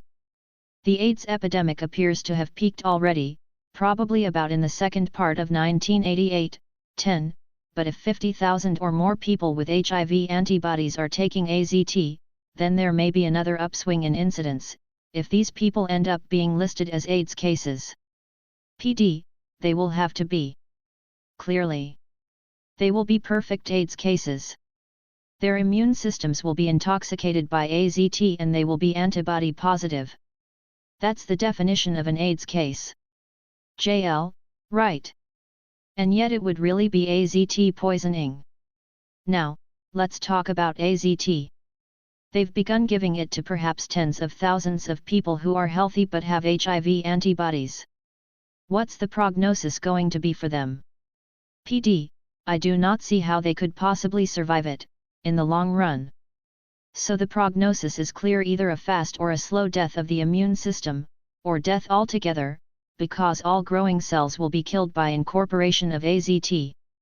AZT is a DNA chain terminator. That's what it was designed for. So I don't think anybody could sustain that for a very long time. Variations may exist in the ability of individuals to take it up, because AZT, in order to get into the cells, needs to be phosphorylated, and that is done by enzymes that are called kinases, and people apparently differ with regard to kinases. At least cells in culture do and animals do, and likely people do too. And those who have less kinases won't take AZT up well. They'll essentially piss it out. Luckily, they would be more resistant. And others, who do take AZT up well, would be more sensitive and would be intoxicated much more effectively and much more directly. JL, a DNA chain terminator. What are the consequences of this? PD, it's embarrassingly clear. It is simply stopping the growth of DNA. And you have to complete DNA cell synthesis. Cell division is based on doubling DNA, which is the central molecule of life. It contains all the genetic information. If you don't complete that, the cell is not viable. It will die. The information about an organism is written down in a code that we call DNA, the chromosome, or nucleic acid. If that book isn't completely written, you are incomplete, you are not viable. You can only live if everything that is needed for a primate is in every single cell of your body that makes you John Lauritsen. If only half a copy is there, then you are no longer John Lauritsen. Then there is only half a cell, and most likely that cell will be dead, because it lacks important things that it needs for its survival. JL, so basically, the very nature of AZT is to terminate life? Is that too strong? PD, no. To terminate living cells. And of course to terminate life is a secondary consequence. The primary target is to kill all cells that are in the process of dividing. That's what AZT was developed for, to kill cancer cells. And as we all know, chemotherapy is aimed at growing cells. The benefit is we kill the tumor cells. The heavy price we pay in all chemotherapy is that all normal cells that are growing at the time will also be killed. Fortunately, you can often regenerate the normal cells, and if you are lucky, the tumor will not be regenerated. In reality though, you often get a remission. The tumor will be reduced to a small number of cells, and then will come back. And often then the patient needs a second round of chemotherapy. But the principle is to kill everything that's growing at the time, and hope you wipe out the enemy better than your friends. JL, I thought that chemotherapy was usually given for a relatively short period of time. PD, it is. You couldn't sustain it longer. You hope to wipe out in that short time the tumor, and hope for the patient to regenerate. JL, and yet AZT, a form of chemotherapy, is being given now, on a 24-hour basis, with the idea that people will take it as long as they live. PD, yes, that is simply incomprehensible to me. I cannot come up with a rational explanation. I haven't heard one. In fact, they always avoid one. They keep saying it has been shown empirically to prolong life. That is very difficult for me to accept. I'm trying to take the data for what they are, and to criticize them on the basis of intrinsic inconsistencies, but this one I simply can't accept. I cannot see how DNA chain termination can prolong life, DNA being the basis of life. How DNA chain termination could prolong life is very difficult for me to understand, in fact, impossible. JL, I agree, and we know that the Phase 2 trials were fraudulent. There's no nice way to put it, they were fraudulent. And so, not only is the theory behind AZT wrong, but the findings are phony as well. Future scenario, AZT poisoning equals AIDS. When we add it all together, it doesn't look good. In response to a massive propaganda campaign, tens of thousands of gay men and others at risk will be tested for HIV antibodies. Doctors for those who test positive will monitor their T cells like a hawk, probably enough to make anyone sick from sheer anxiety. And if at any time the CD4 count falls below 500, AZT treatment will be initiated to slow the progression of HIV infection. Sooner or later, AZT poisoning will manifest itself in one of the more than 24 conditions that qualify for a diagnosis of AIDS. Eventually, the patient will die of AIDS. Friends, relatives, and doctors of the deceased will be grateful that at least AZT had helped to extend life or buy a little more time for him. Asterisk. End of article. They left their HIV in San Francisco. A report on the 6th International Conference on AIDS. By John Lauritsen. New York native, June 24, 1990. The No News Conference was the way media people privately referred to the 6th International Conference on AIDS, held 20 to 24 June 1990 in San Francisco. This was not entirely true. There were a number of important developments, but they mostly took place off-stage, like acts of violence in a Greek tragedy. Discourse in the official conference consisted largely of stale propaganda and trivialities. Most of the findings were not new, or if new, were not true. Outside the official conference, Luc Montagnier, the discoverer of HIV, the so-called AIDS virus, admitted that HIV was not sufficient to cause AIDS, and perhaps not even necessary. SC Lowe presented evidence that a mycoplasma he had isolated from AIDS patients was sufficient to cause fatal illness. Peter Duesberg spoke out against the HIV/AIDS hypothesis. Kenneth Alonso presented a preliminary report on the use of total body hyperthermia, heating, as a treatment for Kaposi's sarcoma, KS. AIDS superstar Robert Gallo, under congressional investigation for fraud and smarting from an unflattering article in Spy magazine, stayed away from the conference, explaining that he would be busy in Moscow, teaching the Soviet health authorities what they needed to know about AIDS, and he hoped his absence would not be misinterpreted. The character of the conference was strongly influenced by protest demonstrations, which were held every day in the streets as well as inside the official conference sites, the Moscow Convention Center and the Marriott Hotel. Many of the delegates and speakers wore red armbands, in solidarity with protests against a United States policy barring HIV-infected people from entering the country. Conference rhetoric was often highly emotional, perhaps reflecting the lack of any effective treatment for AIDS and increasing uncertainty as to what exactly the syndrome is or what causes it. Suffice one example, an editor's note which preceded an Associated Press dispatch.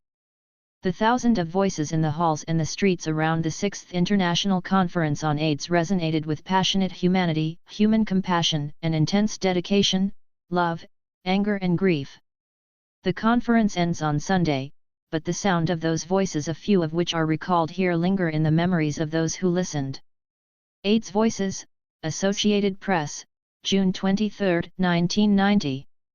Before describing these events in more detail, a word needs to be said about the size of the conference, and its implications for scientific dialogue. Information overload. The conference was attended by 12,000 delegates and 2,000 media people. When I walked into the main room at the Moscone Center, where the opening ceremony was held, I realized that I had never seen so many people together in one room. The effect was overwhelming, and I soon retreated to the media area, where it was possible to watch the proceedings over closed-circuit television, and where printed copies of the speeches were available.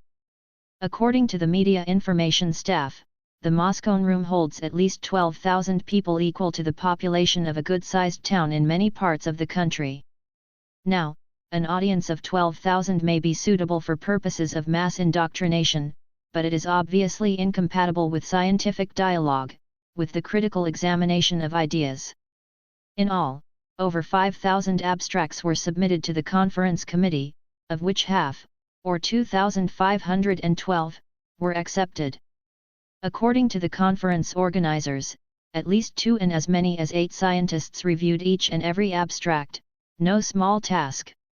If someone spent only 1 minute reading each of the 2,512 abstracts that were accepted, published by the conference in 3 volumes, it would take him 41.9 hours. Of these abstracts, 383 were presented orally and 2,129 were presented in poster form. On each of 3 days, Thursday through Saturday, poster sessions were held. People who presented posters stood by them so that anyone interested in their work could talk to them. Each poster measured 8 feet long by 4 feet high. So, if all of the 2,129 posters had been put end to end, the total length would have been 17,032 feet, equals 3.23 miles. Allowing for aisles and gaps, the total length someone would have had to walk to see all of the posters would probably be over 4 miles. My point is twofold: given information overload of this extent, the critical faculties of delegates and reporters were taxed to the limit, and in the context of 2,512 abstracts, the evidentiary weight of any one abstract is virtually nil. Nevertheless, in the past, advocates of the HIV/AIDS hypothesis or of the benefits of AZT therapy have based their arguments on abstracts presented at AIDS conferences. In terms of content, most of the abstracts fell into a few familiar categories: projections of various kinds, drug trials, descriptions of AIDS services, in vitro studies of all sorts, psychological studies, or studies of correlations between HIV infection and something else. Curiously, 11 of the posters, number 664-674, were seroprevalence studies of HTLV1 or HTLV2 infection. HTLV1 is a retrovirus that was discovered by Robert Gallo, who believes, probably wrongly, that it is the cause of leukemia. 1. Prior to Gallo's discovery of HIV in 1984, he believed that HTLV1 was also the cause of AIDS, a hypothesis which was never tenable. It is difficult to imagine why abstracts on HTLV1 or HTLV2 infection were considered relevant to a conference on AIDS. All of the abstracts I was able to glance at, perhaps over 1,000, had one thing in common: they were politically correct.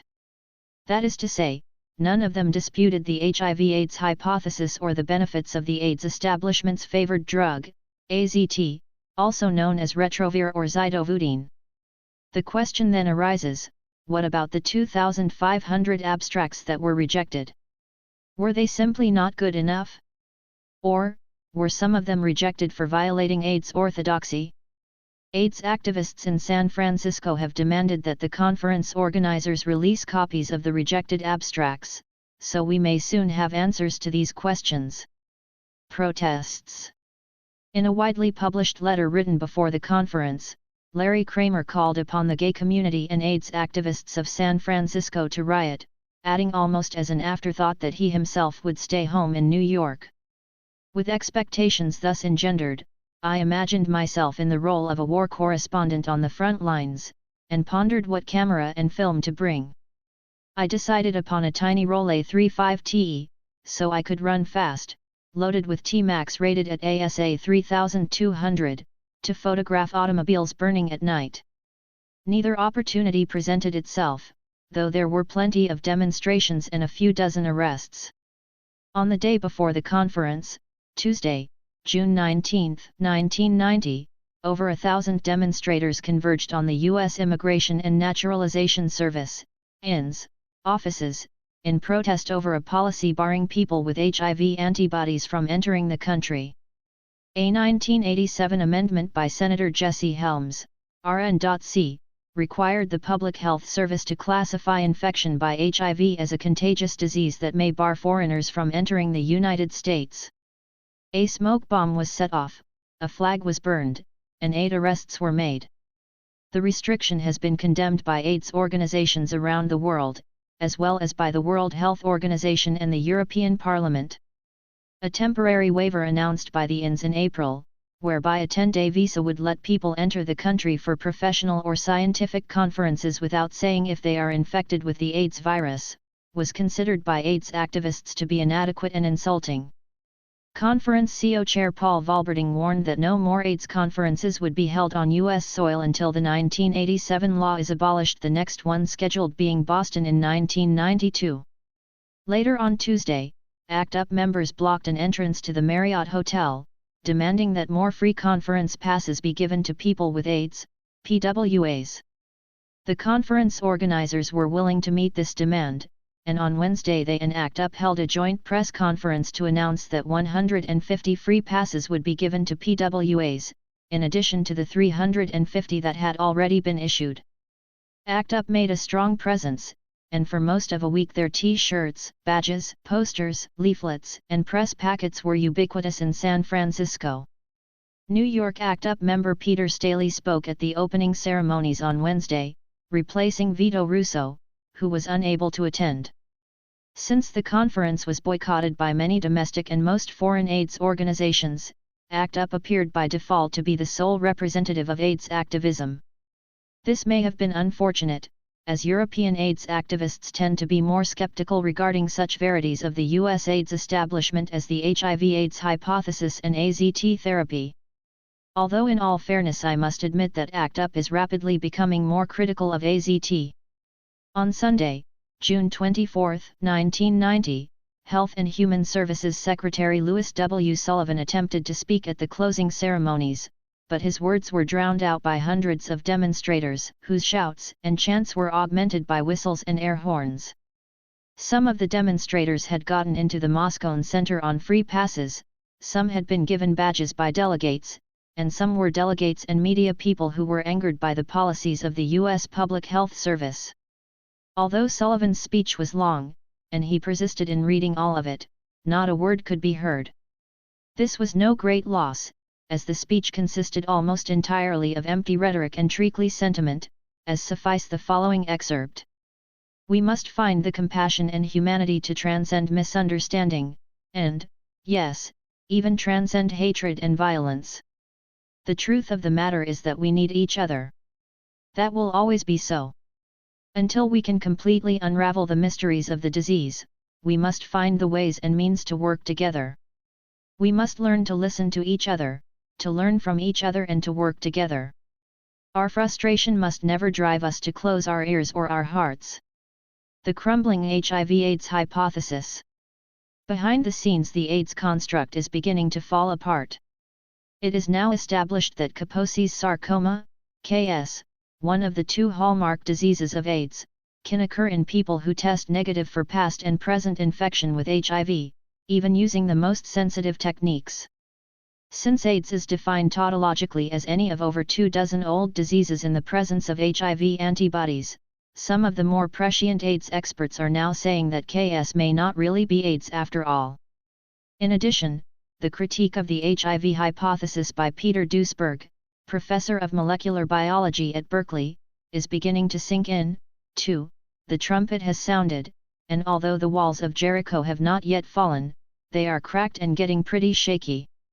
On top of that, Luc Montagnier, the French scientist who discovered HIV in 1983, has admitted that HIV by itself cannot cause AIDS, and Robert Gallo, the American AIDS superstar who co-discovered HIV a year after Montagnier, is currently under investigation for fraud.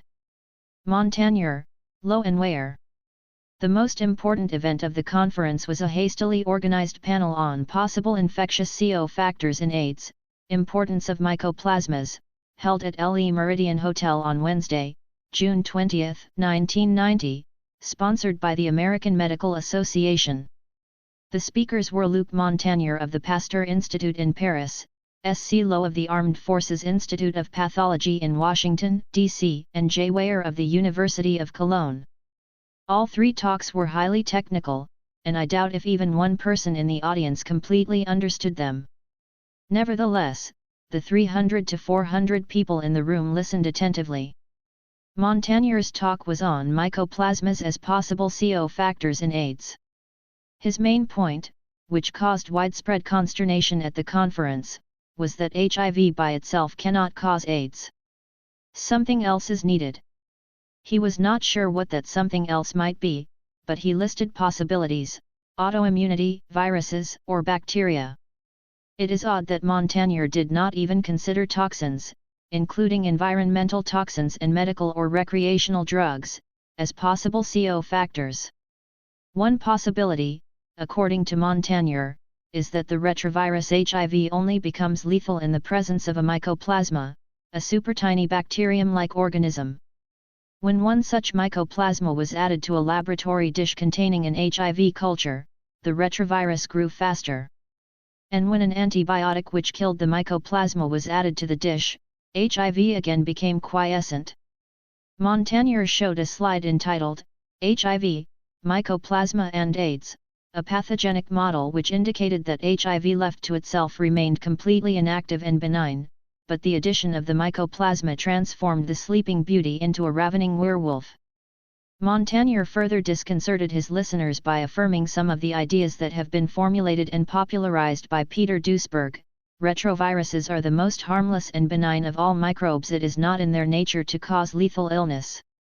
Montagnier said it was puzzling that HIV could cause death, since almost immeasurably small quantities of the virus were ever found in PWAs, and since HIV is a retrovirus, a class of viruses which normally coexist with the host, reproducing slowly without killing.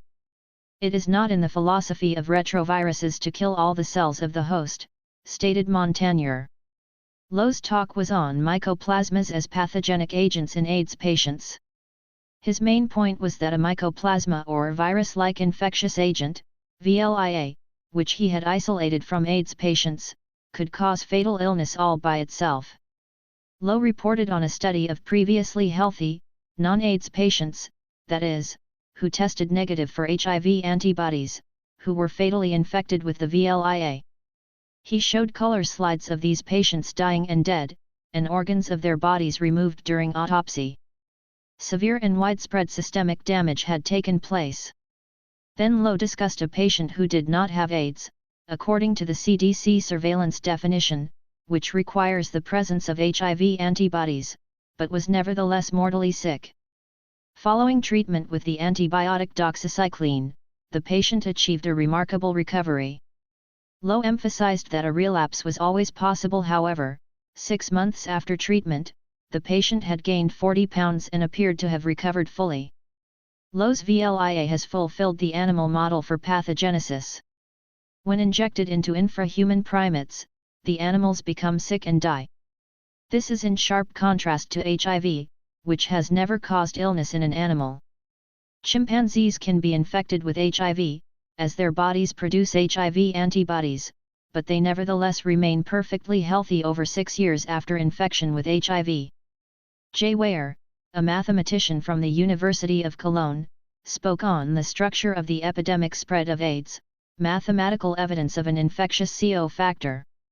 The salient point of his talk was that the epidemiology of AIDS contradicts the hypothesis that HIV is the sole cause of the syndrome. He then proceeded to present a mathematical model, which attempted to show that HIV infection, coupled with infection by another kind of infectious agent, might be consistent with the epidemiology of AIDS. There are diseases, like acute pneumonia, that are caused by the joint infection of a bacterium plus a virus. All in all, the panel dealt a heavy blow to the HIV/AIDS hypothesis. Montagnier stated that the AIDS virus was not sufficient to cause AIDS. Lowe demonstrated that an AIDS-like illness and death could result from infection with a mycoplasma, in the total absence of HIV. And the mathematician Weyer demonstrated that AIDS epidemiology refutes the hypothesis that HIV is the sole cause of AIDS. Press coverage of the panel reflected the type of censorship that obtains whenever AIDS orthodoxy is threatened. Stories in the New York Times, June 22, 1990, and the Washington Post, June 22, 1990, discussed Montagnier's talk at length, but didn't even mention Lowe or Weyer. Peter Duesberg. Peter Duesberg spoke on dissociation of the epidemiologies of HIV and AIDS at the Advanced Immune Discoveries Symposium, about which more later, at Le Méridien Hotel.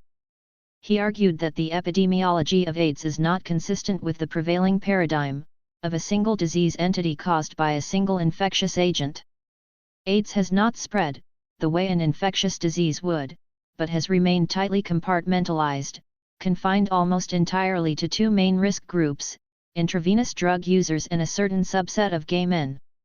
The thesis that AIDS is concentrated in risk groups owing to sexual transmission is unlikely, since the percentage of HIV antibody positives among more than 1 million sexually active 17 to 19-year-old Army recruits has remained constant at 0.03% since 1985. Ever since AIDS was defined in 1981, more than 90% of AIDS cases are males. Different risk groups get different AIDS diseases. Typical AIDS diseases are currently observed in the absence of HIV, but in the same risk groups in which HIV-positive counterparts occur, for example, KS in gay men. Duesberg pointed out that he is no longer alone, as a number of prominent scientists have questioned the HIV/AIDS hypothesis, including Nobel Prize winner Walter Gilbert at Harvard, the eminent virologist Beverly Griffin in England, Luc Montagnier in Paris, and Harry Rubin, the Dean of Retrovirology and Professor of Molecular Biology at Berkeley. Duesberg said a few words about AZT, that the drug was designed to kill lymphocytes, that it must kill 500 normal cells in order to kill one HIV-infected cell, and even then, there is no reason to believe that the one infected cell contributed in any way to AIDS. AZT is now being administered to more people than have died from AIDS so far, people who will now die from the AZT. He concluded by giving a brief description of his risk AIDS hypothesis, the gist of which is that different risk groups and different individuals may be getting sick in different ways and for different reasons. What we should do is to examine the risks that impinge on them. In a way, the risk AIDS hypothesis is more like a pre-hypothesis, inasmuch as its main thrust is a call for investigation. We need to find out the characteristics of PWAs within each of the risk groups, the risks that have affected them. To date, such research either has not been done at all, or has been done incompetently. 3. Following Duesberg's half-hour talk, a video was shown of a documentary recently shown on Channel 4 television in Great Britain, entitled AIDS, The Unheard Voices. I am probably prejudiced, as I was featured in the documentary myself, but I thought it was superbly done. It is heartening to see that we AIDS dissidents can also produce first-rate propaganda, which is all the more effective because we have facts and logic on our side. The Alternate Conference. An alternate conference, Advanced Immune Discoveries Symposium, was held in Le Méridien Hotel, in the immediate vicinity of the Moscone Center and the Marriott Hotel. Its main organizer was Lawrence Badgley, director of the Foundation for Research of Natural Therapies, Front. Aside from Duesberg, described above, talks were given on a wide variety of topics, all of which lay outside the boundaries of AIDS orthodoxy. These included such treatments as peptide T, mushrooms, ozone, vitamins and micronutrients, aloe vera/fatty acids, ascorbate, compound Q, thymic hormones, passive immune therapy, viscum album, herbs, typhoid vaccine, and oral asamanin. Unfortunately, the turnout of several hundred attendees was not enough to pay expenses, and Badgley was forced to cancel the Sunday session. One might question whether there were a sound scientific basis for some of the alternate treatments, but the same point could be made more strongly with regard to some of the treatments featured in the main conference.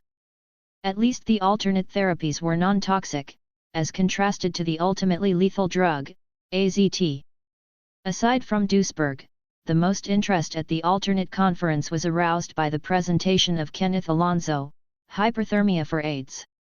The hyperthermia technique involves taking blood outside the body of the patient, passing it through a heat exchanger, a sort of loop, and returning it to the body. Through this process the entire body is gradually raised to a temperature of 42 degrees centigrade, or 108 degrees Fahrenheit, where it is held for 2 hours. The procedure must be performed under general anesthesia, because the patient could not tolerate it otherwise, and because anesthesia permits the heartbeat and respiration rate to be regulated. Alonso's first case was a 33-year-old white man diagnosed with lymphadenopathy and KS in the rectum and skin. The patient's CD4 count was only 5, and he had become progressively sicker despite, probably because of, AZT therapy, which was discontinued.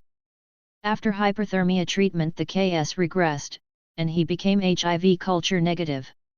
The CD4 count rose to 105 at 24 hours, 350 at 1 month, and 720 at 3 months. The KS lesions flattened and lost color, and some disappeared. The second case had had an episode of pneumocystis carinii pneumonia, PCP, and had KS in the tonsils, lungs, and skin. His CD4 count was 5. The patient was very sick, with a short life expectancy. Following hyperthermia treatment, after 72 hours there were no bronchial lesions, and the lymphocyte count rose from 100 to 900. Alonso cautiously, even defensively, avoided making claims for hyperthermia as a treatment for KS, emphasizing that more research needs to be done. He said that the 2 patients had been carefully selected on the basis of laboratory criteria. Every cancer treatment, according to Alonso, is unpredictable. A treatment which would cause tumors to go into remission in one patient might make tumors grow faster in another patient. Hyperthermia is no exception. In the question period, Alonso was asked about risks or side effects of the treatment. Yes, he replied, there are always risks, especially in older patients. The treatment is rather drastic, and some patients will die from it. Alonso was asked to respond to an attack from Anthony Fauci, director of the National Institute for Allergies and Infectious Diseases, that he was a headline grabber. He replied that he was not affected much, and would continue doing what he did best. Fauci had claimed that heat made HIV grow faster. Alonso said that Fauci's data and his own could both be correct. They were not talking about the same thing. He was sorry that Fauci felt threatened. Alonso was asked about the effects of hyperthermia on herpes, cytomegalo, and Epstein-Barr viruses. He replied that he didn't have answers yet. The question is important, because these viruses, unlike HIV, are biochemically active and actively pathogenic in AIDS patients. If there are benefits from hyperthermia, it might well be from suppression of such viruses, as well as mycoplasmas and other microbes, known or unknown. A long-term survivors panel was held on Saturday, June 23, 1990. Now that I've heard a number of such panels, and talked with long-term survivors themselves, a clear profile has emerged. Long-term survivors are people who, following their AIDS diagnosis, 1. Acquired hope and a determination to live, 2. Examined their lives and eliminated everything that was harmful, and 3. Avoided toxic treatments as much as possible. The long-term survivors have not given away their self-power to doctors.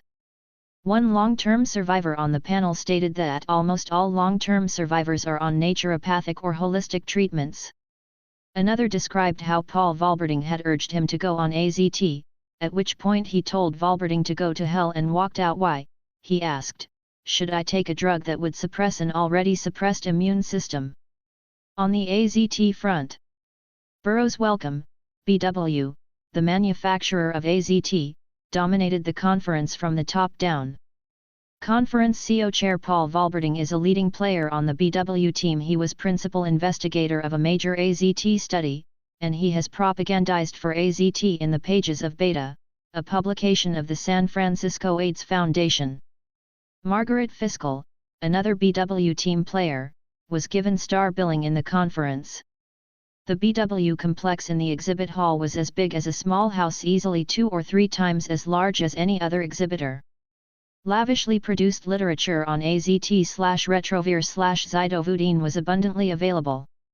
Following are the main AZT findings reported at the conference. ACTG Protocol 019, among patients with asymptomatic HIV infection, AZT treatment allegedly delays progression to AIDS. This study was conducted and reported on by Paul Valberting. ACTG Protocol 016, among patients with mildly symptomatic HIV infection, AZT treatment allegedly delayed the rate of disease progression.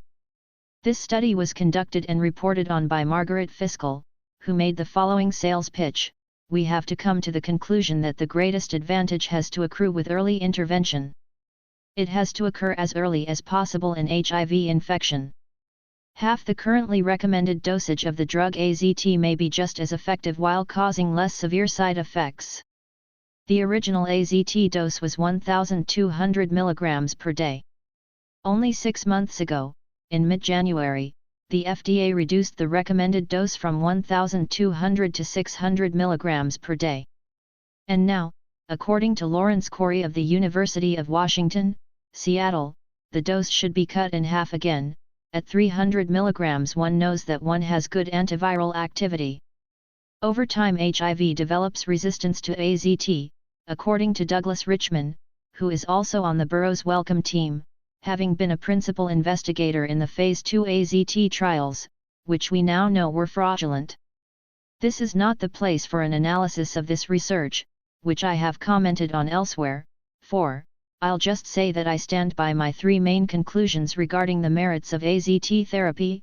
1. AZT is a highly toxic drug. 2. AZT was approved by the FDA on the basis of fraudulent research. And 3. There is no scientifically credible evidence that AZT has benefits of any kind. Exhibits. In the exhibit hall one realized what conferences like this are really about: billions of dollars of profits for the medical industrial complex. Convinced as I am that HIV is not the cause of AIDS, and that antiretroviral treatments are harmful, I took a dim view of most of the exhibits. However, there were moments of comic relief. At all times of the day, delegates and media people could be seen gawking and giggling at a display of a condom manufacturer, the London International Group, in which one of their condoms was inflated with air to the size of a small watermelon, 45 liters on the average, at which point it exploded. I loved this display myself, and had to force myself to break away from it. Somehow one never tires of watching a condom being blown up and then bursting. The booth of the Wyeth Ayers Laboratories featured a gadget called the hands-off Tubex injector, which was a syringe-type device designed so that healthcare workers would never need to touch any part of the needle that might have been in contact with an AIDS patient. A sign showed a bleeding finger, with the slogan, "Farther from the point of danger." This kind of hysteria is absurd, considering that out of several thousand carefully monitored needle stick cases, where healthcare workers had accidentally stuck themselves with needles that had been used on AIDS patients, there are only 34 known cases of seroconversion, that is, where the person developed HIV antibodies, and there is not a single case where AIDS is known to have resulted from such a needle stick, despite the much-touted Prego case. However, I suppose that no hysteria is completely irrational if it makes profits. Miscellaneous findings. The spermicide nonoxynol 9, NO9, causes genital inflammation and other adverse effects in men and women who use condoms lubricated with the product, despite widespread recommendations for their use. A study conducted by the British Columbia Centre for Disease Control, in Vancouver, found that the majority of female prostitutes who used condoms with NO9 experienced significant vaginal side effects. Men who used such condoms experienced rectal irritation. The study group concluded, AIDS prevention strategies should focus on latex condoms without spermicides. According to various reports, gay men are beginning to lapse into unsafe sex. Dr. Rachel Royce of the University of California, Berkeley, presented evidence that cigarette smoking may accelerate disease progression in people with AIDS. Martin Delaney of Project Inform presented preliminary results from a 4-month trial of the toxic and experimental drug compound Q, claiming that 38 of 46 patients experienced a stabilization or measurable improvement in their condition. Compound Q is extremely controversial, as it has been tested in an underground, quasi-illegal manner. Delaney, who was the study director, is a public relations man, with no scientific training or professional research experience of any kind. Following his presentation, Delaney was sharply attacked by other panelists. Arnold Relman, editor of the New England Journal of Medicine, said, "There is no way on earth to determine from the data whether this is a flash in the pan or something great." He called Delaney's decision to release the results of the study irresponsible, and compared the study's design, lacking either a control group or review by other scientists, to black magic. Daniel Hoth, director of AIDS clinical trials at the National Institutes of Health, asserted, "Neither physicians nor patients should make any decisions based on this information until it's been thoroughly reviewed." Summing up, whatever the scientific merits of the 6th International Conference on AIDS may be, it has at least provided a historical record of great magnitude. Literally millions of words were recorded for posterity. If, as I truly believe, it will someday be established that HIV and AZT were the two greatest blunders, hoaxes and frauds in all of medical history, then future historians will be able to delve into the conference documents to contemplate with amazement the self-delusions of which even well-meaning and otherwise intelligent scientists are capable. End of article. Lesbian and Gay Health Providers, Friends or Foes? By John Lauritsen. New York native, August 13, 1990. Does the gay movement really belong to us? The hundreds or thousands of gay groups in the United States, the gay magazines and newspapers, the gay radio and television programs, is it possible they may be nothing but Potemkin villages? Or even worse, could ostensibly gay groups be collaborating, consciously or otherwise, in our own destruction? These and even more horrible thoughts were going through my mind as I attended a conference, or rather conferences, of gay healthcare professionals. Meeting in Washington, D.C. at the Washington Hilton and Towers were the 12th National and 3rd International Lesbian and Gay Health Conference and the 8th National AIDS Forum, and as a conference within a conference, the National Association of Lesbian and Gay Alcoholism Professionals.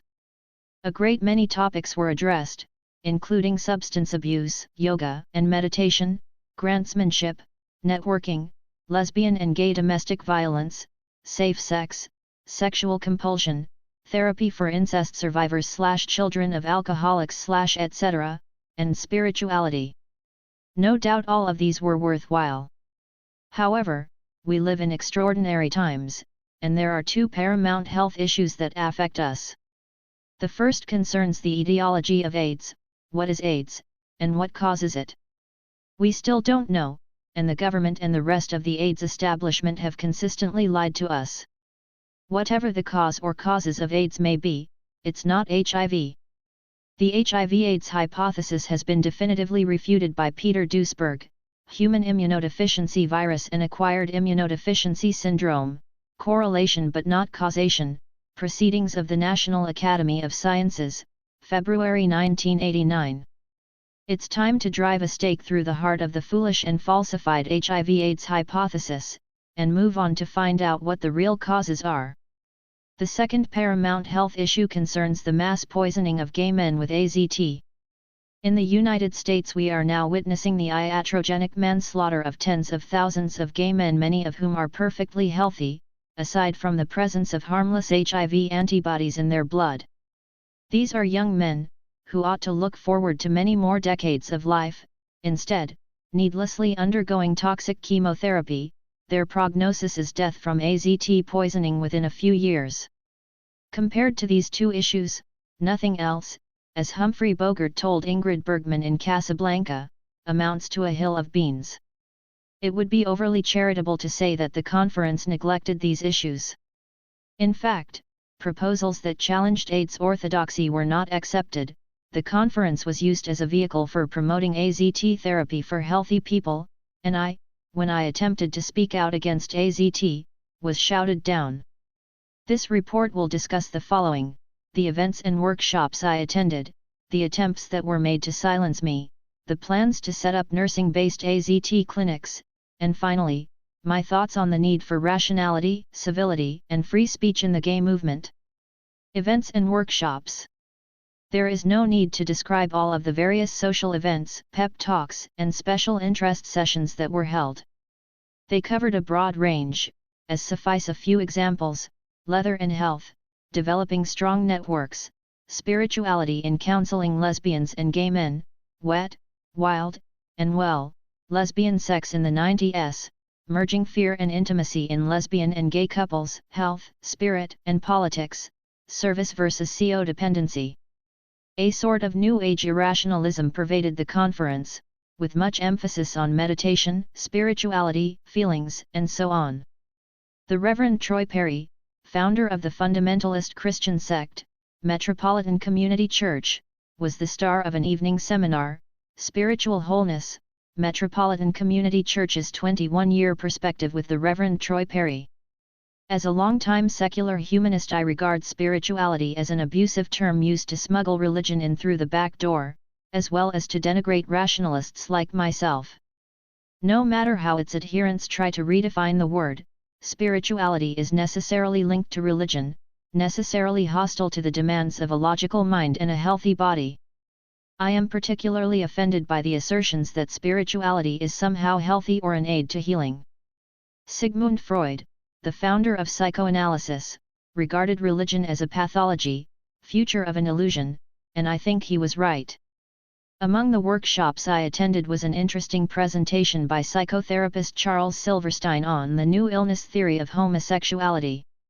It seems that a demented East German scientist named Dorner, motivated by a desire to eradicate homosexuality from the face of the earth, is conducting research on fetuses, trying to discover some way of ascertaining the fetus's sexual orientation while there is still time for an abortion.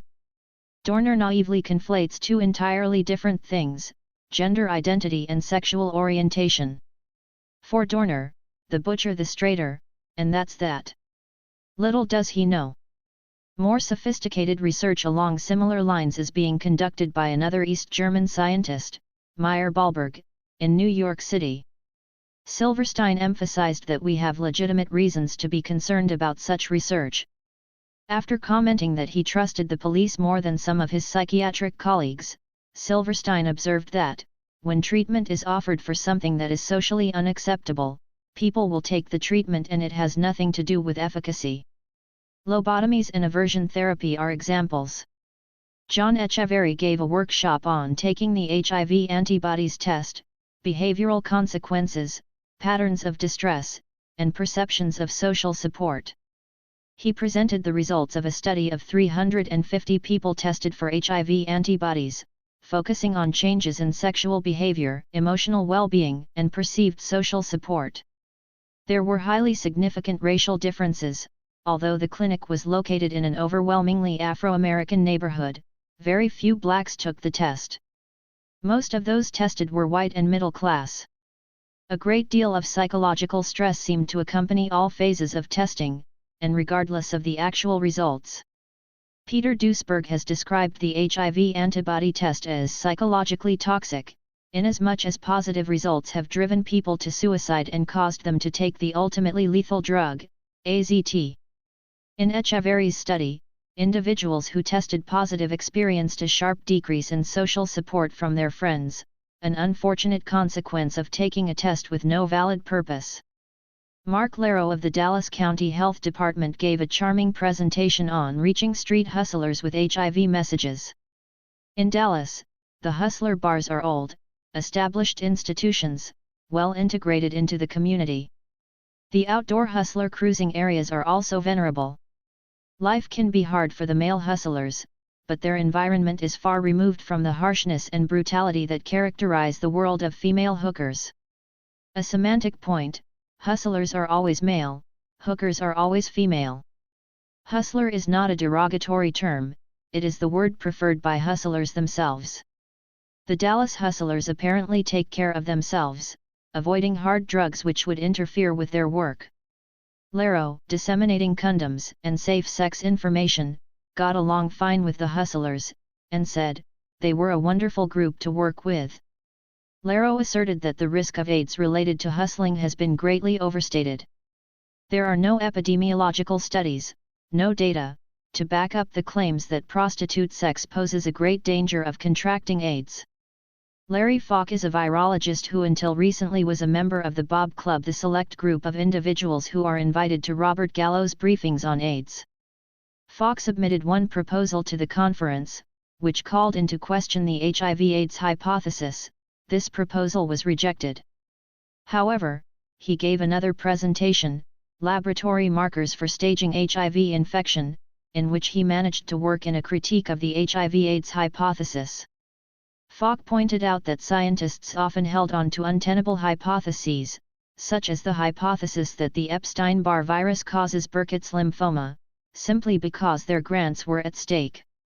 Falk believes that AIDS is caused by something transmissible, something which might be either a replicating agent, a microbe, or a non-replicating agent, a toxin.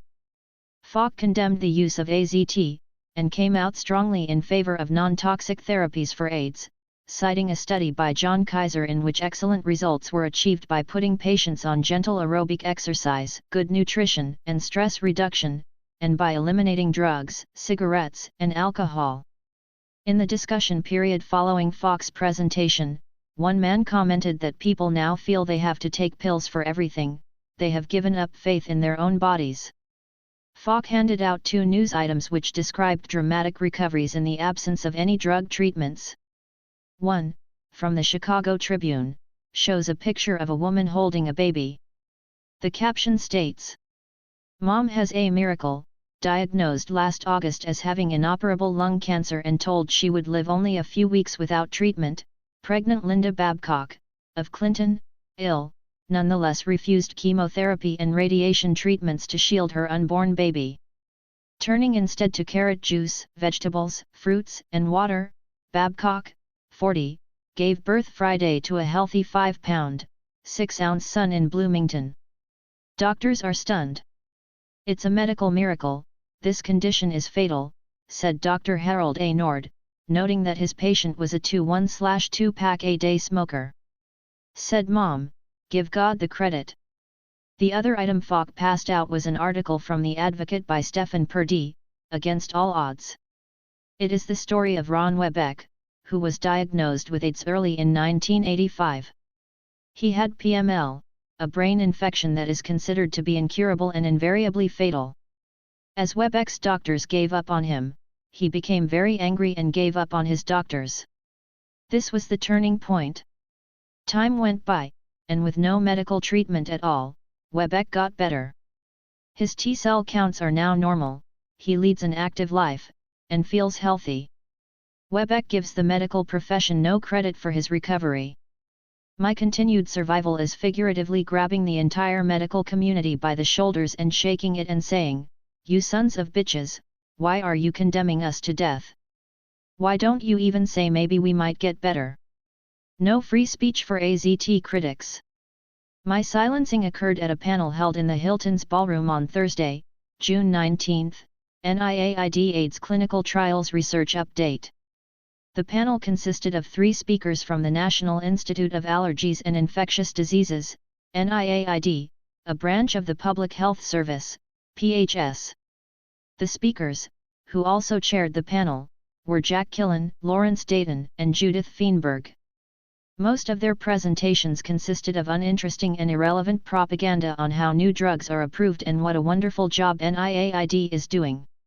In her presentation, Judith Feinberg spoke at length about AZT benefits that were allegedly demonstrated by 2 NIAID studies, ACTG Protocol 016, among HIV-infected individuals with early ARC, and ACTG Protocol 019, among asymptomatic, i.e., healthy, HIV-infected individuals.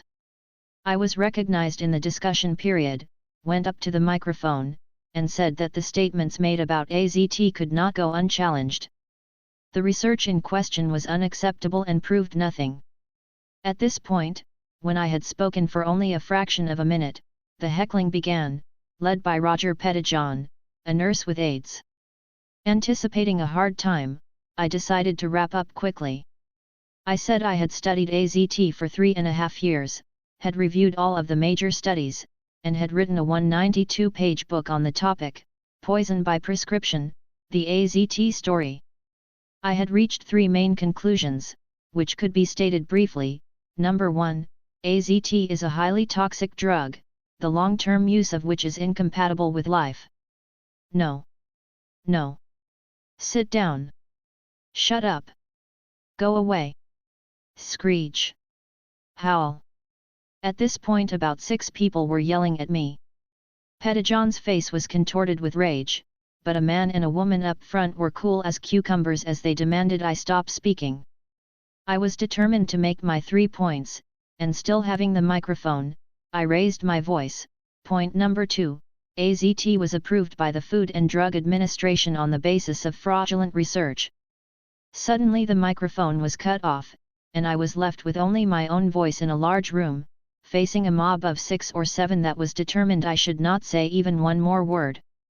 I was equally determined to make my 3rd point, and for a couple of minutes something like the following agon took place.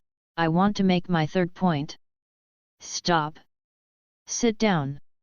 Shut up. No. No. Sit down. Sit down. Sit down.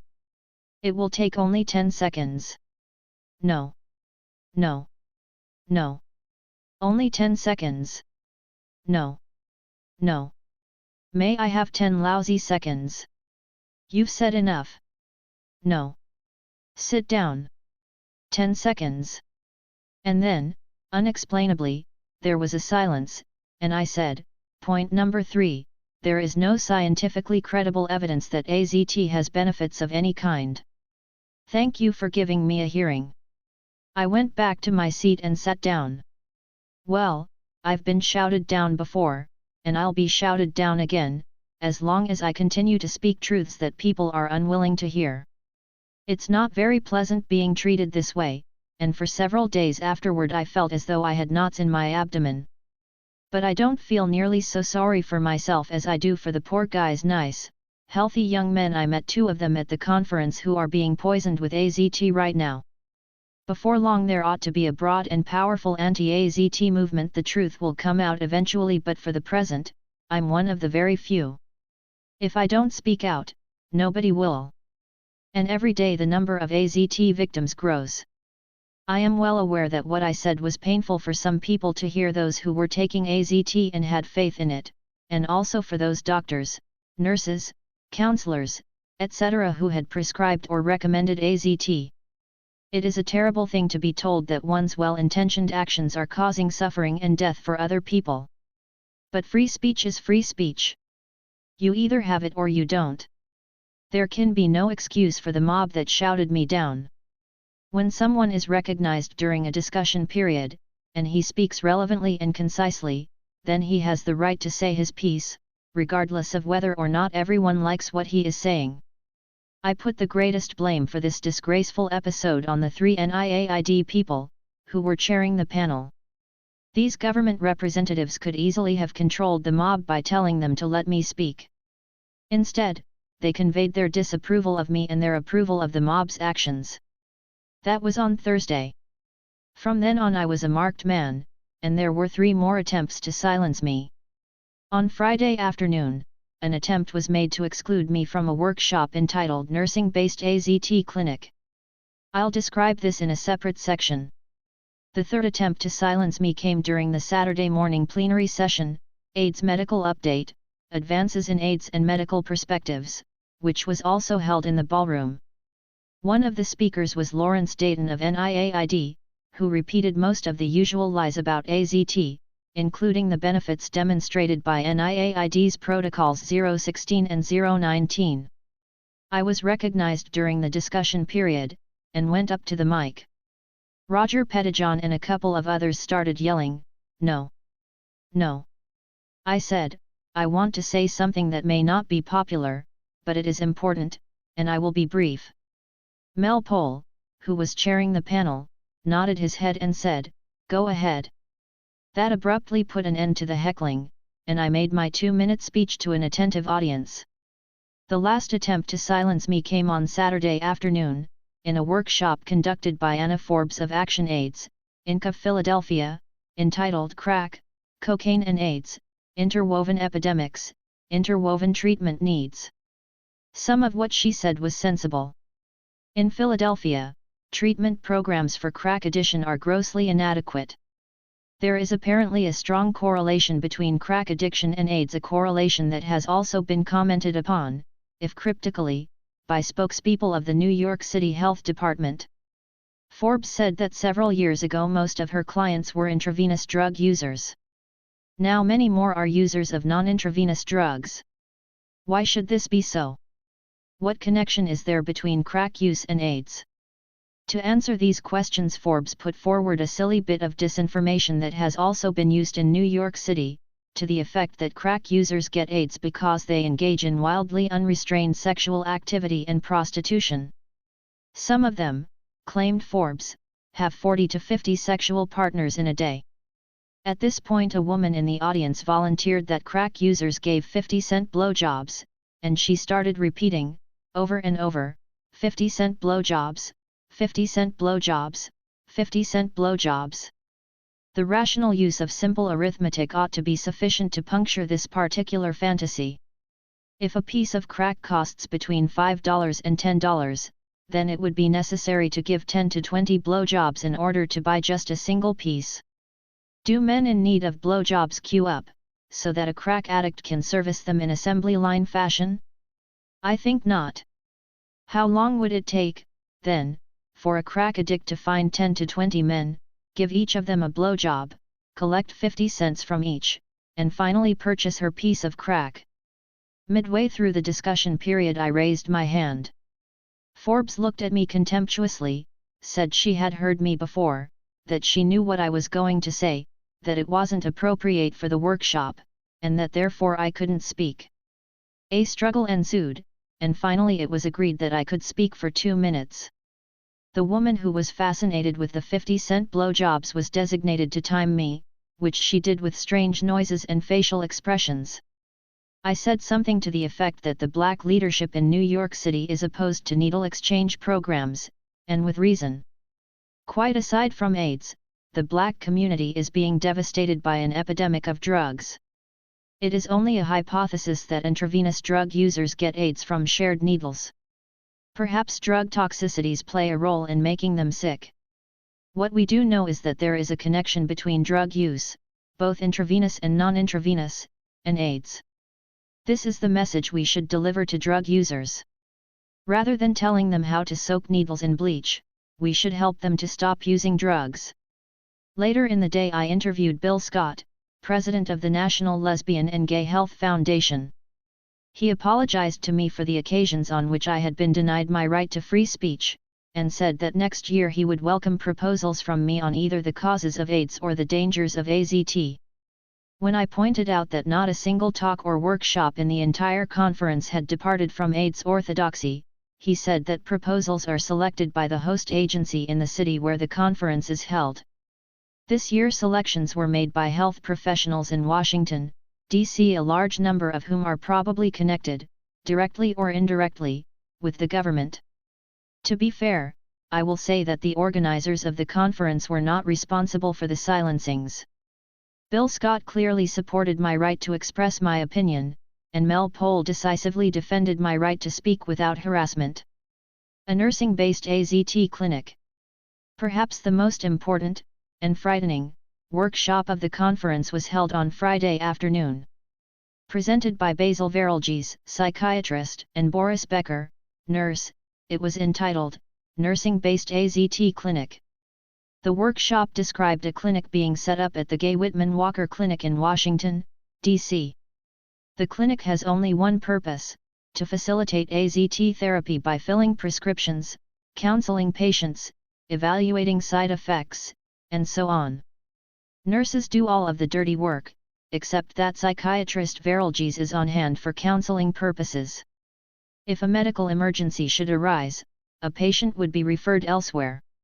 Aside from the two presenters, there were only 5 of us in the workshop, including myself. We sat in a circle, and began by going around the room and introducing ourselves.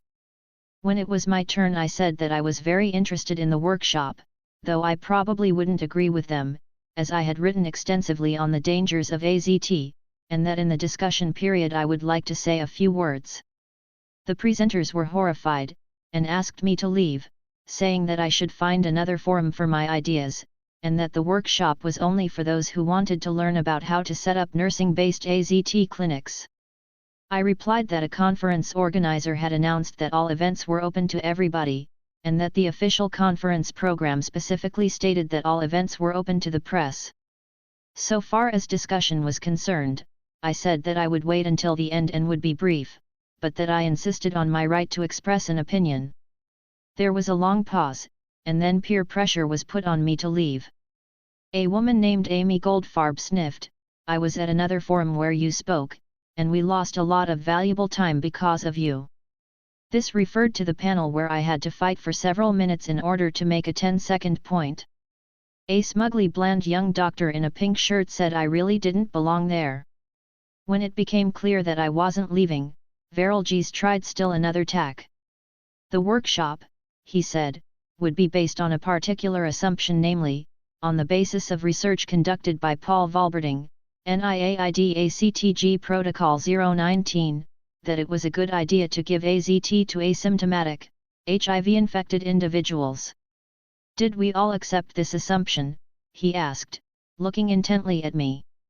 I replied that he was entitled to his assumptions, and I was entitled to mine, that I had studied Paul Valberding's report in the New England Journal of Medicine, and regarded it as unmitigated garbage. Becker and Veralges then gave up, and went on with their presentation. They appeared to be terrified of my presence, especially when they saw me writing in my notebook. To me this indicates that at some level of consciousness they know that what they are doing is wrong. They know that the consequences of their AZT therapy will be the deaths of their patients. There is no need to mince words. The patients will die. Speaking from his expertise in both biochemistry and molecular biology, Peter Duesberg has stated, in an interview with me, that for patients on AZT therapy the prognosis is clear: either a fast or a slow death of the immune system, or death altogether, because all growing cells will be killed by incorporation of AZT. AIDS researcher Joseph Sonnabend has stated, AZT is incompatible with life. The nursing-based AZT clinics appear to be an answer to a marketing problem faced by Burroughs Wellcome, the manufacturer of AZT. It seems that in many parts of the country, there is a long waiting period, up to 6 months, to be admitted to a full-service clinic. In those 6 months, a number of things might happen.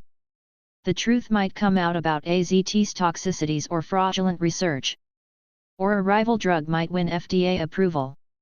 Burroughs Wellcome wants to get its profits fast, while the getting is good. Nursing-based AZT clinics mean that patients can be started on AZT immediately. Suppose that a patient should begin to have doubts about AZT. That's what psychiatrist Veralges is there for. The patient is given another opportunity to talk it over, to deal with his anger, pain, or whatever.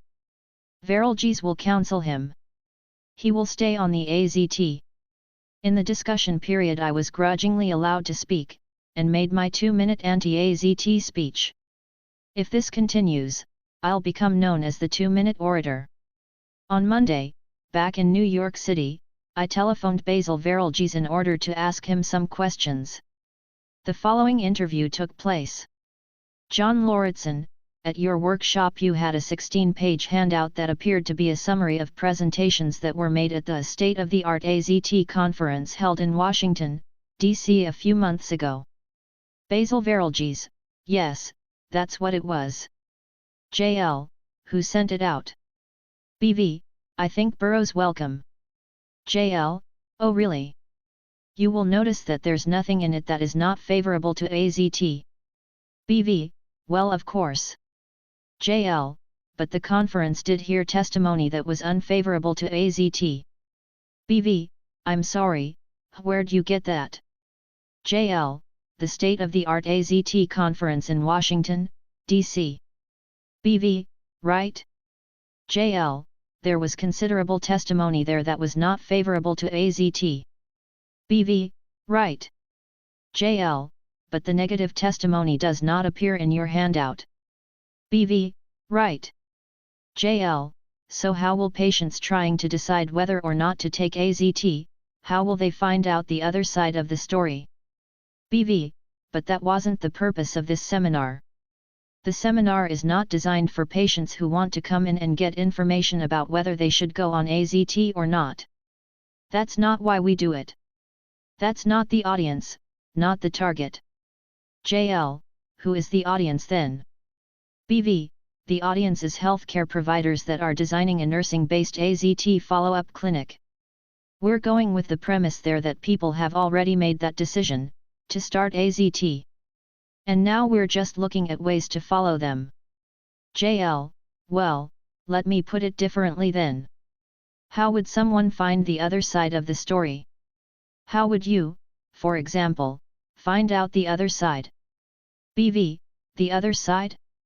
As far as AZT? JL, yes, the negative things about AZT. BV, any doctor. They're well aware of all the negative things. Anytime I talk with one they always tell me about the pros and cons. JL, I wonder if you really know the negative side of the AZT story. Do you, for example, know the results of the cell transformation assay? BV, pause. Click. Obviously psychiatrist Veralges doesn't want to know the other side of the story. He won't know about the cell transformation assay, the results of which strongly indicated that AZT will cause cancer. This won't stop him, however, from counseling patients who want to know whether they should continue to take their medicine. Rationality, civility, and free speech. Offenses against free speech have a long history in the gay movement. Perhaps the first time that a gay man spoke out in favor of homosexual rights was on August 28, 1867, when the German scholar, Karl Heinrich Ulrichs, went before a meeting of the Congress of German Jurists, pleading for a repeal of all anti-homosexual laws. He was shouted down. In the early days of the Gay Liberation Front, GLF, back in 1969, a cabal of self-styled anarchists decided that the essence of radicalism was to do everything by consensus, with no votes and no rules at meetings. Success in shouting others down, and in lowering debate to the lowest, most emotional level, were required skills at GLF meetings. GLF members were encouraged, some would say, forced to take part in consciousness-raising, CR, sessions. CR sessions were a concoction of group therapy and brainwashing. It was forbidden to use logic or talk about facts. You had to deal with your emotions, to speak from the guts. As might be expected, those with hidden agendas had a field day in CR sessions. Other people had nervous breakdowns.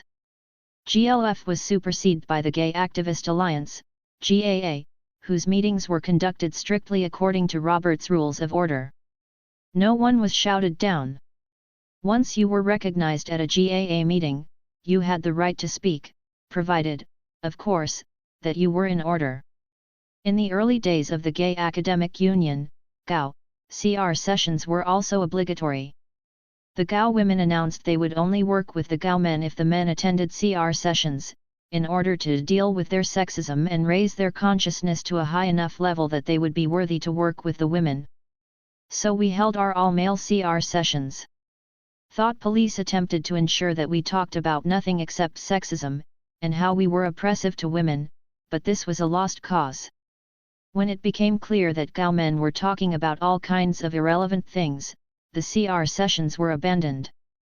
A few years ago, at a gay scholars conference in Toronto, a colleague of mine, one of the most distinguished gay scholars, was heckled when he attempted to present a brief critique of social construction theory, an ill-defined set of beliefs that was then in vogue among the younger and less knowledgeable gay scholars.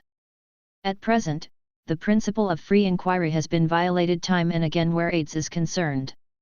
In the media, a degree of censorship obtains, on matters of AIDS, that would normally be found only in a totalitarian country in the midst of a war. Those who read only the New York Times, America's premier newspaper, would know almost nothing about the debates over the etiology of AIDS, or the toxicities of AZT. In the present crisis, we need all the free speech we can get. There is no place for savagery or totalitarianism in the gay movement. Asterisk. End of article. The AIDS War. Lies and Censorship in Coverage of the Epidemic. By John Lauritsen. The New York Native, August 12, 1991. The first casualty when war comes is truth. Senator Hiram Johnson, 1917. Analogies to war are frequently used in the discourse on AIDS, and a cogent case has been made that, on the level of group psychology, AIDS is the equivalent of war. 1. It is arguable just how far the analogy can be taken. For example, if AIDS is war, what are the opposing forces? One can easily identify the victims of aggression as being gay men and drug users, the two main risk groups, but it is more difficult to define the aggressors. Caspar Schmidt, in his brilliantly original essay, The Group Fantasy Origins of AIDS, hypothesizes a sacrificial witch hunt, in which the participants are the moral majority and an assortment of other conservative groups, as hunters, and the nation's drug addicts and homosexuals, as hunted. 2. In support of his thesis, Schmidt cites such activities of the new right moralists as Anita Bryant's phenomenally successful campaign, Save Our Children from Homosexuals, Inc., the literal declaration of war by Jerry Falwell's Old-Time Gospel Hour, and the proliferation of bumper stickers urging, Kill a Queer for Christ. On one level, perhaps even on the core level, I think there is validity to Schmidt's paradigm. However, certain features of the AIDS epidemic are hard to assimilate to a war model. One has to consider, for example, the immense profits being made by the medical-industrial complex, the precarious prestige of the United States Public Health Service, and the vested interests of the various research syndicates. There is also the fact that many of those playing leading roles in the extermination of gay men are themselves gay men, and many of these traitors have already died of AIDS. This would seem to be unusual behavior for a war, though perhaps not for a sacrificial ritual. The war analogy seems stronger on the issue of genocide. Well over 100,000 gay men are being poisoned right now with the nucleoside analogues AZT and DDI. They will not recover, even though several tens of thousands of them are objectively healthy, suffering only from harmless antibodies, coupled with the lethal diagnosis of being infected with HIV. The decision-makers at Wellcome and Squibb, makers respectively of AZT and DDI, might well wish that their products were less toxic and more beneficial. But their indifference to human life, their lack of scientific scruples in promoting their deadly nostrums, indict them of crimes against humanity. While profits may be the main motive, the pharmaceutical companies are in practice waging war against gay men. Most of all, the war analogy helps to explain the consistently wretched performance of the media. Time and again those of us who are AIDS dissidents have been dismayed and disgusted by the falsehoods, distortions, and omissions in AIDS coverage. In the United States, a degree of censorship has obtained which would normally be found in a totalitarian country in the midst of a war. And this is the point. If AIDS is equivalent to war, it would be naive to expect truthful reporting. Philip Knightley's book, The First Casualty from the Crimea to Vietnam, The War Correspondent as Hero, Propagandist, and Mythmaker, 3, demonstrates that war correspondents have seldom been concerned with the facts. Even the very few who were intelligent enough to understand what was happening, and who cared about truth, more often than not found themselves gagged by their editors or by the censors. Not only have war correspondents traditionally been contemptuous of reality, but they have been zealous collaborators in the manufacture of lies, sometimes known as black propaganda. Early in life I had noticed that no event is ever correctly reported in a newspaper, but in Spain, for the first time, I saw newspaper reports which did not bear any relation to the facts, not even the relationship which is implied in an ordinary lie. George Orwell, in Looking Back on the Spanish War, quoted in Knightley. I maintain, then, that AIDS reporters should be regarded as war correspondents, in which case their performances, however appalling, are par for the course.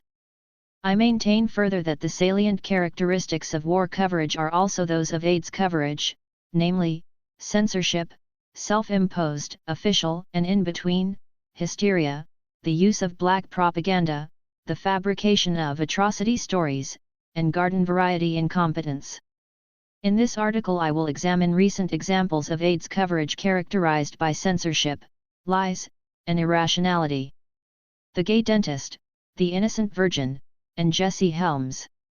David Acer, a gay dentist in a small town in Florida, died of AIDS in September 1990.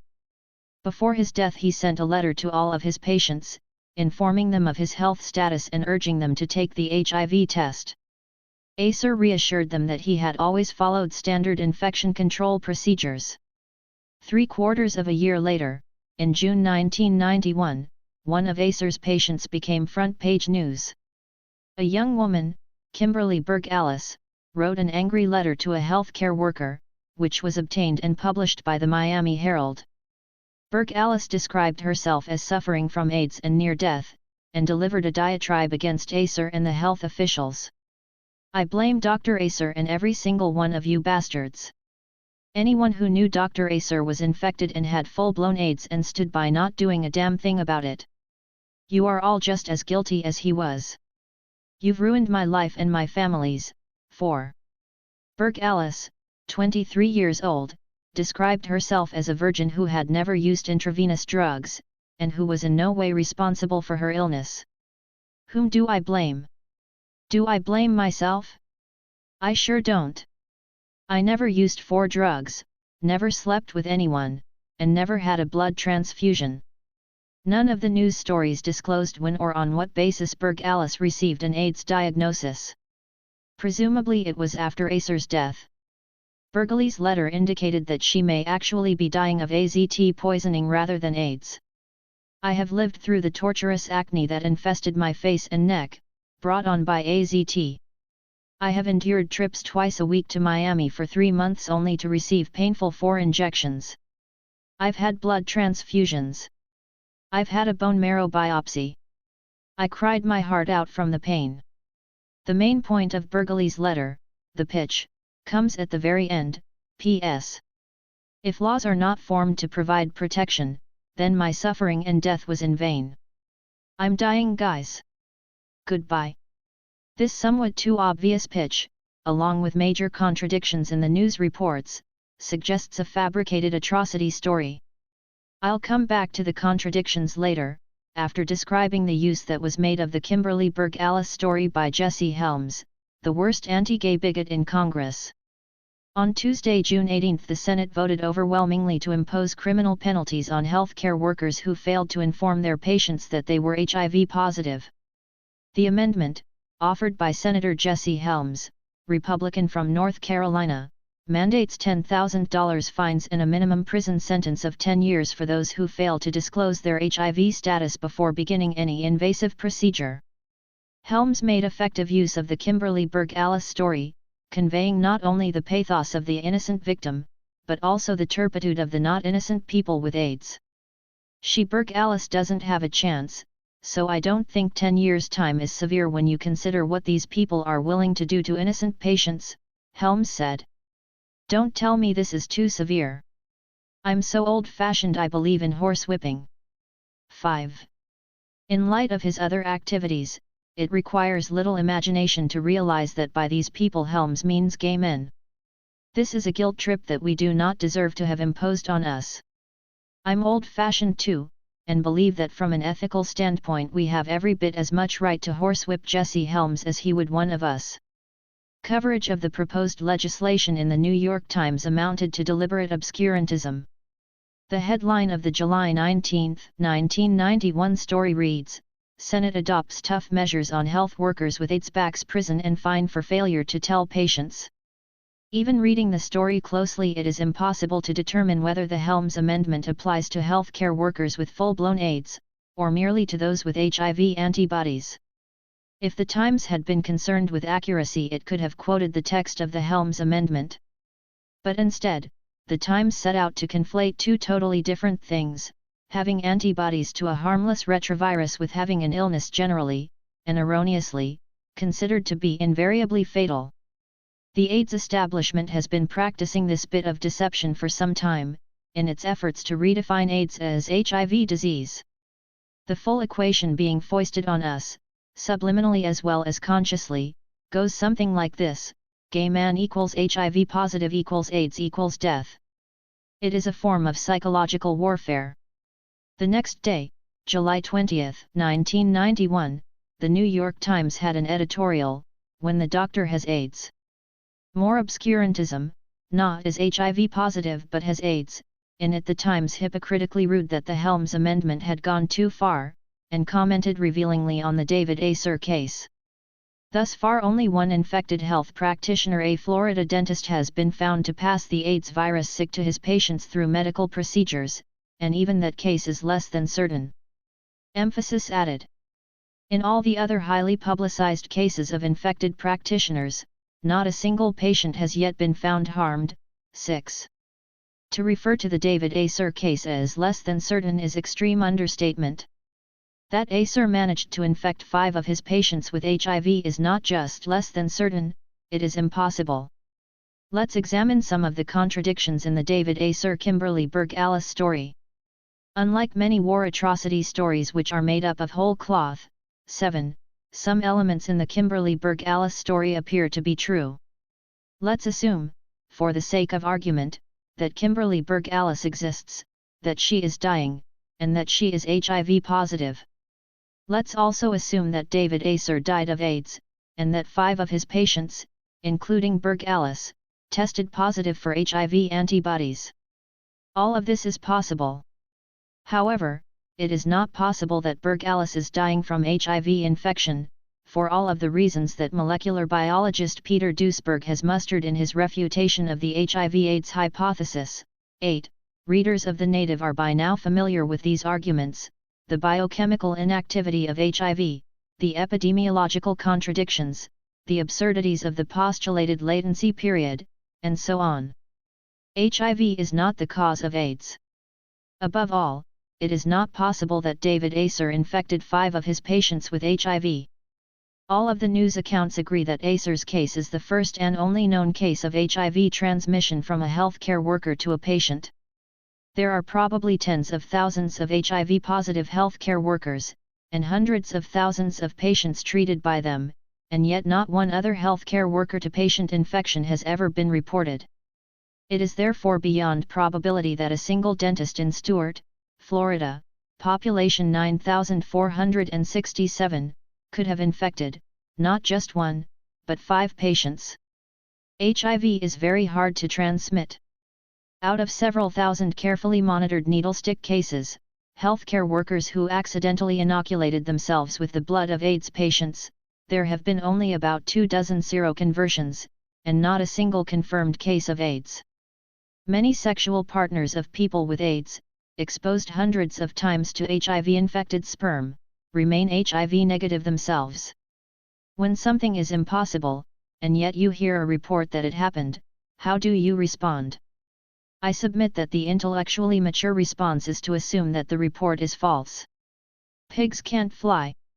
If there's a report that a pig was seen flying, then something's wrong, and it's the report because pigs can't fly. Michael Kinsley, writing in the Washington Post, fell into the trap of trying to explain the impossible, rather than denying it. There is only one known case of a healthcare worker transmitting AIDS to his patients. Sick AIDS, not HIV. That is the notorious emphasis added Dr. Acer in Florida, who seems to have infected 5 patients. How one dentist could infect 5 people with this hard-to-transmit virus has been a puzzle. The odds against it happening in the normal course of a practice are stratospheric. And evidence is emerging that Dr. Acer was criminally irresponsible about sanitary precautions. Emphasis added. 9. It is defamatory to refer to Acer as notorious and accuse him of having been criminally irresponsible about sanitary precautions. When Acer was alive and able to defend himself, he said he had followed standard infection control procedures in keeping with American Dental Association guidelines. There is no reason not to believe his statement. Another writer accused Acer of sloppiness, as though sloppiness could somehow suffice to transmit the virus from dentist to patient. The exact means of transmission remains a mystery. But published reports, based on interviews with his staff and social workers, said Acer ran a sloppy practice. 10. A moment's reflection should have persuaded the AIDS correspondents that the accusations against Acer could not be true. But none allowed themselves a moment's reflection. They kept on listening to, parroting, and embellishing the lies. Malcolm Gladwell in the Washington Post gave credence to ridiculous speculations of unnamed health officials. Health officials now have evidence unspecified that the dentist failed to sterilize his equipment properly and may have allowed tainted blood drawn during one procedure to get into crevices in dental tools that would be used again in another patient. 11.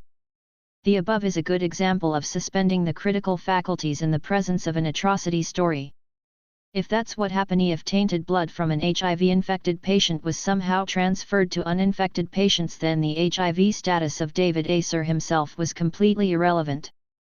A robot could just as well have transferred the blood from infected to uninfected patients. The most absurd and despicable defamation of David Acer was published in the Washington Post. Public health experts unnamed say they cannot explain how so many patients of one dentist could have contracted AIDS, not HIV. Although thousands of doctors, dentists, and other healthcare workers with AIDS have treated patients, no other instance of transmission is known. This has led to speculation that another factor, perhaps even deliberate transmission, emphasis added, might be to blame. 12. Acer appears to have been a conscientious man who cared enough about his patients to inform them that he had AIDS. It is monstrous calumny to insinuate that he would deliberately have tried to infect his patients. What fantasies are running through the heads of these unnamed public health experts? Do they envisage the dentist drawing samples of his own tainted blood and then fiendishly injecting it into his patients? Or did the Washington Post just make it all up? David Acer, being dead, cannot defend himself. Kimberly Berg Alice settled her case with the Acer estate for $1 million, an incentive for her to stop taking AZT and recover. The atrocity story served its purpose very well, and a witch hunt is now in progress against HIV-positive healthcare workers. Hysteria grows. People have stopped thinking. The AIDS correspondents keep on churning out lies. Postscript: the day after the above was written, a half-page article by Lawrence K. Altman, formerly of the CDC, appeared in the New York Times, An AIDS Puzzle, What Went Wrong in Dentist's Office. 13. The upshot of the piece is that Florida state health officials, the CDC, and Altman himself are completely baffled as to how Acer could, allegedly, have infected 5 of his patients. CDC officials have been studying the case for over a year now, and they are more in the dark than ever. None of their speculations have panned out.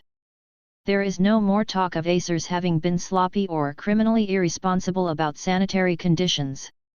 Such charges were rumors with no basis in fact. Almost grudgingly, Altman admits that the dentist and his staff followed standard infection control measures. Some truly preposterous conjectures were entertained, and then ruled out, by the CDC. The most talked about explanation that Acer transmitted the virus while having sex with patients under anesthesia has been ruled out. No infected patient had general anesthesia and all denied having sex with the dentist. According to Altman, Acer was reported to be bisexual, but epidemiologists have not found any of his sex partners. Acer's discretion in sexual matters dampened speculation along these lines, though someone at the CDC was able to imagine a scenario in which Acer might have treated a sex partner carrying the same HIV strain as himself, and then immediately afterward treated one of the patients who became infected. It's bizarre to imagine this scenario once, but to imagine it happening 5 times is utter madness. The people in the CDC seem to have active, if not very disciplined imaginations. They have speculated that perhaps Acer, with cut hands, had bled through torn gloves into the mouths of his patients. If, on top of this, Acer had had a super high concentration of HIV in his blood, then perhaps this would have sufficed to infect the patients. Normally one would expect to hear speculations of this caliber from those under the influence of LSD or other hallucinogenic drugs. I hate to be a spoilsport by bringing in the reality principle all the time, but please. Wouldn't you remember it if you'd been operated on by a dentist with wounded hands who dripped blood in your face? John Hardy of the Canadian Dental Association suggested the possibility that Acer had deliberately infected his patients by adding his own blood to injections of a local anesthetic. This theory was too silly for even the CDC to take seriously. Everyone who knew Acer described him as a nice man, and said there was nothing unusual about his behavior. The CDC thinkers are also mulling over the possibility that there was something different about the dentist's strain that allowed it to survive longer in the environment, thus allowing contamination of instruments. An Andromeda strain of HIV. Just what we need. Altman's article concludes on a note of despair. We have been over the data again and again, and still we don't have an answer, Dr. Witt said, but I am not ready to quit. A missing piece in the puzzle would be knowledge of just how widespread HIV is in the general population. We don't know. To find out would mean doing a true, random probability seroprevalence survey of the population of the United States. At one time the CDC discussed doing such a survey, but apparently it has not been done. The real Ryan White story. Ryan White, who died last year at the age of 18, put an appealing face on AIDS. His struggle against illness and discrimination won the hearts of Americans, including the famous and powerful, and helped in fostering tolerance for those with the dread disease. His story is inspiring in part because of media manipulation. It is an example of censorship in the service of myth-making. In 1984 Ryan White, then 13, was diagnosed as having AIDS. He had been infected with HIV through factor VIII, a blood-clotting agent used to treat his hemophilia. It was assumed that HIV was the cause of his illness. In July of 1985 Ryan was barred from attending school in his hometown, Kokomo, Indiana. The school authorities felt that the health risk for the other children would be too great. Over a year of legal battles ensued. Ryan finally established his right to attend school, but he was treated very badly by the other children, and his family encountered great hostility from the community. In the summer of 1987 Mrs. White moved her family to the small farming community of Cicero, Indiana, where they were welcomed by the residents and the school system. In August 1987 Ryan began taking AZT. On March 3, 1988 Ryan White testified before the White House AIDS Commission. I came face to face with death at 13 years old, but he decided to live a normal life. Many famous people befriended Ryan, including Michael Jackson, Elton John, Vice President Dan Quayle, Senator Edward Kennedy, President George Bush, and Donald Trump. A necessary part of Ryan's appeal was that he, like Kimberly Berg Alice, was perceived as an innocent victim. Unlike other people with AIDS, he had not broken the moral code with regard to drugs or sex, and the media affirmed his normality. For example, Richard Pearson wrote in the Washington Post, White also tried to live something of a normal life. After moving to Cicero, he got a job at a skateboard store, earned a driver's license, and had a girlfriend. Emphasis added, 14. Ryan White died on April 8, 1990. The causes of his death and the nature of his illness were the targets of censorship. Let me describe the sequence of events which led to the discovery that Ryan did not die of AIDS but rather of hemophilia aggravated by factor VIII concentrate and AZT poisoning. Craig Schoonmaker, founder of Homosexuals Intransigent, told me he had heard over the radio and on television that Ryan White had been admitted to the hospital with uncontrolled internal bleeding. We followed the print media closely for several days, but could not find a single mention of bleeding. Then Ryan died, and not a single reference to bleeding could be found in the Associated Press, New York Times, or Washington Post obituaries. However, the Times story contained this curious passage. Ryan, a hemophiliac who contracted the virus through a blood transfusion, died of complications of AIDS in Riley Hospital for Children, said Dr. Martin Kleiman, the youth's physician. He would not elaborate. Emphasis added. 15.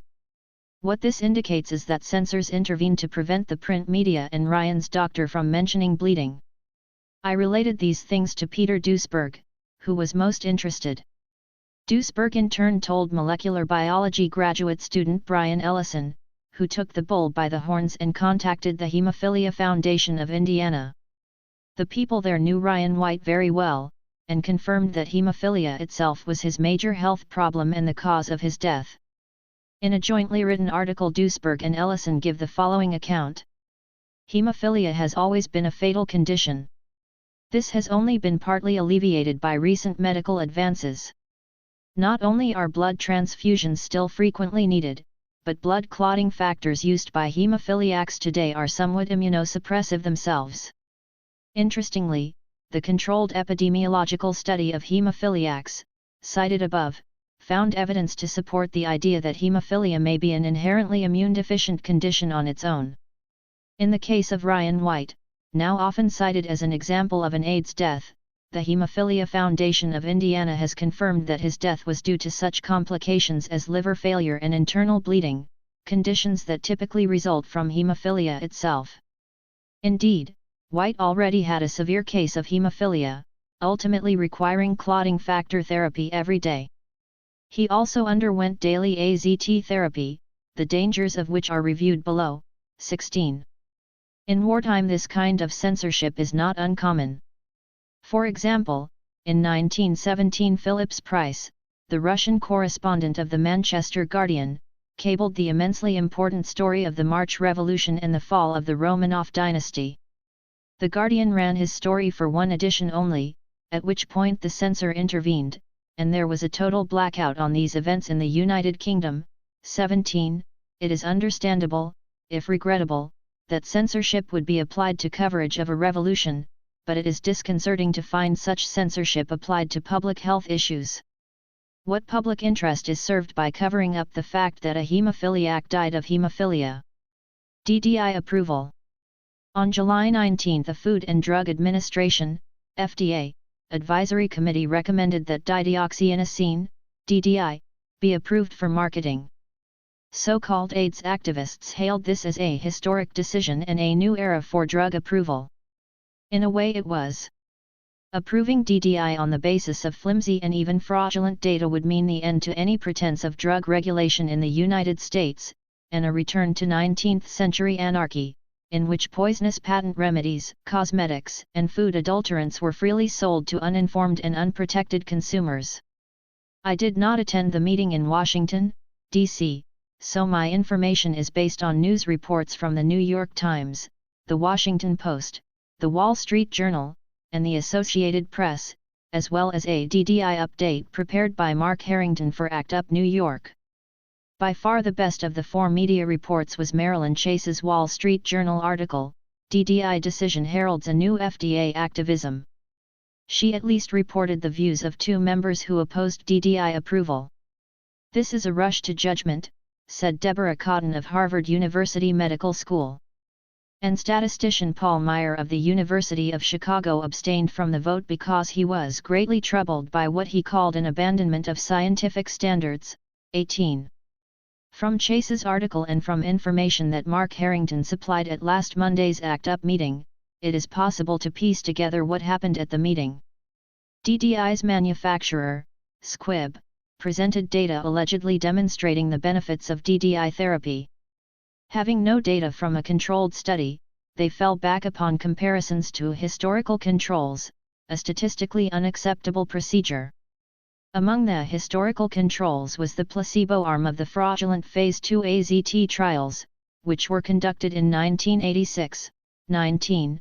In addition to this garbage, Squibb presented data based on the discredited P24 antigen test. This was a mistake, for an FDA woman then got up to say that results from the P24 antigen test are meaningless in terms of clinical outcomes or survival. At this point DDI would not have been approved, but the FDA came to Squibb's rescue.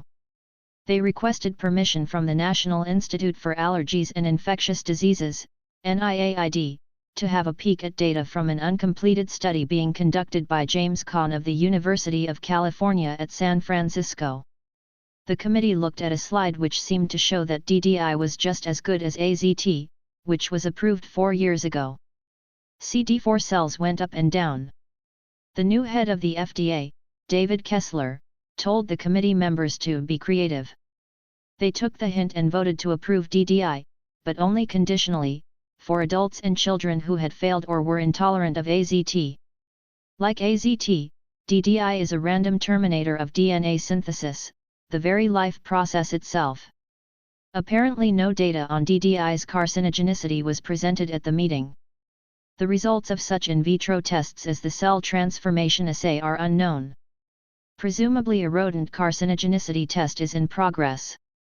By the very nature of the drug, we should expect cancer to be among the chronic, long-term, toxicities of DDI. When a nucleoside analog, like DDI or AZT, is incorporated into a cell, there are only 2 possible outcomes: either the cell dies, or if it is lucky it mutates into cancer. The acute, short-term, toxicities of DDI are also severe. It damages the pancreas and the nerves. Pancreatitis is an extremely serious condition. Unless treated within a day, the outcome is death. Mark Harrington was quoted in the Wall Street Journal as saying, "It's the beginning of the era of choice. People with HIV need choice." In my opinion, it's a pernicious Hobson's choice when someone has to choose between AZT and DDI, or between arsenic and strychnine. People who merely have HIV antibodies already do have a choice: take care of yourself and you won't get sick. People with AIDS also have a choice: get appropriate therapy for treatable infections, follow good health practices, keep poisons out of your body, and you have a good chance to recover. Philip Knightley in The First Casualty describes how some of the most important events in modern history happened under the noses of war correspondents who were too dumb to understand what was happening. It's the same with AIDS correspondents. Asterisk. HIV Voodoo from Burroughs Welcome. By John Lauritsen. New York Native, January 7, 1991. Revised January 16, 1991. Those who have eyes to see are witnessing genocide, the genocide of gay men. Millions of dollars are now being spent on an international advertising campaign, Living with HIV, in which gay men and other members of risk groups are being told, get tested for antibodies to HIV, the alleged AIDS virus. If you test positive, you need medical intervention which could put time on your side. The medical intervention is AZT, also known as retrovir and zidovudine, and the campaign is paid for, directly and indirectly, by Burroughs Wellcome, the manufacturer of AZT. The campaign consists of a phony diagnosis followed by a lethal treatment. Already tens of thousands of objectively healthy gay men have been scared and bullied and bamboozled into taking AZT, allegedly in order to slow the progression to AIDS. Optimism regarding their prognosis would be foolish. Except for the lucky few who stop treatment in time, they will die. Death is the expected biochemical consequence of taking AZT, for the fundamental action of the drug is to terminate DNA synthesis, the very life process itself. As Joseph Sonnabend has stated, AZT is incompatible with life. Without a single benefit demonstrated by honest and competent research, AZT can do nothing but kill. 1. It is odd, the power of words to cloud reality or discredit a line of reasoning. A British journalist once told me that no one would ever believe what I wrote if I persisted in using words like genocide. My response is that, while I want my arguments to be convincing, I write what I consider to be true, not necessarily what people will find believable. Genocide has occurred at other times and in other places, and it is happening here and now, whether or not anyone wishes to believe it. Craig Schoonmaker, the founder of Homosexuals Intransigent, has suggested the word autogenocide, to emphasize the role of low self-esteem and self-hatred in motivating gay men to acquiesce in their own destruction. Casper Schmidt, a New York City psychiatrist, has proposed pharmacogenocide, genocide through drugs. The late Robert S. Mendelsohn put forward the word iatrogenocide in his bestseller, Confessions of a Medical Heretic. A new word was recently coined by Dr. Quinton Young to describe one activity of modern medicine, iatrogenocide. Iatrogenocide, iatros in the Greek for doctors, is the systematic destruction of a large group of people by doctors. 2. This new form of genocide, directed against gay men, rests on two pillars: homophobia and profit. The ancient taboo from the Holiness Code of Leviticus, which prescribed the death penalty for males who had sex with each other, is now being carried out, profitably, by the pharmaceutical industry. If a man lie with mankind as with a woman, both of them have committed an abomination, they shall surely be put to death, their blood shall be upon them. Leviticus 20:13. Jewish priests 2,500 years ago ordained death by stoning for the abomination of sex between males. Modern priests, the doctors, prescribe AZT, and they do so with the extraordinarily hypocritical dogma that by giving a life-terminating drug they are really extending life. Considering the agonizing side effects of AZT treatment, it might be argued that death by stoning were preferable. Deadly diagnosis plus lethal treatment equals genocide. The weaknesses of the HIV/AIDS hypothesis have been discussed elsewhere. 3. Behind the scenes, a growing number of important scientists are now convinced that HIV is not the cause of AIDS. The two discoverers of HIV, Luc Montagnier of the Pasteur Institute and Robert Gallo on the National Cancer Institute, have both reneged on promises to defend the HIV/AIDS hypothesis against the criticisms of Peter Duesberg, and have therefore lost the debate by default. What does it mean to be diagnosed as HIV positive? Objectively, it means nothing, other than having antibodies to a harmless passenger virus. In the absence of medical treatment or other specific health risks, there is no reason why someone who is HIV positive should not live to a ripe old age. The HIV positive diagnosis itself, however, can be deadly. It has led to suicides, has destroyed marriages and careers, and is used to justify AZT treatment. An East Berlin writer recently summed it up with the phrase, "Nicht das Virus, sondern die Diagnosität." The virus doesn't kill, the diagnosis does. 4. The toxicities of AZT have also been described elsewhere. 5. The short-term, acute, toxicities of AZT are serious, and many patients die of them. These toxicities include severe anemia, muscle disease, and damage to the kidneys, liver, and nerves. However, it is the long-term, chronic, toxicities that are of most concern when AZT is being prescribed for healthy people to take for the rest of their lives. The cumulative, long-term effects of AZT are unknown, since no one has lived for more than 3 years on AZT treatment. However, the evidence we have, including biochemical analyses, test tube studies, rodent studies, and correlations between cancer of the lymph system and AZT therapy, strongly indicates that AZT will cause cancer in the long run. So then, perfectly healthy members of a group, which is hated for theological reasons, are persuaded through lies to take a drug that will kill them. If there's a better word than genocide to describe this, I'd like to know what it is. The marketing of genocide. Burroughs Wellcome's full-page Living with HIV advertisements have appeared in the New York Times and in lesser publications all over the world. In a typical ad, a man is shown in silhouette by a grand piano, his head bowed in dejection, and above his head the statement, "I learned I was HIV positive 5 years ago. I felt angry, deserted, and victimized." At the bottom of the ad is an insert photograph of the same man, now smiling and confident, "Today I'm back in control."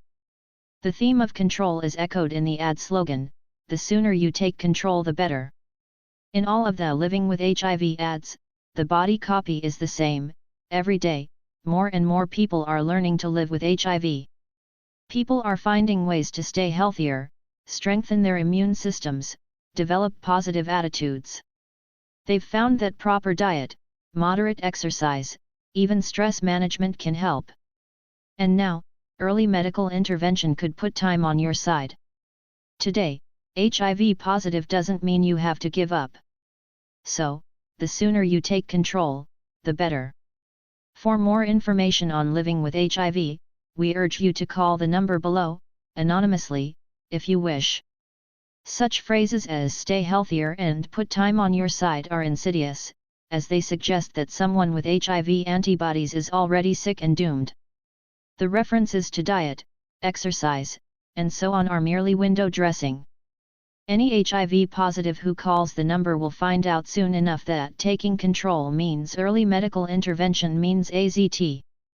In their nauseating hypocrisy, the Burroughs Wellcome ads are reminiscent of a series of ads which in 1983 were run in gay publications for Great Lakes Products, the world's largest manufacturer of poppers, nitrite inhalants. Entitled Blueprint for Health, the Great Lakes ads gave advice to gay men on how to stay healthy through exercise, nutrition, stress reduction, and so on. And this message of good health and wellness was sponsored by the manufacturer of poppers, a drug which, among other things, damages chromosomes, causes anemia, immune suppression, and cardiovascular collapse, and forms carcinogenic compounds in the body. 6. Concomitant with the Burroughs Wellcome ads, the New York City Department of Health put up posters with the theme, "Living Longer, Staying Strong," conveying essentially the same message, that people with HIV are sick and doomed, but might stay healthy longer with the help of early healthcare and new medicines. Genocide doesn't take holidays. On Christmas Day I was listening to WINS Radio, and heard a message on HIV from the Centers for Disease Control, CDC. It was a virtual clone of the Living with HIV series. I called the number, and the woman who answered gave me the now familiar pitch about the importance of getting tested, early medical intervention, and the rest of it. The gay press promotes autogenocide. Gay publications all over the world, from local bar rags to those with international circulations, are now carrying the Living with HIV ads. The New York Native and the West Coast magazine Outlook are the only exceptions I know of. According to an article by Chris Bull in The Advocate, Burroughs Wellcome marketing representative Joe DiSabato found little opposition to the ads from the gay press. DiSabato richly deserves the 1990 Gay Pollyanna Prize for his statement, "In a way Burroughs Wellcome is giving money back to the community through the campaign." Economically, this will be great for the gay press. The German magazine Magnus received 20,000 DM to run a Burroughs Wellcome ad, and a prominent gay activist with AIDS was recruited to assist in the campaign. A Burroughs Wellcome ad appeared in the latest issue of Babylonia, from Milan. In Houston, the Body Positive group received $85,000 plus donations of computers and other equipment from Burroughs Wellcome. In return, Body Positive ran under its own name a series of television, radio, billboard, and press advertisements with the theme, "We can't get results until you do." For those who would test positive, the ads offered the bleak hope, there's a chance for a longer and healthier life with early medical intervention. Houston's mayor, Kathy Whitmire, proclaimed September They Get Tested Now month, stating that, prompt medical and psychological intervention can slow down the progress of the HIV disease and ameliorate some of its effects. Some of the ads in the gay press were sponsored by branches of the Public Health Service, paid for with our tax money. One such ad, which ran in Eau Courant, Philadelphia, contained the following copy: "Today, people with HIV are doing something most of us didn't think possible. Living longer. Today, a person who is infected with HIV and receives prompt treatment can live longer. If you are at risk, read. If you are gay, now's the time to seek counseling and testing. If you are infected with HIV, work with a doctor to understand medical options that may prolong your life." The psychology of genocide. In formulating hypotheses on what might be the real causes of AIDS, multifactorialists who reject the HIV/AIDS hypothesis have concentrated on such probable etiological factors as recreational drug use, known and yet to be identified infectious agents, and excessive medical treatment with antibiotics and other drugs. We have, regrettably, tended to slight psychological factors. This is unfortunate, as the concept of psychosomatic illness is well established. There can be no doubt that extreme and chronic fear, depression, stress, and grief are capable of causing illness and death. In 1983, the Journal of Psychohistory published a paper by Caspar Schmidt, which was perhaps the first to challenge the AIDS virus hypothesis. 7. Entitled "The Group Fantasy Origins of AIDS," this brilliantly original essay advances the thesis that epidemic AIDS has a psychosocial origin, that AIDS is psychologically contagious, being spread through suggestion rather than through microbes. In Schmidt's view, we are witnessing a mass sacrificial ritual, with sadistic persecutors on one side and willing, masochistic, sacrificial victims on the other. The extraordinary irrationality that characterizes the AIDS epidemic can be explained through the concept of group fantasy. People are collectively in a trance. Schmidt is somewhat more tentative in trying to explain why gay men and other members of risk groups are getting sick in ways that qualify for a diagnosis of AIDS. He proposes that chronic and inescapable fear can elicit a biochemical reaction in the body, which in time causes psychogenically reduced cell-mediated immunity. He maintains that this hypothesis has fulfilled the animal model for AIDS, inasmuch as laboratory animals subjected to inescapable threats have developed immune deficiency. While I withhold judgment on this aspect of Schmidt's thesis, I wholeheartedly agree that a sacrificial ritual is taking place. Especially noteworthy, in my opinion, is the role of the facilitators, those gay men and lesbians, who are leading the victims to the sacrificial altar, without necessarily allowing themselves to be sacrificed. In this second wave of sacrifices, in which perfectly healthy people are being targeted for genocide, a crucial role is played by psychological suggestion. Highly sophisticated psychological techniques are being used to make gay men perceive themselves as sick, and become sick, in order to qualify as consumers of AZT. The Living with HIV campaign is, quite literally, a form of voodoo. Michael Ellner, the president of the Health Education AIDS Liaison, HEAL, recently posed the question of whether unrecognized hypnosis might not be a risk factor in the development of AIDS.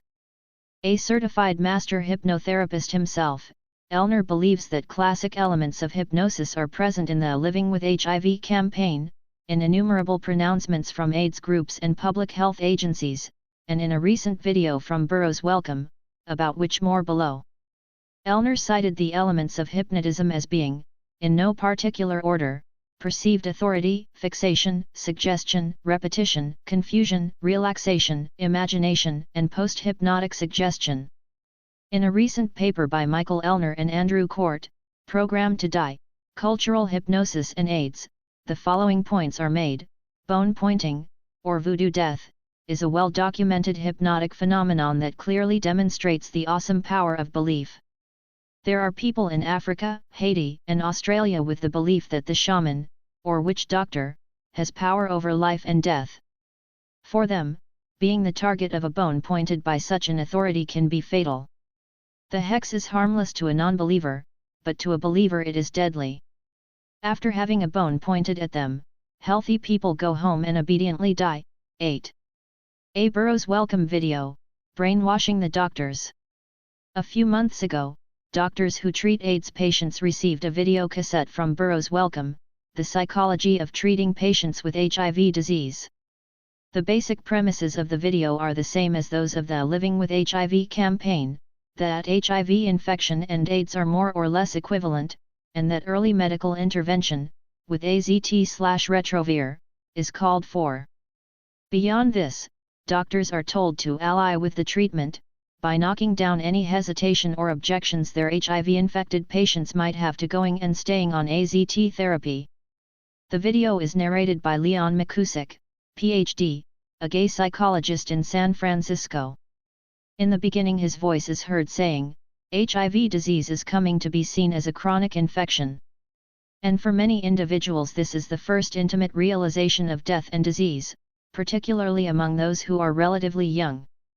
After McCusick introduces himself, he quickly gets to the point: the decisions surrounding the initiation of retrovir therapy force you, the physician, to evaluate the patient's support network.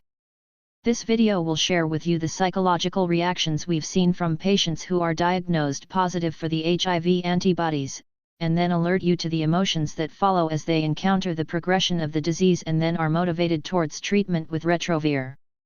McCusick describes HIV-related depression, emphasizing that the symptoms mimic those of HIV infection itself, as well as some of the early side effects of AZT. In other words, if a patient on AZT should experience sleep disturbance, eating problems, fatigue, or weight loss, these might be merely short-term HIV-related depression, rather than side effects of AZT. For physicians to assist individuals going through emotional depression reacting to HIV or going on treatment, McCusick offers the following guidelines: enlightened reassurance, cognitive reframing, social support, reinforced structure, plan of action. In commenting on the video, Michael Elner has expressed the opinion that cognitive reframing means hypnotizing or brainwashing the patient. The video features a panel discussion, with 2 doctors and a number of people with AIDS, PWAs. Like McCusick, the other 2 authority figures are gay and are identified with title, Marcus Conant, MD, and Ron Grossman, MD, whereas the PWAs are identified simply as Bob, Steve, Tom, and Bill. Doctors McCusick, Conant, and Grossman are understanding facilitators. Bob, Steve, Tom, and Bill are willing victims. Grossman argues that AIDS ought to be renamed as HIV spectrum. His words are regarded by his colleagues as profound and original. McCusick says, sometimes it's best to combat feelings of stigmatization with a sense of humor. He smiles. The camera shifts to Conant, who tries to smile but his face is heavy and his eyes are dead tired. And then Bob tells an anecdote. It seems he was in a playwriting workshop when the timer of his AZT pill box went off, 20 pairs of eyes zeroed in on me. The only thing I could do, I took out the pill box and turned it off and they were still looking so obviously I had to respond to it, so I made a joke out of it. I said, it's a phenomenon of the latter part of the 20th century in the United States. Every 4 hours, gay men start to beep. Bob stops speaking. It becomes apparent that the point of his joke has been made, and that people are expected to laugh. They begin laughing. The camera goes from one person to another to show them laughing. They applaud Bob's performance. Clearly Bob is intended to be a role model. He states, as soon as I started taking action, I started feeling better. Action is the key to salvation. The prickly topic of AZT's side effects is raised. McCusick asserts that the physician's role ought to be helping the patient realize that their fears were unfounded. Robert makes a joke about horror stories of side effects. Everyone laughs.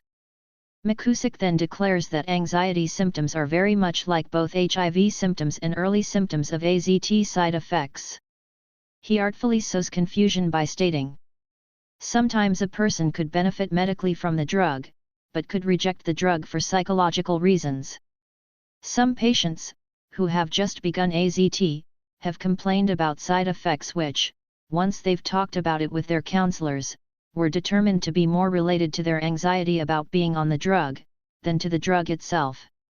Sometimes a person could benefit medically from the treatment, but rejects the drug for psychological reasons, after being on it for just a brief period. Therefore, it's important to recognize that some of your patient's early reactions may be psychological. Bob makes his contribution, I have to say thank God that I have had no side effects whatsoever. Bob clearly is not well. His skin is stretched taut over a death's head, and his facial expressiveness is limited to rolling his eyes. He mentions a few symptoms, which he attributes to HIV, and says, I can handle that. He laughs bravely. McCusick commends Bob on the way he handles attribution. It's very important, says McCusick, to ally with the drug against the disease. The single most stomach-turning episode in the video is provided by the New York physician, Ron Grossman, who smiles as he delivers the following little speech. That pill should be an absolute symbol of life, and not a symbol of, oh, I've got this. Marcus Conant nods in agreement. The whole issue of empowerment here, of people taking charge of their own lives, is involved with this decision-making, to take this drug. To summarize, the whole thrust of the video is to downplay AZT's side effects. Doctors are to dismiss their patients' objections to AZT therapy as psychological, as short-term depression or anxiety. The loyalty of the doctor should be to retrovirate, the treatment, rather than to the patient, the disease. The hidden message to doctors is that they should not hesitate to kill their patients. The hidden message to gay men is this: you are doomed. Be brave, willing sacrificial victims. People will applaud you, and laugh at your jokes. Do not listen to the messages of your body. Who is responsible? Unscrupulous pharmaceutical companies, corrupt government officials, venal physicians, stupid and cowardly media people, incompetent and dishonest researchers. None of these things are new. They are business as usual. Where, then, does the buck stop? Who is responsible for pharmacogenocide? My thinking on this question was altered recently when I read Confessions of a Medical Heretic by Robert Mendelsohn, who uncompromisingly places the blame on the members of his own profession, despite the obvious corruption of the drug company/doctor marketing connection. I don't blame the drug companies, the detail men, the government agencies which are supposed to police these activities, or the patients who badger their doctors for drugs. Doctors have enough facts in their possession to know what's going on. Even where the drug is fully tested and the side effects and limitations of the drug are well known, most of the harm is done by doctors indiscriminately prescribing the drug. Doctors, after all, are the ones who claim the sacred power and the ethical superiority that goes with it. The drug companies are in business to make money, and they do that by selling as much of their product as they can at as high a price as they can. And although the drug companies subvert the scientific process through which drugs are tested, certified, and made available to doctors, once the drugs are available, they do let doctors know, albeit subtly, just what these drugs can and cannot do. All of us who know the truth about AZT will have to do what we can. Friends who are on AZT must be told directly and forcefully that they must get off the drug if they want to live. Public health officials, representatives of AIDS organizations, and various and sundry other AIDS experts must be confronted with their lies. Above all, doctors must be told that they have no right to prescribe a drug that can only lead to the deaths of their patients. The buck stops with the AZT pushing doctors. They are responsible. Asterisk. FDA has second thoughts on AZT. By John Lauritsen. The New York Native, March 4, 1991. Preliminary results from a Veterans Administration, VA, study of AZT therapy were presented on February 14, 1991 in Washington, D.C., at a special meeting of the Antiviral Drugs Advisory Committee of the Food and Drug Administration, FDA. The findings indicated that early AZT therapy conferred no benefits in terms of overall survival, and might well be harmful to Black and Hispanic patients. Widespread panic and consternation ensued in the AIDS establishment, among AIDS activists, and in the stock market. The very next day, shares of Wellcome plc, the parent company of Burroughs Wellcome, the manufacturer of AZT, fell more than 10%, based on market worries about FDA approval stemming from an article in the New York Times. Reuters, February 15, 1991, a well-orchestrated campaign of flack began. Immediately the National Gay and Lesbian Task Force, the National Association of Black and White Men Together, and the National Minority AIDS Council issued press releases attacking the validity of the VA study. Following is a report on the two-day meeting of the Antiviral Drugs Advisory Committee, which I attended. Surrogate markers. The first day of the meeting, Wednesday, February 13, was devoted to the question of surrogate markers, various blood tests which might be used to evaluate the efficacy of experimental drugs, in lieu of more traditional measures, such as survival or prevention or amelioration of illness. This concern reflects pressure being put on the FDA to provide a shortcut for new drug approval to forego the usual testing procedures for efficacy and safety. To date, the only federally approved AIDS drug is AZT, which many AIDS patients are unable to take, owing to the drug's toxicities. Other nucleoside analogues, like DDI and DDC, are waiting in the wings. AIDS organizations and self-proclaimed AIDS activists are now demanding that the FDA approve these drugs on the basis of what is already known about them, which is not much. If a magic surrogate marker could be found, then a drug could be evaluated without performing placebo-controlled trials, which necessarily take time.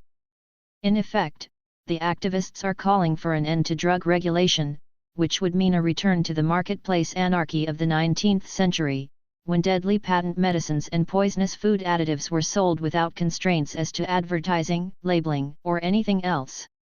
In brief, various presentations indicated that the CD4 or T4 test is the only marker to have any predictive value for a patient's prognosis, and that it is not all that good.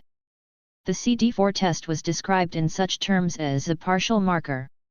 A certain amount of nonsense was spoken about how AZT's benefits were reflected in temporary rises in CD4 counts, but that AZT's benefits might somehow went beyond CD4 counts.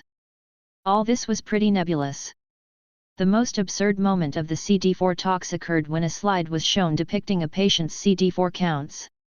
The line was roughly horizontal until he was given AZT, at which point zingo. The line shot sharply upwards.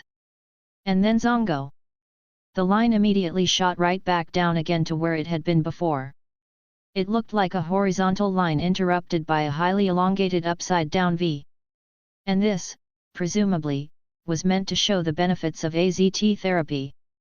In fact, temporary rises in CD4 counts following the initiation of AZT therapy may represent a well-known rebound phenomenon, and may not be good for the patient at all. The molecular biologists Peter Duesberg and Brian Ellison explain it in the following way. The other reason for an apparent benefit of AZT lies in the observation that many patients on this drug experience short-term increases in their immune system cells. This, however, is a temporary pseudo-benefit. When the body is initially exposed to any toxin that depletes its blood cells, a compensatory reaction begins to produce large quantities of new blood cells to replace the poisoned ones. The temporary increase in all blood cells, including immune cells, is likely to be the result of the body's reaction to AZT, which later proves futile in the continued presence of the drug. 1. One thing Wednesday's meeting did was to lay to rest, once and for all, the P24 antigen test, which for several years has been used to claim benefits for AZT.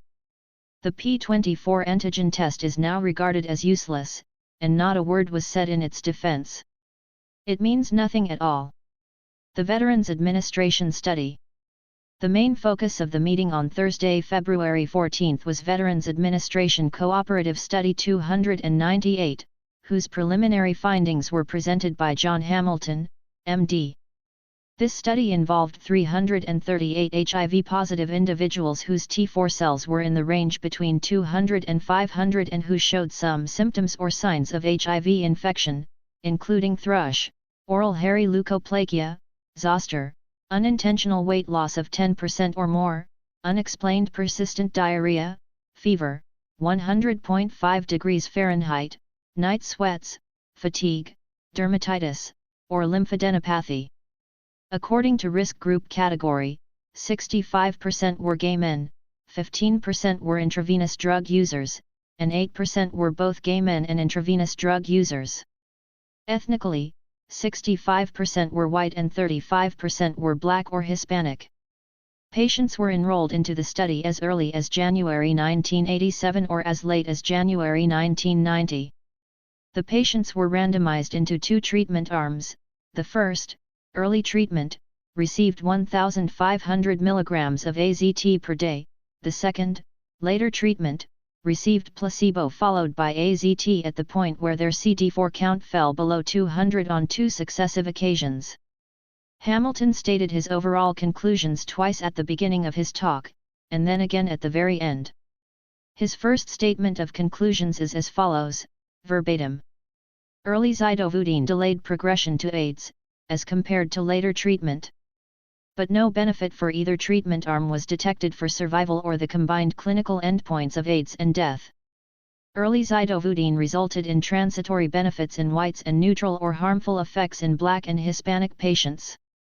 At the end of his talk, Hamilton expanded his conclusions somewhat, as follows, verbatim: we found that early zidovudine therapy delayed the progression of AIDS. We also found that survival was comparable in the two treatment groups. That is, no benefit, no detectable benefit. We found that early zidovudine resulted in transitory benefits in whites and neutral or harmful effects in Black and Hispanic patients. And we conclude that further studies are mandatory in minority populations. I made the two brief transcripts above from listening dozens of times to the tape I made of Hamilton's talk. They are, word for word, what he said. I emphasize this because reports on Hamilton's talk have strangely distorted, or neglected to mention, the conclusions that he himself presented. For the record, there they are. Hamilton described the toxicities of AZT treatment, all of which were found more often in the early treatment group. Comparing early versus later, more patients on early zidovudine were anemic, were neutropenic, had nausea and vomiting, had diarrhea, had central nervous system abnormalities, and had headaches. In response to questioning, Hamilton said that transfusions were given when necessary. See Table 1 below. Table 1. Death by treatment group. Treatment. Late AZT. Early AZT. Base, total patients. 168 equals 100%. 170 equals 100%. Died. 19 equals 11%. 23 equals 14%. Died without progressing to AIDS. 0 equals 0%. 10 equals 6% asterisk. Asterisk difference, 6% versus 0%, is significant at the 99.99% confidence level. Veterans Administration Cooperative Study 298. Not only did AZT not confer any benefit in terms of survival, a slightly higher proportion of patients died in the early treatment group, 14%, than in the later treatment group, 11%. One astounding finding was that in the early AZT group, 10 patients, 6%, died without ever progressing to CDC-defined AIDS, whereas none of the patients in the later AZT group did so. One must ask, then, what these patients died from, if not from AIDS, and the answer is that they probably died, at least in part, from AZT poisoning. It would seem a dubious benefit to take a drug that will prevent you from progressing to AIDS by killing you first. See Table 2 below. Table 2. Key endpoints by treatment within ethnic group. White. Black Hispanic. Late AZT. Early AZT. Late AZT. Early AZT. Base, total patients. 113. 107. 55. 63. Progressed to AIDS. 28% asterisk. 13%. 22%. 17%. Died. 16%. 13%. 2%. 14%.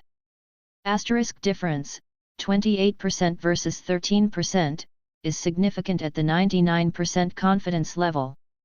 Difference, 14% versus 2%, is significant at the 98% confidence level.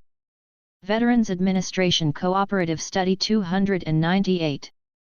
By far the most controversial finding was the possibility that AZT treatment might be more harmful to Black and Hispanic patients than to whites.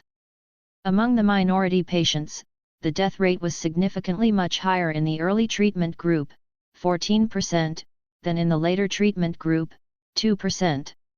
One can only speculate as to why there should be ethnic differences in the response to AZT treatment. But, at least for the patients in this study, the differences appear to be real. Non-responses from Burroughs welcome. After Hamilton's presentation, a number of talks were given by people who are, officially or unofficially, in the Burroughs welcome camp: Margaret Fiskell, Paul Valberding, Stephen Lagakos, Sandra Nisanoff-Lehrman, Terry Cray-Kirk, and others. Nothing any of them said was particularly memorable or relevant.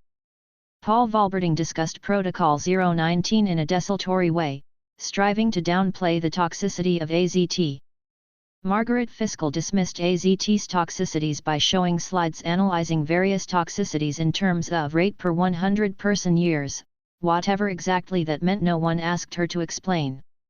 Stephen Lagakos' talk consisted of meaningless generalities, and he showed slides with handwritten words on them, one slide, which attempted to explain why the pro-AZT studies, 016 and 019, differed from the VA study, gave as a possibility, 016/019 data spurious, which at least caught my attention.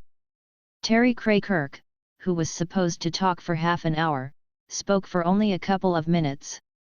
Other Burroughs Wellcome presenters whizzed through a series of slides that apparently had something to do with survival. Clearly Burroughs Wellcome was faced with the problem of damage control. It was incumbent on them to say something in response to the findings of the Veterans Administration. But without any idea what to say, all they could do was talk. Which they did. More than one person fell asleep. Discussion. An open public hearing followed the presentations. The first speaker was Wayne Greaves, MD, an infectious disease specialist at Howard University and a consultant to the panel. He said he was disturbed by the findings of the Veterans Administration study, which indicated that early AZT treatment might have no benefits, or might be harmful for minorities. I was the second speaker. Since I had only 5 minutes to make my case, I decided to pull no punches. The audience of several hundred people listened intently to what I had to say, though I found out later from a young man in the FDA that some of his superiors were red in the face from rage at what I was saying. See text of speech. The third speaker was Mark Harrington of ACT UP New York, who said that for Black and Hispanic people, the cry should now be, 10 years, $1 billion, no drug. Next followed a closed session of discussion among the panel members. For the physicians, the question was posed, whether they would change their practices regarding AZT for asymptomatic HIV positives, based on the findings of the VA study. Wayne Greaves said that they cannot sweep the issue under the rug. Greaves said, "I will tell them the data contradict earlier studies, that early AZT therapy may not be useful and may even be harmful to minority patients." Greaves questioned the propriety of the current Living with HIV campaign sponsored by Burroughs Wellcome. Neil Scram, a gay physician from California, said he would not routinely prescribe AZT for asymptomatic HIV positives, that he would have long discussions with them first, pointing out the possibilities that AZT might have no benefits or even be harmful. He said it was his gut feeling that AZT may be poison for Black people.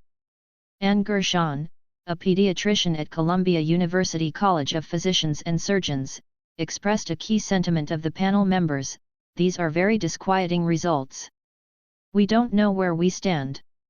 Deborah Cotton of the Harvard Medical School said she considered Dr. Greaves' concerns to be important, and she commented on the inappropriateness of the Burroughs Wellcome campaign.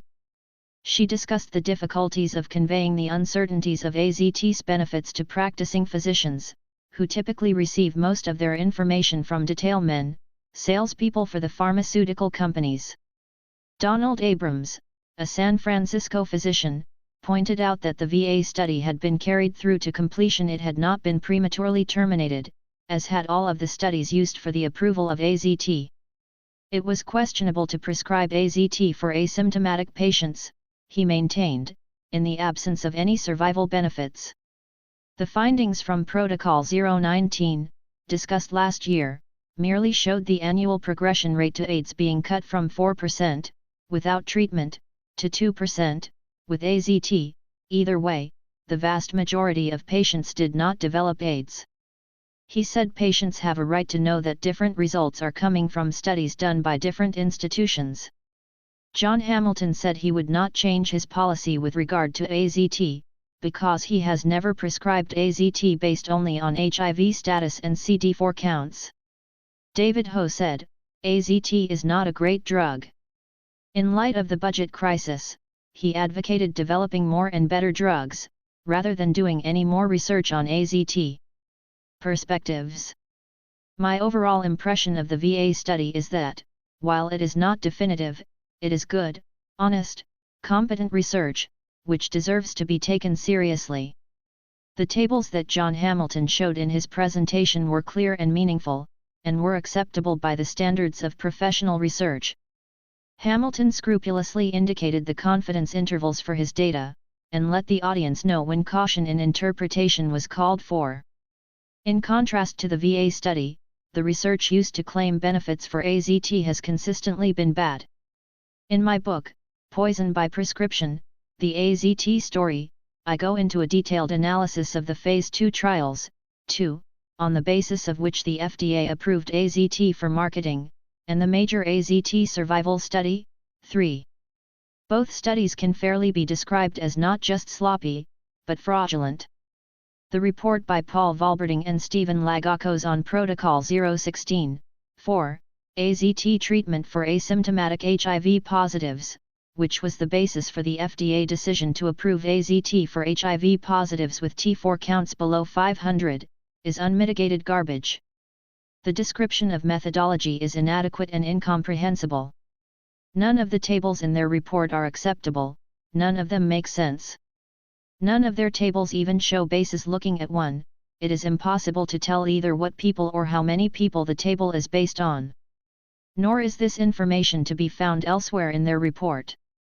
In fact, there are really no hard data at all in the report, just a lot of unjustified generalizations and meaningless numbers and verbiage.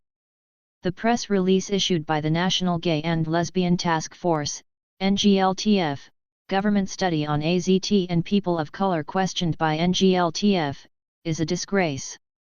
It attacks the VA study from a standpoint of total ignorance of the study itself, of statistics, and of research techniques. I called the two contacts listed on the press release, Belinda Rochelle and Robert Bray. Rochelle refused to answer difficult questions, and said I should talk to the press officer, Bray.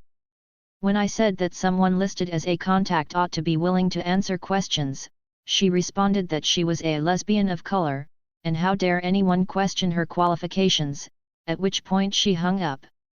Bray, on the other hand, was more than willing to talk, but incapable of giving straightforward answers to questions. After giving him several opportunities to describe the qualifications of himself or anyone else at NGLTF to evaluate statistical research, and instead being subjected to an endless stream of irrelevant rhetoric, I gave up. Clearly Bray himself knows absolutely nothing about statistics. Although Bray denied that the press release was pro-AZT, there is no other way to interpret it.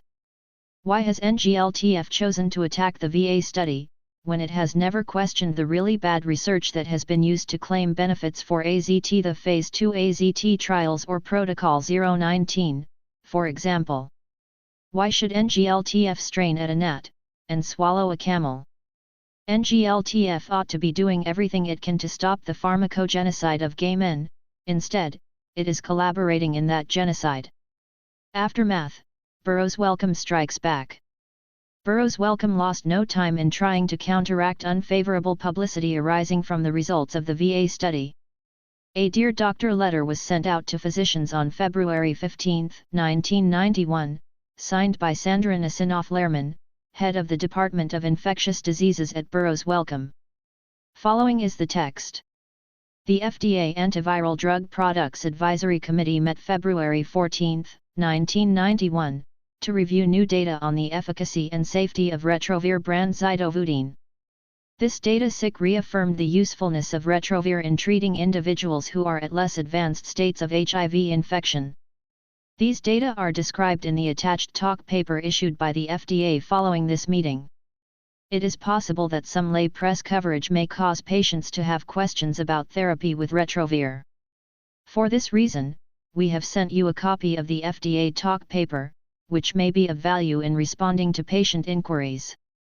A copy of the Retrovir prescribing information is enclosed for your reference.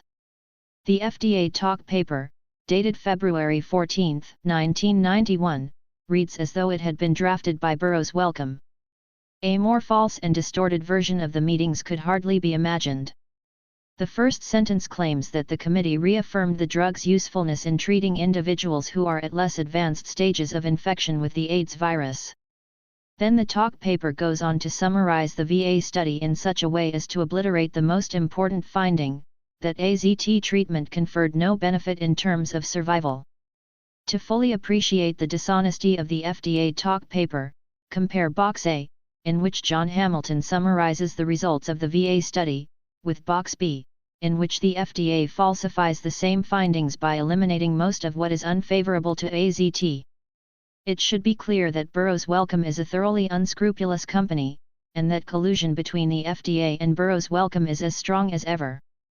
Box A, Overall Conclusions of Veterans Administration Cooperative Study 298 as presented by John Hamilton, Washington, D.C., February 14, 1991. Verbatim. 1. Early zidovudine therapy delayed the progression of AIDS. 2. Survival was comparable in the two treatment groups. That is, no detectable benefit to early zidovudine treatment. 3. Early zidovudine resulted in transitory benefits in whites and neutral or harmful effects in Black and Hispanic patients. 4. Further studies are mandatory in minority populations. Box B, Distorted version of VA Study 298 FDA Talk Paper February 14, 1991. One study presented to the committee was conducted by the Veterans Administration. Preliminary results from this study, in general, confirmed that earlier use of zidovudine was beneficial for delaying the onset of AIDS. However, the study, when analyzed by various demographic factors, also indicated that zidovudine's effects might vary significantly among different patient groups. For unknown reasons, among the African American and Hispanic patients in the study, those who received zidovudine at a later stage of their infection may have fared better than those who received earlier treatment with the drug. The results regarding the outcome of African American and Hispanic patients were not conclusive, however, and thus no definitive changes in practice were deemed appropriate by the committee. End of article. Dunkey the Litigious Journalist. Gay McCarthyism in England. By John Lauritsen. New York Native, May 20, 1991. There is a climate of fear in the British gay community now, as a result of an anti-gay backlash that began about 1.5 decades ago. In 1976, the successful prosecution of gay news editor, Dennis Lemon, for blasphemy played a role in the demise of what was then the best gay newspaper in the world. In the 80s, British customs almost succeeded in destroying Britain's most important gay bookstore, Gay's the Word. In the past few years, new anti-gay legislation is undoing the Wolf-Fendon reforms of the 50s. Clause 28 prohibits anything that might encourage homosexuality. Clause 25, the Criminal Justice Bill, which is now before Parliament, would greatly expand the criminal definitions of soliciting and gross indecency when applied to gay men. Soliciting could be nothing more than one gay man introducing two other gay men to each other, or one gay man telling another that he is attractive. Gross indecency could be nothing more than two gay playfully touching each other, even fully clothed and away from public view. 1.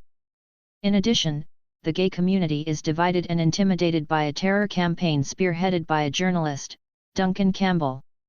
McCarthyism is the closest word I can find to describe his approach, fostering of fear and suspicion, character assassinations based on unsubstantiated charges, guilt by association, violent rhetoric, malignant innuendos, repudiation of logic.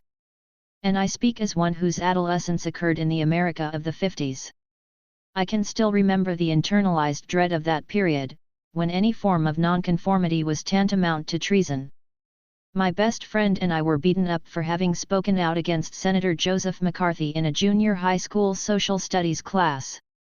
After that we discussed him only with each other or our parents, who, although themselves conservatives, thought that the man had bad manners. Each day I went to the woman next door to get her copy of the Christian Science Monitor, which was the first, and for a long time the only, newspaper in the United States that dared to stand up to McCarthy. Campbell's first targets were AIDS dissidents, those who questioned the HIV hypothesis and the benefits of AZT. When others had the audacity to come to their defense, Campbell widened his attacks to include the defenders also, and he came close to destroying Britain's only national gay newspaper, an AIDS organization, and a number of gay men. I should state that I am a partisan, having myself been subjected to an ad hominem attack by Campbell in the pages of the left liberal magazine, The New Statesman and Society, for my participation in the documentary, The AIDS Catch. I don't claim to be neutral, but will try to be fair and objective. A journalist is, after all, entitled to have a point of view. Duncan Campbell. Duncan Campbell studied physics at Oxford. From physics he went to technical journalism, and then to left-wing writing in the New Statesman and Society. He achieved fame in 1987 for uncovering a more or less secret piece of British military hardware, the Zircon spy satellite. An article of his, The Parliamentary Bypass Operation, 2, disclosed that Parliament had not been informed exactly what Zircon was or how much it would cost. The government responded flamboyantly: police raids on the New Statesman and the homes of Duncan Campbell and other journalists, an injunction against Duncan Campbell, demands that newspapers not publish the, already published, spy satellite story, a ban on members of Parliament viewing the spy satellite film in the House of Commons, and so on. The government briefly imprisoned Campbell and pressed serious charges, which were then dropped. Campbell's martyrdom, the only journalist to be imprisoned for security reasons in over 2 decades, made him a hero in the freedom of information movement. It is difficult to understand why the government reacted so excessively over disclosures of their plans to put a satellite dish in the sky. Other governments had done so. Considering the state of present-day British technology, one would think they'd be proud as punch if they could build the thing and it actually worked. Campbell established himself as an authority on government secrecy, with a 5-part series on the secret society. He reviewed Peter Wright's Spycatcher, a book which for some reason the government had banned. A skeptic might question why, if the British government were all that secretive, it let so many secrets drop in the lap of Duncan Campbell. But no matter. He was voted Investigative Journalist of the Year for 1987. Articles on secrecy in general, and Zircon in particular, became increasingly tiresome. By 1990 Campbell was reduced to talking to Mary X, his mother, who had been in the Secret Intelligence Service, or M16, during World War II-III. He doesn't say whether he himself followed in her footsteps, though some are convinced that he did. Campbell's renown was further enhanced, as well as his bank account, when he won a lawsuit against the BBC. Private Eye, the satire magazine, describes Duncan's triumph as follows. Gay investigative journalist Duncan Campbell spent much of last week drumming up publicity for his libel victory over the BBC, posing outside the High Court and distributing a long, boastful press release headlined, "Knickers case costs BB 100,000."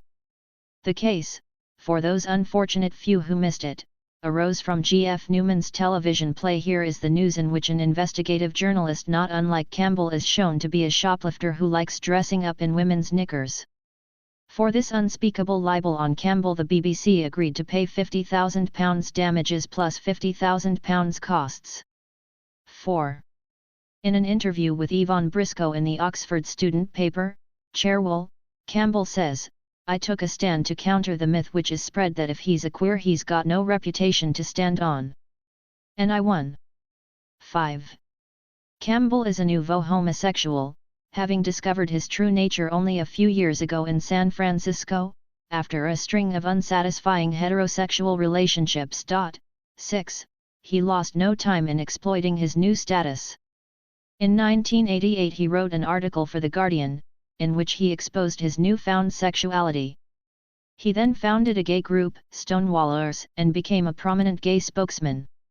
Speaking at Oxford on anti-homosexual discrimination, Campbell declared that "we're talking about sodomy, we're talking about arseholes," and he asseverated that sodomy is bloody good fun. 7. By January 1988 Campbell was already presenting himself as an AIDS expert. A 3-page article, 1227 and counting, 8, relays the standard AIDS propaganda of the period: HIV infection, explosion into the heterosexual community, 190,000 Americans dead from AIDS by the end of 1990, and the rest of it. Campbell is concerned that public funds might not be freely available for the life-preserving, but expensive, drug AZT. Another article, The Amazing AIDS Scam, 9, exposes details of how drug companies are concerned with making profits. It appears impressive at first, but on closer scrutiny is seen to be radical more for style than for substance. The article commendably recounts how Wellcome, the manufacturer of AZT, swept information about some of the drug's side effects, notably muscle disease, under the rug. However, no mention is made of the fact that AZT was approved on the basis of invalid research, which Campbell ought to have known, as both Joseph Sonnabend and I wrote extensive expos of the Phase 2 AZT trials in 1987. Likewise, Campbell neglects to mention the really serious toxicities of AZT, severe anemia, as well as the potential to cause cancer. Campbell subsequently became a keen advocate of early intervention with AZT for healthy people with HIV antibodies. His 1989 article, AIDS, The Race Against Time, has as its central premise the biggest AIDS lie of all, the lie that all those with HIV antibodies will go on to develop AIDS, and that all those with AIDS will die. In Campbell's words, without therapeutic intervention, all those already infected plus anyone newly infected in 1988 and subsequent years will probably also go on to suffer and die from full-blown AIDS. 10. This lie is one that I thoroughly demolished in the pages of the New York Native, 11, and Spin magazine. It is a form of voodoo which is programming healthy people to die. Later in 1989, Campbell branched out into quack-busting revelations regarding unorthodox AIDS treatments. 12. He commenced a ferocious persecution of Positively Healthy, a self-help group that dared to question the merits of AZT and the journalism of Duncan Campbell. A description of Positively Healthy will be helpful in understanding the issues involved and the chain of events that followed. Positively Healthy. Positively Healthy, PH, is an organization run by and for people living with AIDS and those who have been diagnosed as HIV antibody positive. As reflected in its name, Positively Healthy differs from other AIDS organizations most notably in its optimism. Members of PH flatly reject the AIDS establishment's model of an inevitable and linear progression, from HIV to ARC to AIDS to death. PH sees no reason why people with AIDS, PWAs, should not recover, and no reason why HIV positives should not remain healthy.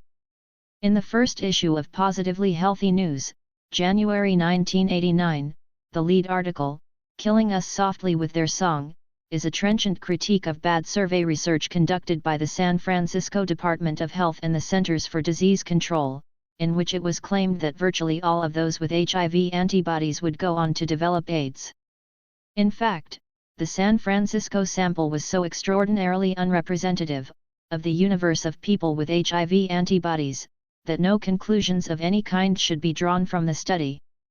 The editors of the newsletter comment, we in PH suggest that a significant cause of disease in people living with AIDS is the effect of believing misinformation such as this, which programs people to a same death-oriented agenda is emphasized by Burroughs Wellcome along with the British Medical Association in their joint booklet issued in 1988, AIDS and You, in their statement AIDS kills everyone who gets it. PH does not hesitate to challenge AIDS orthodoxies, including the big two, HIV and AZT.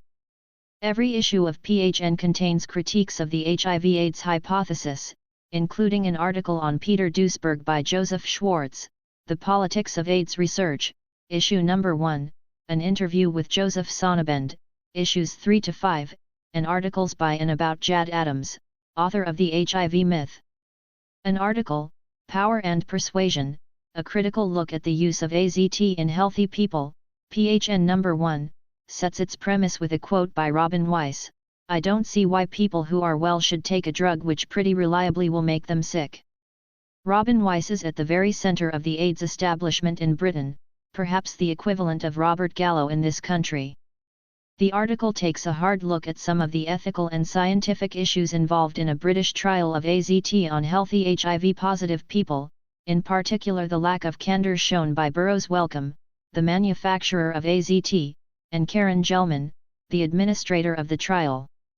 Another article, The Trials of AZT, PHN number 2, states, we are not being given the true facts about the health risks which healthy people with HIV antibodies may encounter if they participate in the current Medical Research Council AZT trial. It reports that research conducted in France and elsewhere fails to find any tangible benefits from AZT therapy, and that severe AZT side effects have been swept under the rug by the AZT advocates. In contrast to other AIDS organizations, PH encourages PWAs to help each other, rather than relying upon help from professional or volunteer counselors. This is central to the PH philosophy, as expressed by Cass Mann. We teach that healing is healing 100% of our lives and involves healing others, and this is precisely what our weekly support groups facilitate and what we encourage people to join. We learn from each other's experiences and expectations and provide a jargon-free and attitude-free network where people access the level of support and empowerment they choose. The self-help approach of PH is described by Graham Piper, one of the 200 men and women who have used the advice and support of Positively Healthy in learning to live with HIV and AIDS. AIDS has brought people a lot of problems, and the group is a place where they can be dealt with. It's great to see how people respond to each other and in so many ways. You know, dealing with the hassles around money and housing, illnesses and diet, medication and treatments, the need for information and facts, all the things that become an everyday reality for people with AIDS. Graham Piper, Rubber Leuven Leather and Holistics, The Pink Paper, November 11, 1989. Although Duncan Campbell was to portray PH as cultist, it is consciously anti-doctrinaire, having as one of its basic aims, to present options, not answers. Graham Piper recounts in his Pink Paper article how on his first weekend with PH he was told, "Question everything you hear, including what we tell you." People in PH receive the message that they must put themselves in charge of their own healing, not doctors, not social workers, and not anyone else.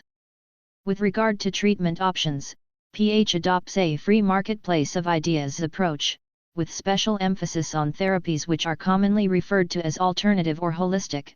These would include nutritional therapies, homeopathy, Chinese medicine, herbal therapies, and acupuncture.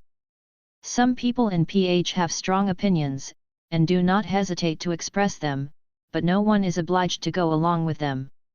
For example, Cass Mann is opposed to eating meat, fish, or poultry, on ethical grounds and because of the various hormones, antibiotics, and other adulterants found in flesh foods.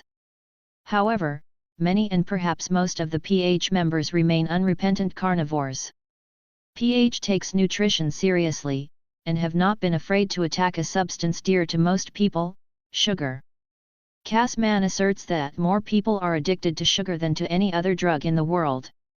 He describes sugar as an anti-nutrient, the consumption of which depletes the body of B vitamins. 13. In addition, the consumption of sugar is a major CO factor for yeast infections, candida/thrush, and is therefore counter-indicated for people with AIDS or ARC.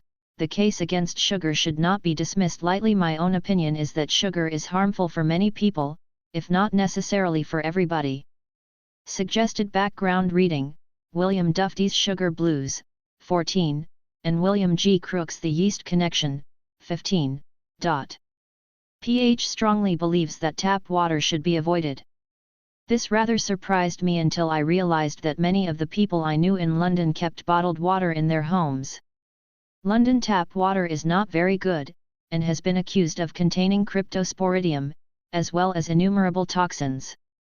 In the London Underground stations, huge posters put up by the City of London inform the public that many measures are taken to ensure the safety of the water supply.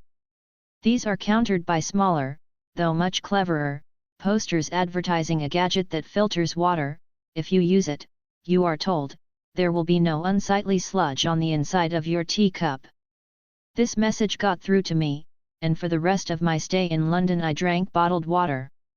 PH also believes that psychological factors are important in staying healthy. Approaches they have offered include mutual meditation, weekend seminars on the theme Victim to Victor, group outings, Tai Chi, an ancient Chinese system of therapeutic exercise, and a meditation master class, which they describe as based on the Eastern and Western esoteric practices of Tantra, Zen, and shamanism with a pinch of Hollywood and a dash of Broadway thrown in for good measure. They also offer a series of deep relaxation and self-healing cassettes, with original music and special effects by Robert Hole and visualizations by Cass Mann, the profits from which go to fund PH's free seminars, workshops, and celebration groups. The bottom line is that the PH approach works. For whatever reasons, people in PH are recovering and staying well. PH is thus a rebuke to the medical establishment, whose dogma states that HIV and AIDS are invariably fatal, and whose AIDS therapies have been so consistently lethal. PH's success is well known. Many people in the London gay community have friends, lovers, or themselves who have been helped by PH. As a result, they came to the group's defense when it was under attack. The attacks begin. In April 1989, Duncan Campbell began making serious allegations against Positively Healthy. In August 1989, he disseminated a 6-page confidential document entitled Positively Healthy to AIDS organizations and gay publications in Britain. Campbell's clandestine document, 16, made 4 main charges. 1.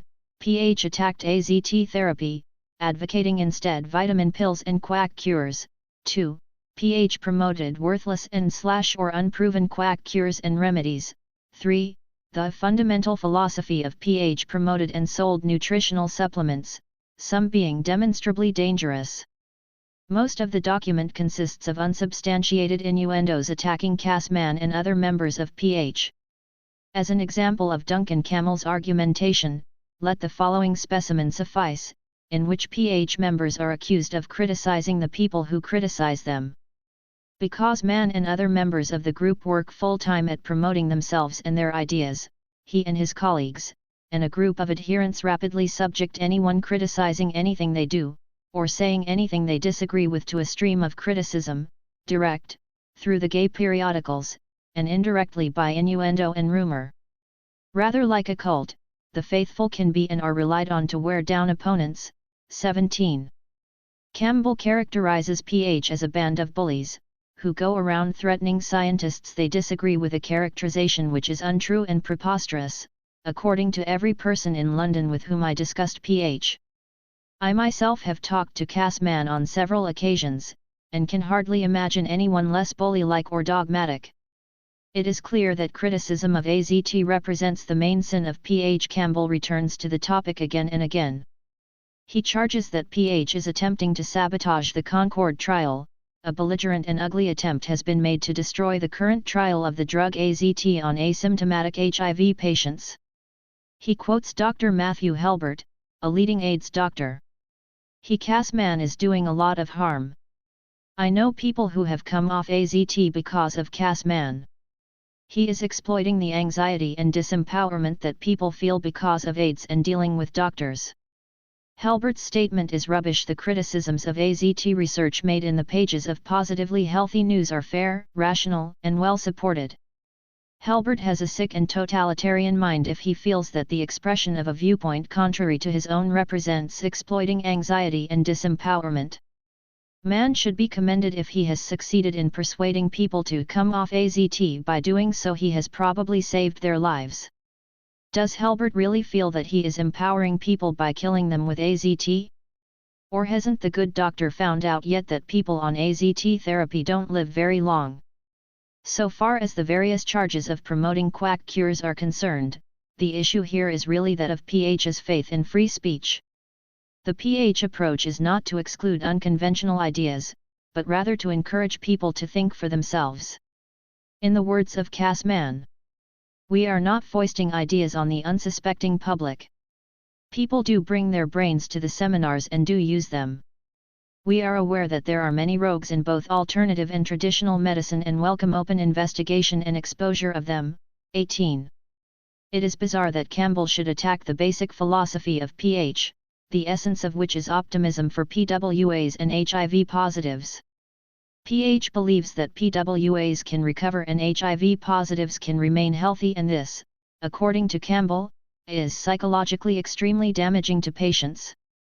Yet Campbell himself is a proponent of the dogma that HIV inevitably leads to AIDS, which is invariably fatal. Is that supposed to be psychologically beneficial? And yet in a way Campbell's attack makes sense.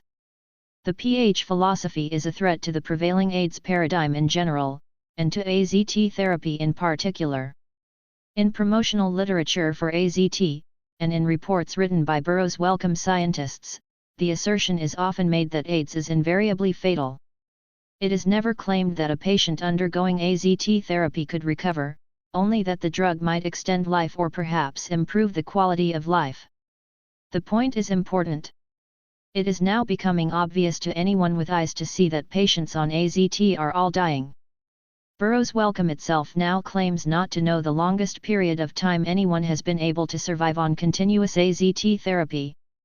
So far as we know, it's not over 3 years.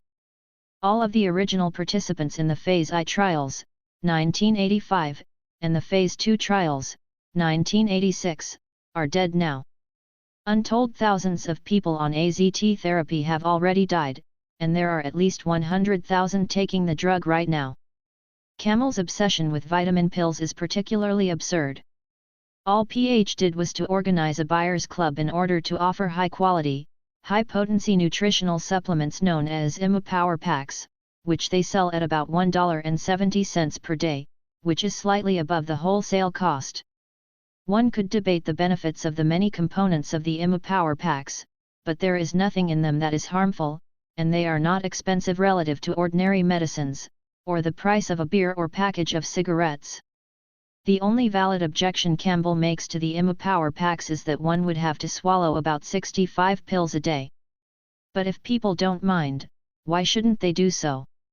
They're a lot better off than if they were taking AZT. Campbell falsely charges that PH have also urged patients to take a poisonous drug called organic germanium. In fact, PH never promoted the substance. Organic germanium is not mentioned in any of the PH newsletters, and is not included in the IMA Power Packs. Positively Healthy defended. On August 27, 1989, Campbell wrote a private and confidential letter to Edward King, one of the organizers of an upcoming conference, promoting our health. Accusing PH of having promoted a long string of crooks, idiots, and quacks in their exploitation of PWAs, threatened and bullied doctors and patients, and done their utmost with dirty tricks to sabotage important medical trials, Campbell stressed the need to limit this dangerous organization from doing any further damage to the health of gay men. He urged the organizers to disinvite them from the conference altogether. On August 30, 1989, the organizers replied to Campbell. Firmly and with dignity they refused to disinvite PH, and came down on the side of free speech. The Promoting Our Health 2 collective does not wish to censor voices that are controversial. We are content that Positively Healthy's participation in the HIV and AIDS treatment and research issues discussion panel, in which representatives of the medical profession, body positive and frontliners will also take part, will allow contentious issues to be debated in a rational and adult manner. If you would like to take part in this debate yourself, your presence will be welcomed. Britain's leading gay newspaper, The Pink Paper, then came to the defense of Positively Healthy in its issue of September 16, 1989. The header to their lead article, Witch Hunt, states, "Journalist Duncan Campbell is being challenged to come clean about his allegations against the AIDS support organization Positively Healthy, which offers a variety of complementary approaches to HIV and AIDS treatment." 19. The article reports that the London gay newspaper, Capital Gay, for which Campbell was a reporter, had refused to carry any more advertising for PH seminars, and that the Pink Paper had been pressured to refuse advertising from PH. Mann is quoted as urging the immediate publication of Campbell's allegations, so that people can judge for themselves. Mann vigorously rebuffed Campbell's charges.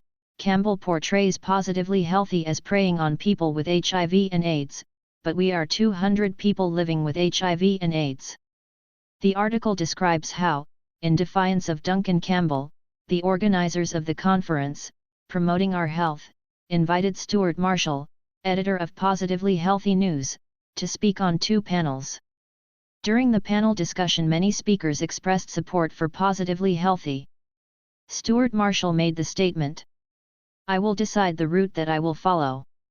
I refuse anyone, be they pharmaceutical industry, doctor, political spokesman, or journalist, to tell me how I will live. I'm fighting for my life, but I don't know what Duncan Campbell is fighting for." 20. The Campbell-Townsend article. Duncan Campbell's allegations against Positively Healthy were finally published in the September 29, 1989 issue of the New Statesman and Society, of which Campbell was and is an associate editor. Co-authored with Nigel Townsend, the article is entitled, "Positively Unhealthy, Duncan Campbell and Nigel Townsend uncover an intense and damaging campaign against orthodox treatments for AIDS. 21. It is largely a rehashed version of the document Campbell had circulated privately. Much of the article consists of ad hominem attacks on Cass Mann, who is condemned, among other things, for the clothes that he wears, and for once having been the promoter of London's glitziest gay night spot, the Embassy Club. Campbell describes Mann as a self-proclaimed healer, who wears costumes reminiscent of seaside fortune-tellers and a large egg-sized crystal around his neck. 22. Well now, Cass Mann, who is of mixed Indian and European ancestry, does indeed wear clothes that are exotic by Western standards. But so what? Are his ideas any less valid on this account, than are Campbell's ideas on account of the clone uniform that he favors? Those who have been gay for more than a few years are aware that colorful attire is not unknown in our community. Campbell should get used to it. Here is an all too typical Campbell-Townsend innuendo. Only 5 months ago the National AIDS Trust gave Positively Healthy 10,000, the funds, Cass Mann said afterwards, would go into his own pocket as salary. The insinuation is clearly that Mann was misappropriating funds, diverting PH monies into his own pocket. In fact, the grant from the National AIDS Trust was made explicitly to pay Mann's salary as administrator of PH. There was no malfeasance of any kind on his part. In the thicket of charges made against Cass Mann and Positively Healthy, the central offense is having criticized AZT. In the words of Campbell and Townsend, the most dangerous part of Mann's activities has been a one-sided campaign to stop patients taking the drug AZT. The authors recount what is meant to be a horror story. When Mann noticed a man swallow an AZT capsule, he demanded, "Why are you poisoning yourself?" The man, Richard Barker, then had to justify taking the drug. Barker is quoted as saying, "I know of 3 people who have stopped AZT because of him." After recounting yet another horror story, a patient who, persuaded by Mann to stop his AZT, went on to get AIDS. Campbell and Townsend shift gears in order to attack Brian Deere, a Sunday Times journalist who had criticized AZT in print. Deere had no connection with Positively Healthy, but then consistency is not a strong point of the article. Deere is accused of hurting the feelings of Dr. Ian Weller, who is administering the Concord trial of AZT treatment for asymptomatic HIV positives. And then Stuart Marshall of PH is accused of having flown to Canada, allegedly for the sole purpose of harassing Dr. Karen Gelman, joint coordinator with Weller of the Concord trial. And then Brian Deere is attacked again, this time for having written an article claiming that participants in the Concord trial were not fully informed about potentially fatal side effects of AZT treatment. Campbell and Townsend are highly indignant, but Brian Deere was right. Unless participants in the Concord trial were told that cancer is an expected consequence of AZT therapy, they were not fully informed as to the potentially fatal side effects of AZT treatment.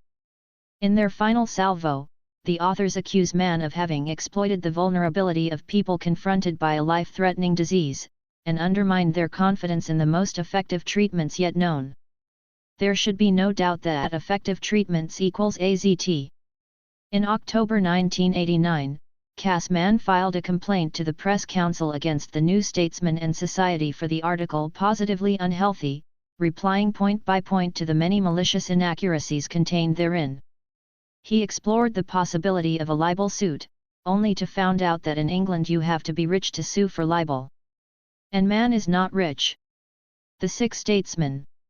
The pink paper came to the defense of Positively Healthy with a front-page article, The Sick Statesman, left-wing journal's photographer Harris's meeting of people with HIV and AIDS. 23. The staff of the pink paper investigated Duncan Campbell's allegations, and found them to be groundless. The article reported on a storm of protest that had broken out in the gay community over the New Statesman and Society article. Many people who knew Cass Mann personally said the picture of him drawn in the NSS article was not one they could recognize. The writer, Simon Watney, is quoted as saying, "This appears to have been a witch hunt which has been conducted more in the manner of a sun expose than a piece of reputable journalism. While Duncan Campbell purports to speak on behalf of vulnerable people with HIV, the distinction between protecting the vulnerable and denying people access to information seems extremely thin. The entire article is written in a tone of shrill, spiteful malice rather than the measured, careful tone we should expect from a journalist of such wide, international standing. 24. The Pink Paper article describes acts of harassment committed by Duncan Campbell and the New Statesman against PWAs and members of Positively Healthy. According to Stephen Byrne, a former editor of the Pink Paper, a PWA belonging to PH received a phone call from Campbell that was so threatening he broke out in an anxiety rash, and had to lie down for half an hour. A New Statesman photographer belligerently harassed people attending a PH seminar. The conduct of a New Statesman photographer has also been highlighted by this week's publication.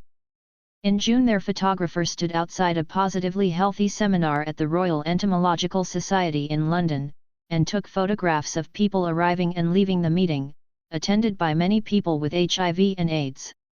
Some who were planning to attend turned back when they saw the photographer, and others were upset that their faces would appear in print.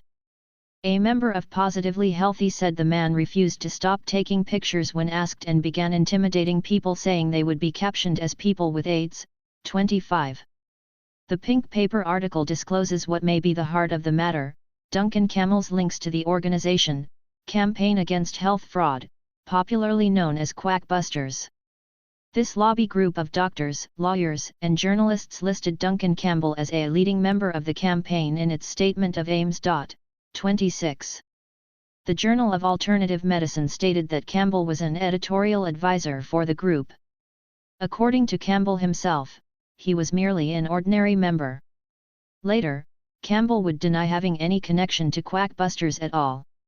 The key to Campbell's behavior may be found in links between Quackbusters and the Wellcome Foundation, parent company of Burroughs Wellcome, manufacturers of AZT. In a news item in the British Medical Journal of May 14, 1990, the address of Quackbusters founder, Caroline Richmond, is given as the Wellcome Institute for the History of Medicine. Although Wellcome has denied funding Quackbusters, the British government has refused to give money to the group because of a lack of assurances that it is not supported by pharmaceutical interests. Litigation. The Pink Paper's article, The Sick Statesman, was basically the defense of a small and vulnerable group that had come under attack. The article contained no ad hominem attacks on Duncan Campbell. The strongest criticisms were directed against an article, rather than a person or publication, and were expressed by persons interviewed by the Pink Paper, which simply reported what they said. Therefore, the staff of the Pink Paper were shocked and dismayed to find themselves the target of litigation by Duncan Campbell and the New Statesman and Society. On October 6, 1989, the Pink Paper received a letter from Campbell's lawyer, Brian Raymond of Bindmans, stating that the Sick Statesman article was defamatory. The solicitors for the Pink Paper advised that the article was in no way libelous, and responded to Bindmans by urging that any dispute should be resolved without recourse to the courts. The Pink Paper wrote to deny that the article was defamatory, and generously offered Campbell and the New Statesman the right to respond with 1,000 words on page 2 of the paper with a flag on the first page. On October 23, 1989, Campbell's lawyers replied with a set of blatantly unreasonable demands. A. The Pink Paper shall publish in the issue dated 1 November, 89, an article of at least 1,000 words, text to be supplied by us, in rebuttal of the defamatory material previously published in your paper. B. This article will be carried on the front page of the paper under a headline of our specification. There will be no other material of any nature in that issue of the paper in relation to this matter, save for a statement on the front page recording the terms of this settlement. C. You will indemnify both Duncan Campbell and the Statesman and Nation Publishing Company in respect of their legal costs. D. You will make a substantial donation to a nominated AIDS charity as a mark of your regret. These terms are non-negotiable. At this point, the utter hypocrisy of the New Statesman should be noted. At no time did they ever grant the right to reply to Positively Healthy or to Cass Mann, despite the fact that right to reply requests were made and material was submitted to them. Campbell also began resorting to court injunctions, in order to prevent the pink paper from publishing any more articles critical of himself. Articles reporting on Campbell's hounding of Alan Beck and Brian Deere, about which more below, had to be pulled. On the front page of the pink paper of November 11, 1989, half of the space is blank under a headline, Editorial, appears the following statement: "This article has had to be withdrawn because of a High Court injunction issued on behalf of Duncan Campbell. Because of the crushing financial burden that a lengthy and protracted libel action in the High Court would entail, the pink paper was advised to settle, even though they had not been in any way libelous. Pragmatically, they offered to contribute to their opponents' costs, and to publish a response from the New Statesman on the front page. Campbell & Co. responded by upping the ante. Pat Coyne, the chief executive of the New Statesman and Society, and Duncan Campbell now demanded a mortgage on the home of one of the defendants, Alan Beck, a freelance writer who in fact had not even taken part in writing the Six Statesmen. The pink paper felt this was an unacceptable demand and told them so. Campbell's lawyers then issued a High Court libel writ. The headline of the December 2, 1989 issue of the pink paper read, "The New Statesman sues the pink paper." Readers were informed, costs to everyone involved in the matter are expected to be substantial. Support for the pink paper and revulsion against Duncan Campbell began to be expressed, both within and outside the gay community. A defense fund was organized to help pay the phenomenal legal costs that the pink paper faced in defending itself against libel charges before the High Court. A number of famous names signed a statement entitled "Our Right to Speak." Seafood Bar. In a front-page article, "Buyer Beware, Statesman Intensifies Legal Battle Against Lesbian and Gay Community Paper," the pink paper reports that the troubled left-wing magazine, which last week was forced to sell its offices to pay off mounting debts, has halted all negotiations with the pink paper, which in February were moving towards a settlement to avoid High Court proceedings. 27. A date was set, June 26, 1990, on which the libel charges would be heard before the High Court in a closed hearing. Legal advisers for the pink paper regarded this as a maneuver to prevent the case from reaching open court, where the details could be reported. Therefore, the pink paper took its case directly to its readers.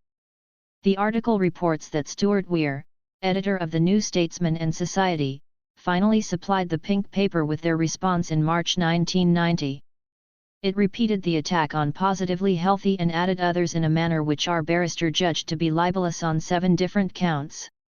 It extended their charges against national newspapers and other individuals. Our barrister advised us to print the reply, but with the defamatory comments deleted to prevent us from being sued ourselves by other parties.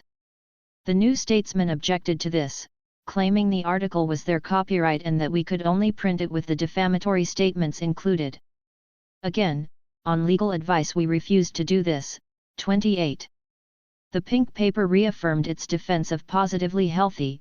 "We have asked the New Statesman to produce evidence of any wrongdoing in the administration of Positively Healthy. Stuart Weir has declined to do so." The defense of PH continues. "We have found nothing amiss in this organization. Its books have been certified by an independent auditor and inspected by the National AIDS Trust. It has received advice from the Department of Health on its entitlement to sell vitamin pills, all readily available in the high street. We believed and we still believe that the attack on this organization was unwarranted." 29. The article concludes with the rueful statement, "If the dispute continues to escalate, in the future there may not be a pink paper at all. The price of free speech is sometimes costly." 30. A piece in Private Eye achieved satire by describing reality. Duncan Campbell now seems to have developed a taste for litigation. He is about to resume his hounding of a homosexual weekly organ, the pink paper. Last year the paper questioned an article by Duncan in the New Statesman and Society which had attacked an outfit called Positively Healthy. For their impudence, the pink paper hacks found themselves bludgeoned with writs and injunctions from Campbell and the Staggers, CI's Passim. The case returns to the High Court on June 26, and if it drags on as long as both sides expect, the costs could be $200,000, a fact which may be of interest to anyone tempted to buy shares in the $400,000 rescue package that has just been unveiled for the New Statesman. Potential investors may find their money passing straight into the hands of learned friends. 31. On May 21, 1990, ACT UP London issued an open letter to the New Statesman and Society, calling upon it to apologise for its harassment of members of Positively Healthy and to withdraw its legal action against the pink paper. ACT UP also expressed concern about Camel's connections with the Campaign Against Health Fraud, CAHF, and its connections with Wellcome, the manufacturers of Retrovir, formerly AZT. In his article in The Sun, Donkey's Double Talk on Freedom of Speech, Richard Littlejohn expresses the contempt with which other journalists regarded Camel's actions. I wish I could give more wholehearted support those lobbying for the lifting of the ban on free speech and freedom of information. But I can't. Such campaigns harbor hypocrites, liars, and political extremists. The freedoms they seek are selective. Take Duncan Campbell, for instance, a left-wing journalist prominent in the freedom of information movement. He demands freedom of speech for himself, but seeks to gag others. He is currently taking me to the press council for calling him a shirt lifter. He says this term is offensive. It was meant to be offensive. I find Campbell offensive. I wanted to offend him. It worked. But it is his hypocrisy I find offensive, not his homosexuality. 32. Other victims: Brian Deere, Tony Whitehead, Alan Beck. Alan Beck, a drama lecturer at the University of Kent and a writer for the Pink Paper, had nothing to do with the article, The Six Statesmen. Nevertheless, Duncan Campbell made Beck a CO defendant in his libel suit, and did everything in his power to destroy Beck's career. On October 24, 1989, on New Statesman and Society stationery, Campbell wrote to the Registrar of the University of Kent, charging that Beck had improperly made use of university facilities, specifically a fax machine, in order to defame Duncan Campbell. Somehow Campbell managed to obtain a log of the university fax machine, which he incorporated into his letter, alleging that Beck had been sending copies of the Six Statesmen article to various newspapers in order to incite them to further publication of the defamatory material.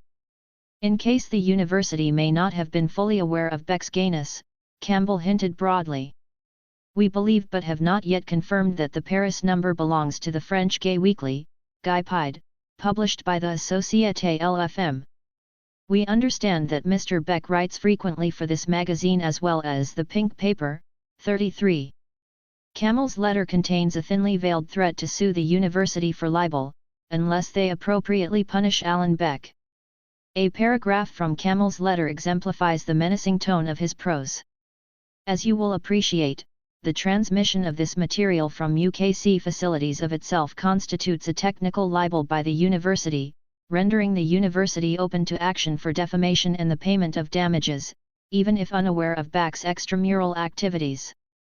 We note the help and cooperation you and Mr. Simpson have afforded us, and would not in these circumstances consider taking this matter further so far as the university is concerned. We would, however, be grateful for your assurance that the necessary steps will be taken to prevent the recurrence of this or similar libels or attempted libels by Beck through the use of UKC facilities. 34. Campbell's letter was apparently an embarrassment to Stuart Weir, editor of the New Statesman and Society, and he attempted privately to apologise for what was written, going so far as to offer to visit the university personally to withdraw the allegations. But the damage to Beck's career was done. According to an article in the Pink Paper, members of Stonewallers, a group that Campbell founded, called Beck daily and in the middle of the night. Relaying messages continuously from Campbell, they pressed Alan to sign a public statement of apology. Alan was to admit that he wrote the article, and to say it was libelous and damaging. He was also to take no legal action over the New Statesman correspondence. 35.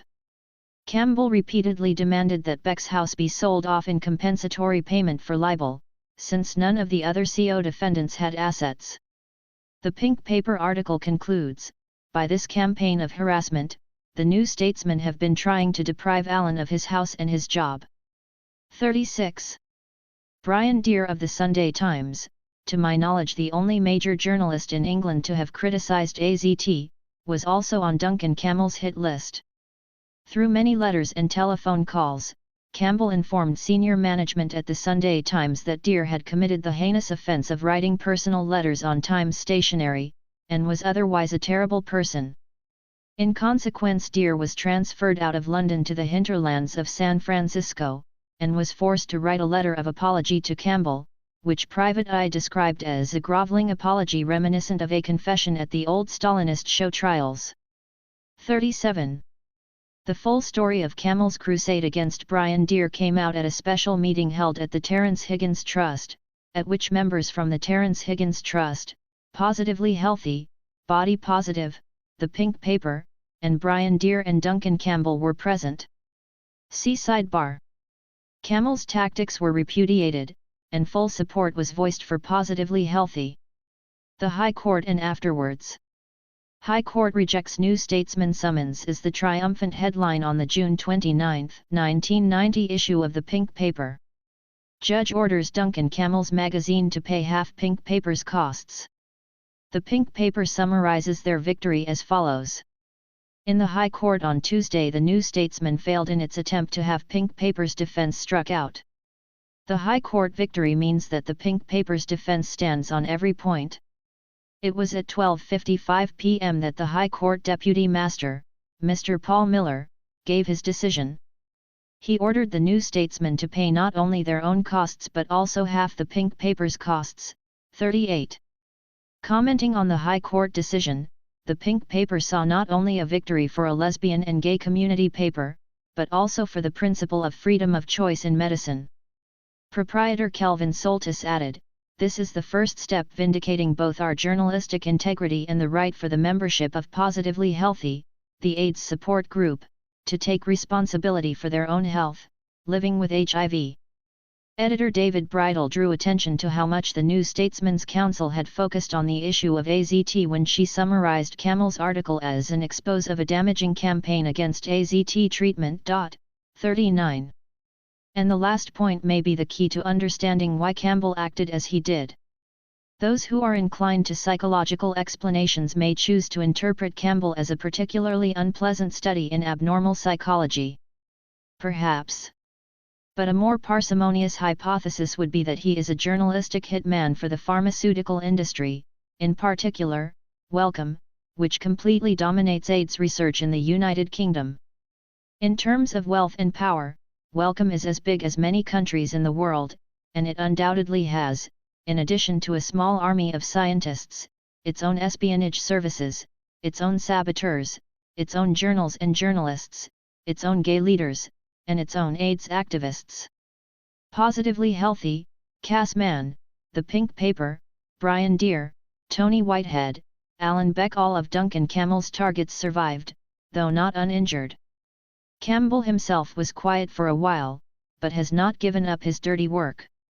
His latest target has been Meditel, the producer of the Channel 4 documentary The AIDS Catch, in which Peter Duesberg and others argue against the HIV/AIDS hypothesis and describe the dangers of AZT. I will write about the harassment of Meditel in a future article. Asterisk. Footbars. 1. Our right to speak. In the last decade we have had to fight Mary Whitehouse's blasphemy prosecution against the old Gay News, Custom and Excise's raid on Gays the Word Bookshop, and Section 28. Britain's only free national lesbian and gay newspaper is now under attack. The New Statesman and Society magazine has begun libel action against the Pink Paper and has placed a High Court injunction upon it. The Pink Paper was advised by its barrister that the articles complained about by the New Statesman were not in any way libelous. We believe that the Pink Papa must be able to speak out on issues of importance to the lesbian and gay community. Our Right to Speak is a fund now being set up to provide the necessary finance for this libel action to be defended, and major benefits are being planned. We urge you to wholeheartedly support ORTS and its organizers. Signed by Susan Ardell, Neil Bartlett, Claire Bavan, Terence Davies, Regina Fong, Patrick Galvin, Stephen G., Paudette Hegarty, Derek Jarman, Isaac Julian, Stuart Marshall, Mandy Merck, Sue O'Sullivan, Bernard Padden, David Rees, Peter Robbins, Lily Savage, Jimmy Somerville, Simon Watney, Tony Whitehead. 2 excerpts from minutes of meeting held on November 11, 1989 at the Terence Higgins Trust, that, 52 Gray's Inn Road, London WC1. Brian Deer stated that since February 1989, when he published an investigation into AZT in the Sunday Times in a series of articles, Duncan Campbell had pursued a campaign of false allegations against him in New Statesman, New Scientist, and Capital Gay. Between May and September, Campbell had harassed senior management of the Sunday Times by sending them voluminous correspondence and making frequent telephone calls, even going so far as to phone them extremely late at night at their homes in order to make spurious and malicious allegations about Deer. Deer was asked to apologize to Campbell by his employers at St, but as he believed the latter's allegations were groundless, he only did so under protest. Deer wrote to the editor of NSS on September 18, to try and set the record straight. His letter was not published, and he believes that Campbell's campaign was an attempt to lose him his job. He further believes that Campbell and his papers were set on mounting campaigns against any organizations or individuals who disagreed with him. Deer then quoted from a letter written by Campbell to the editor of St, which contained serious allegations about Deer's relationship with Tony Whitehead. The full letter was read out by Nick Partridge, and contained serious allegations that Deer had recorded conversations with Whitehead while they were in bed together, and that the tapes had been forwarded to the pink paper. During the ensuing discussion, it was made quite plain that there was no truth in any of these allegations. Whitehead immediately withdrew any complaints he may have previously made against Deer and the pink paper. He also dissociated himself from anything Campbell had written on the subject, and Dietmar Ball publicly condemned Campbell for having launched the entire campaign without referring to, or in consultation with, the major AIDS organizations. Michael James then asked the others present at the meeting to express their support, and the representatives of all the bodies present unreservedly and unanimously pledged their future support for Positively Healthy. End of article.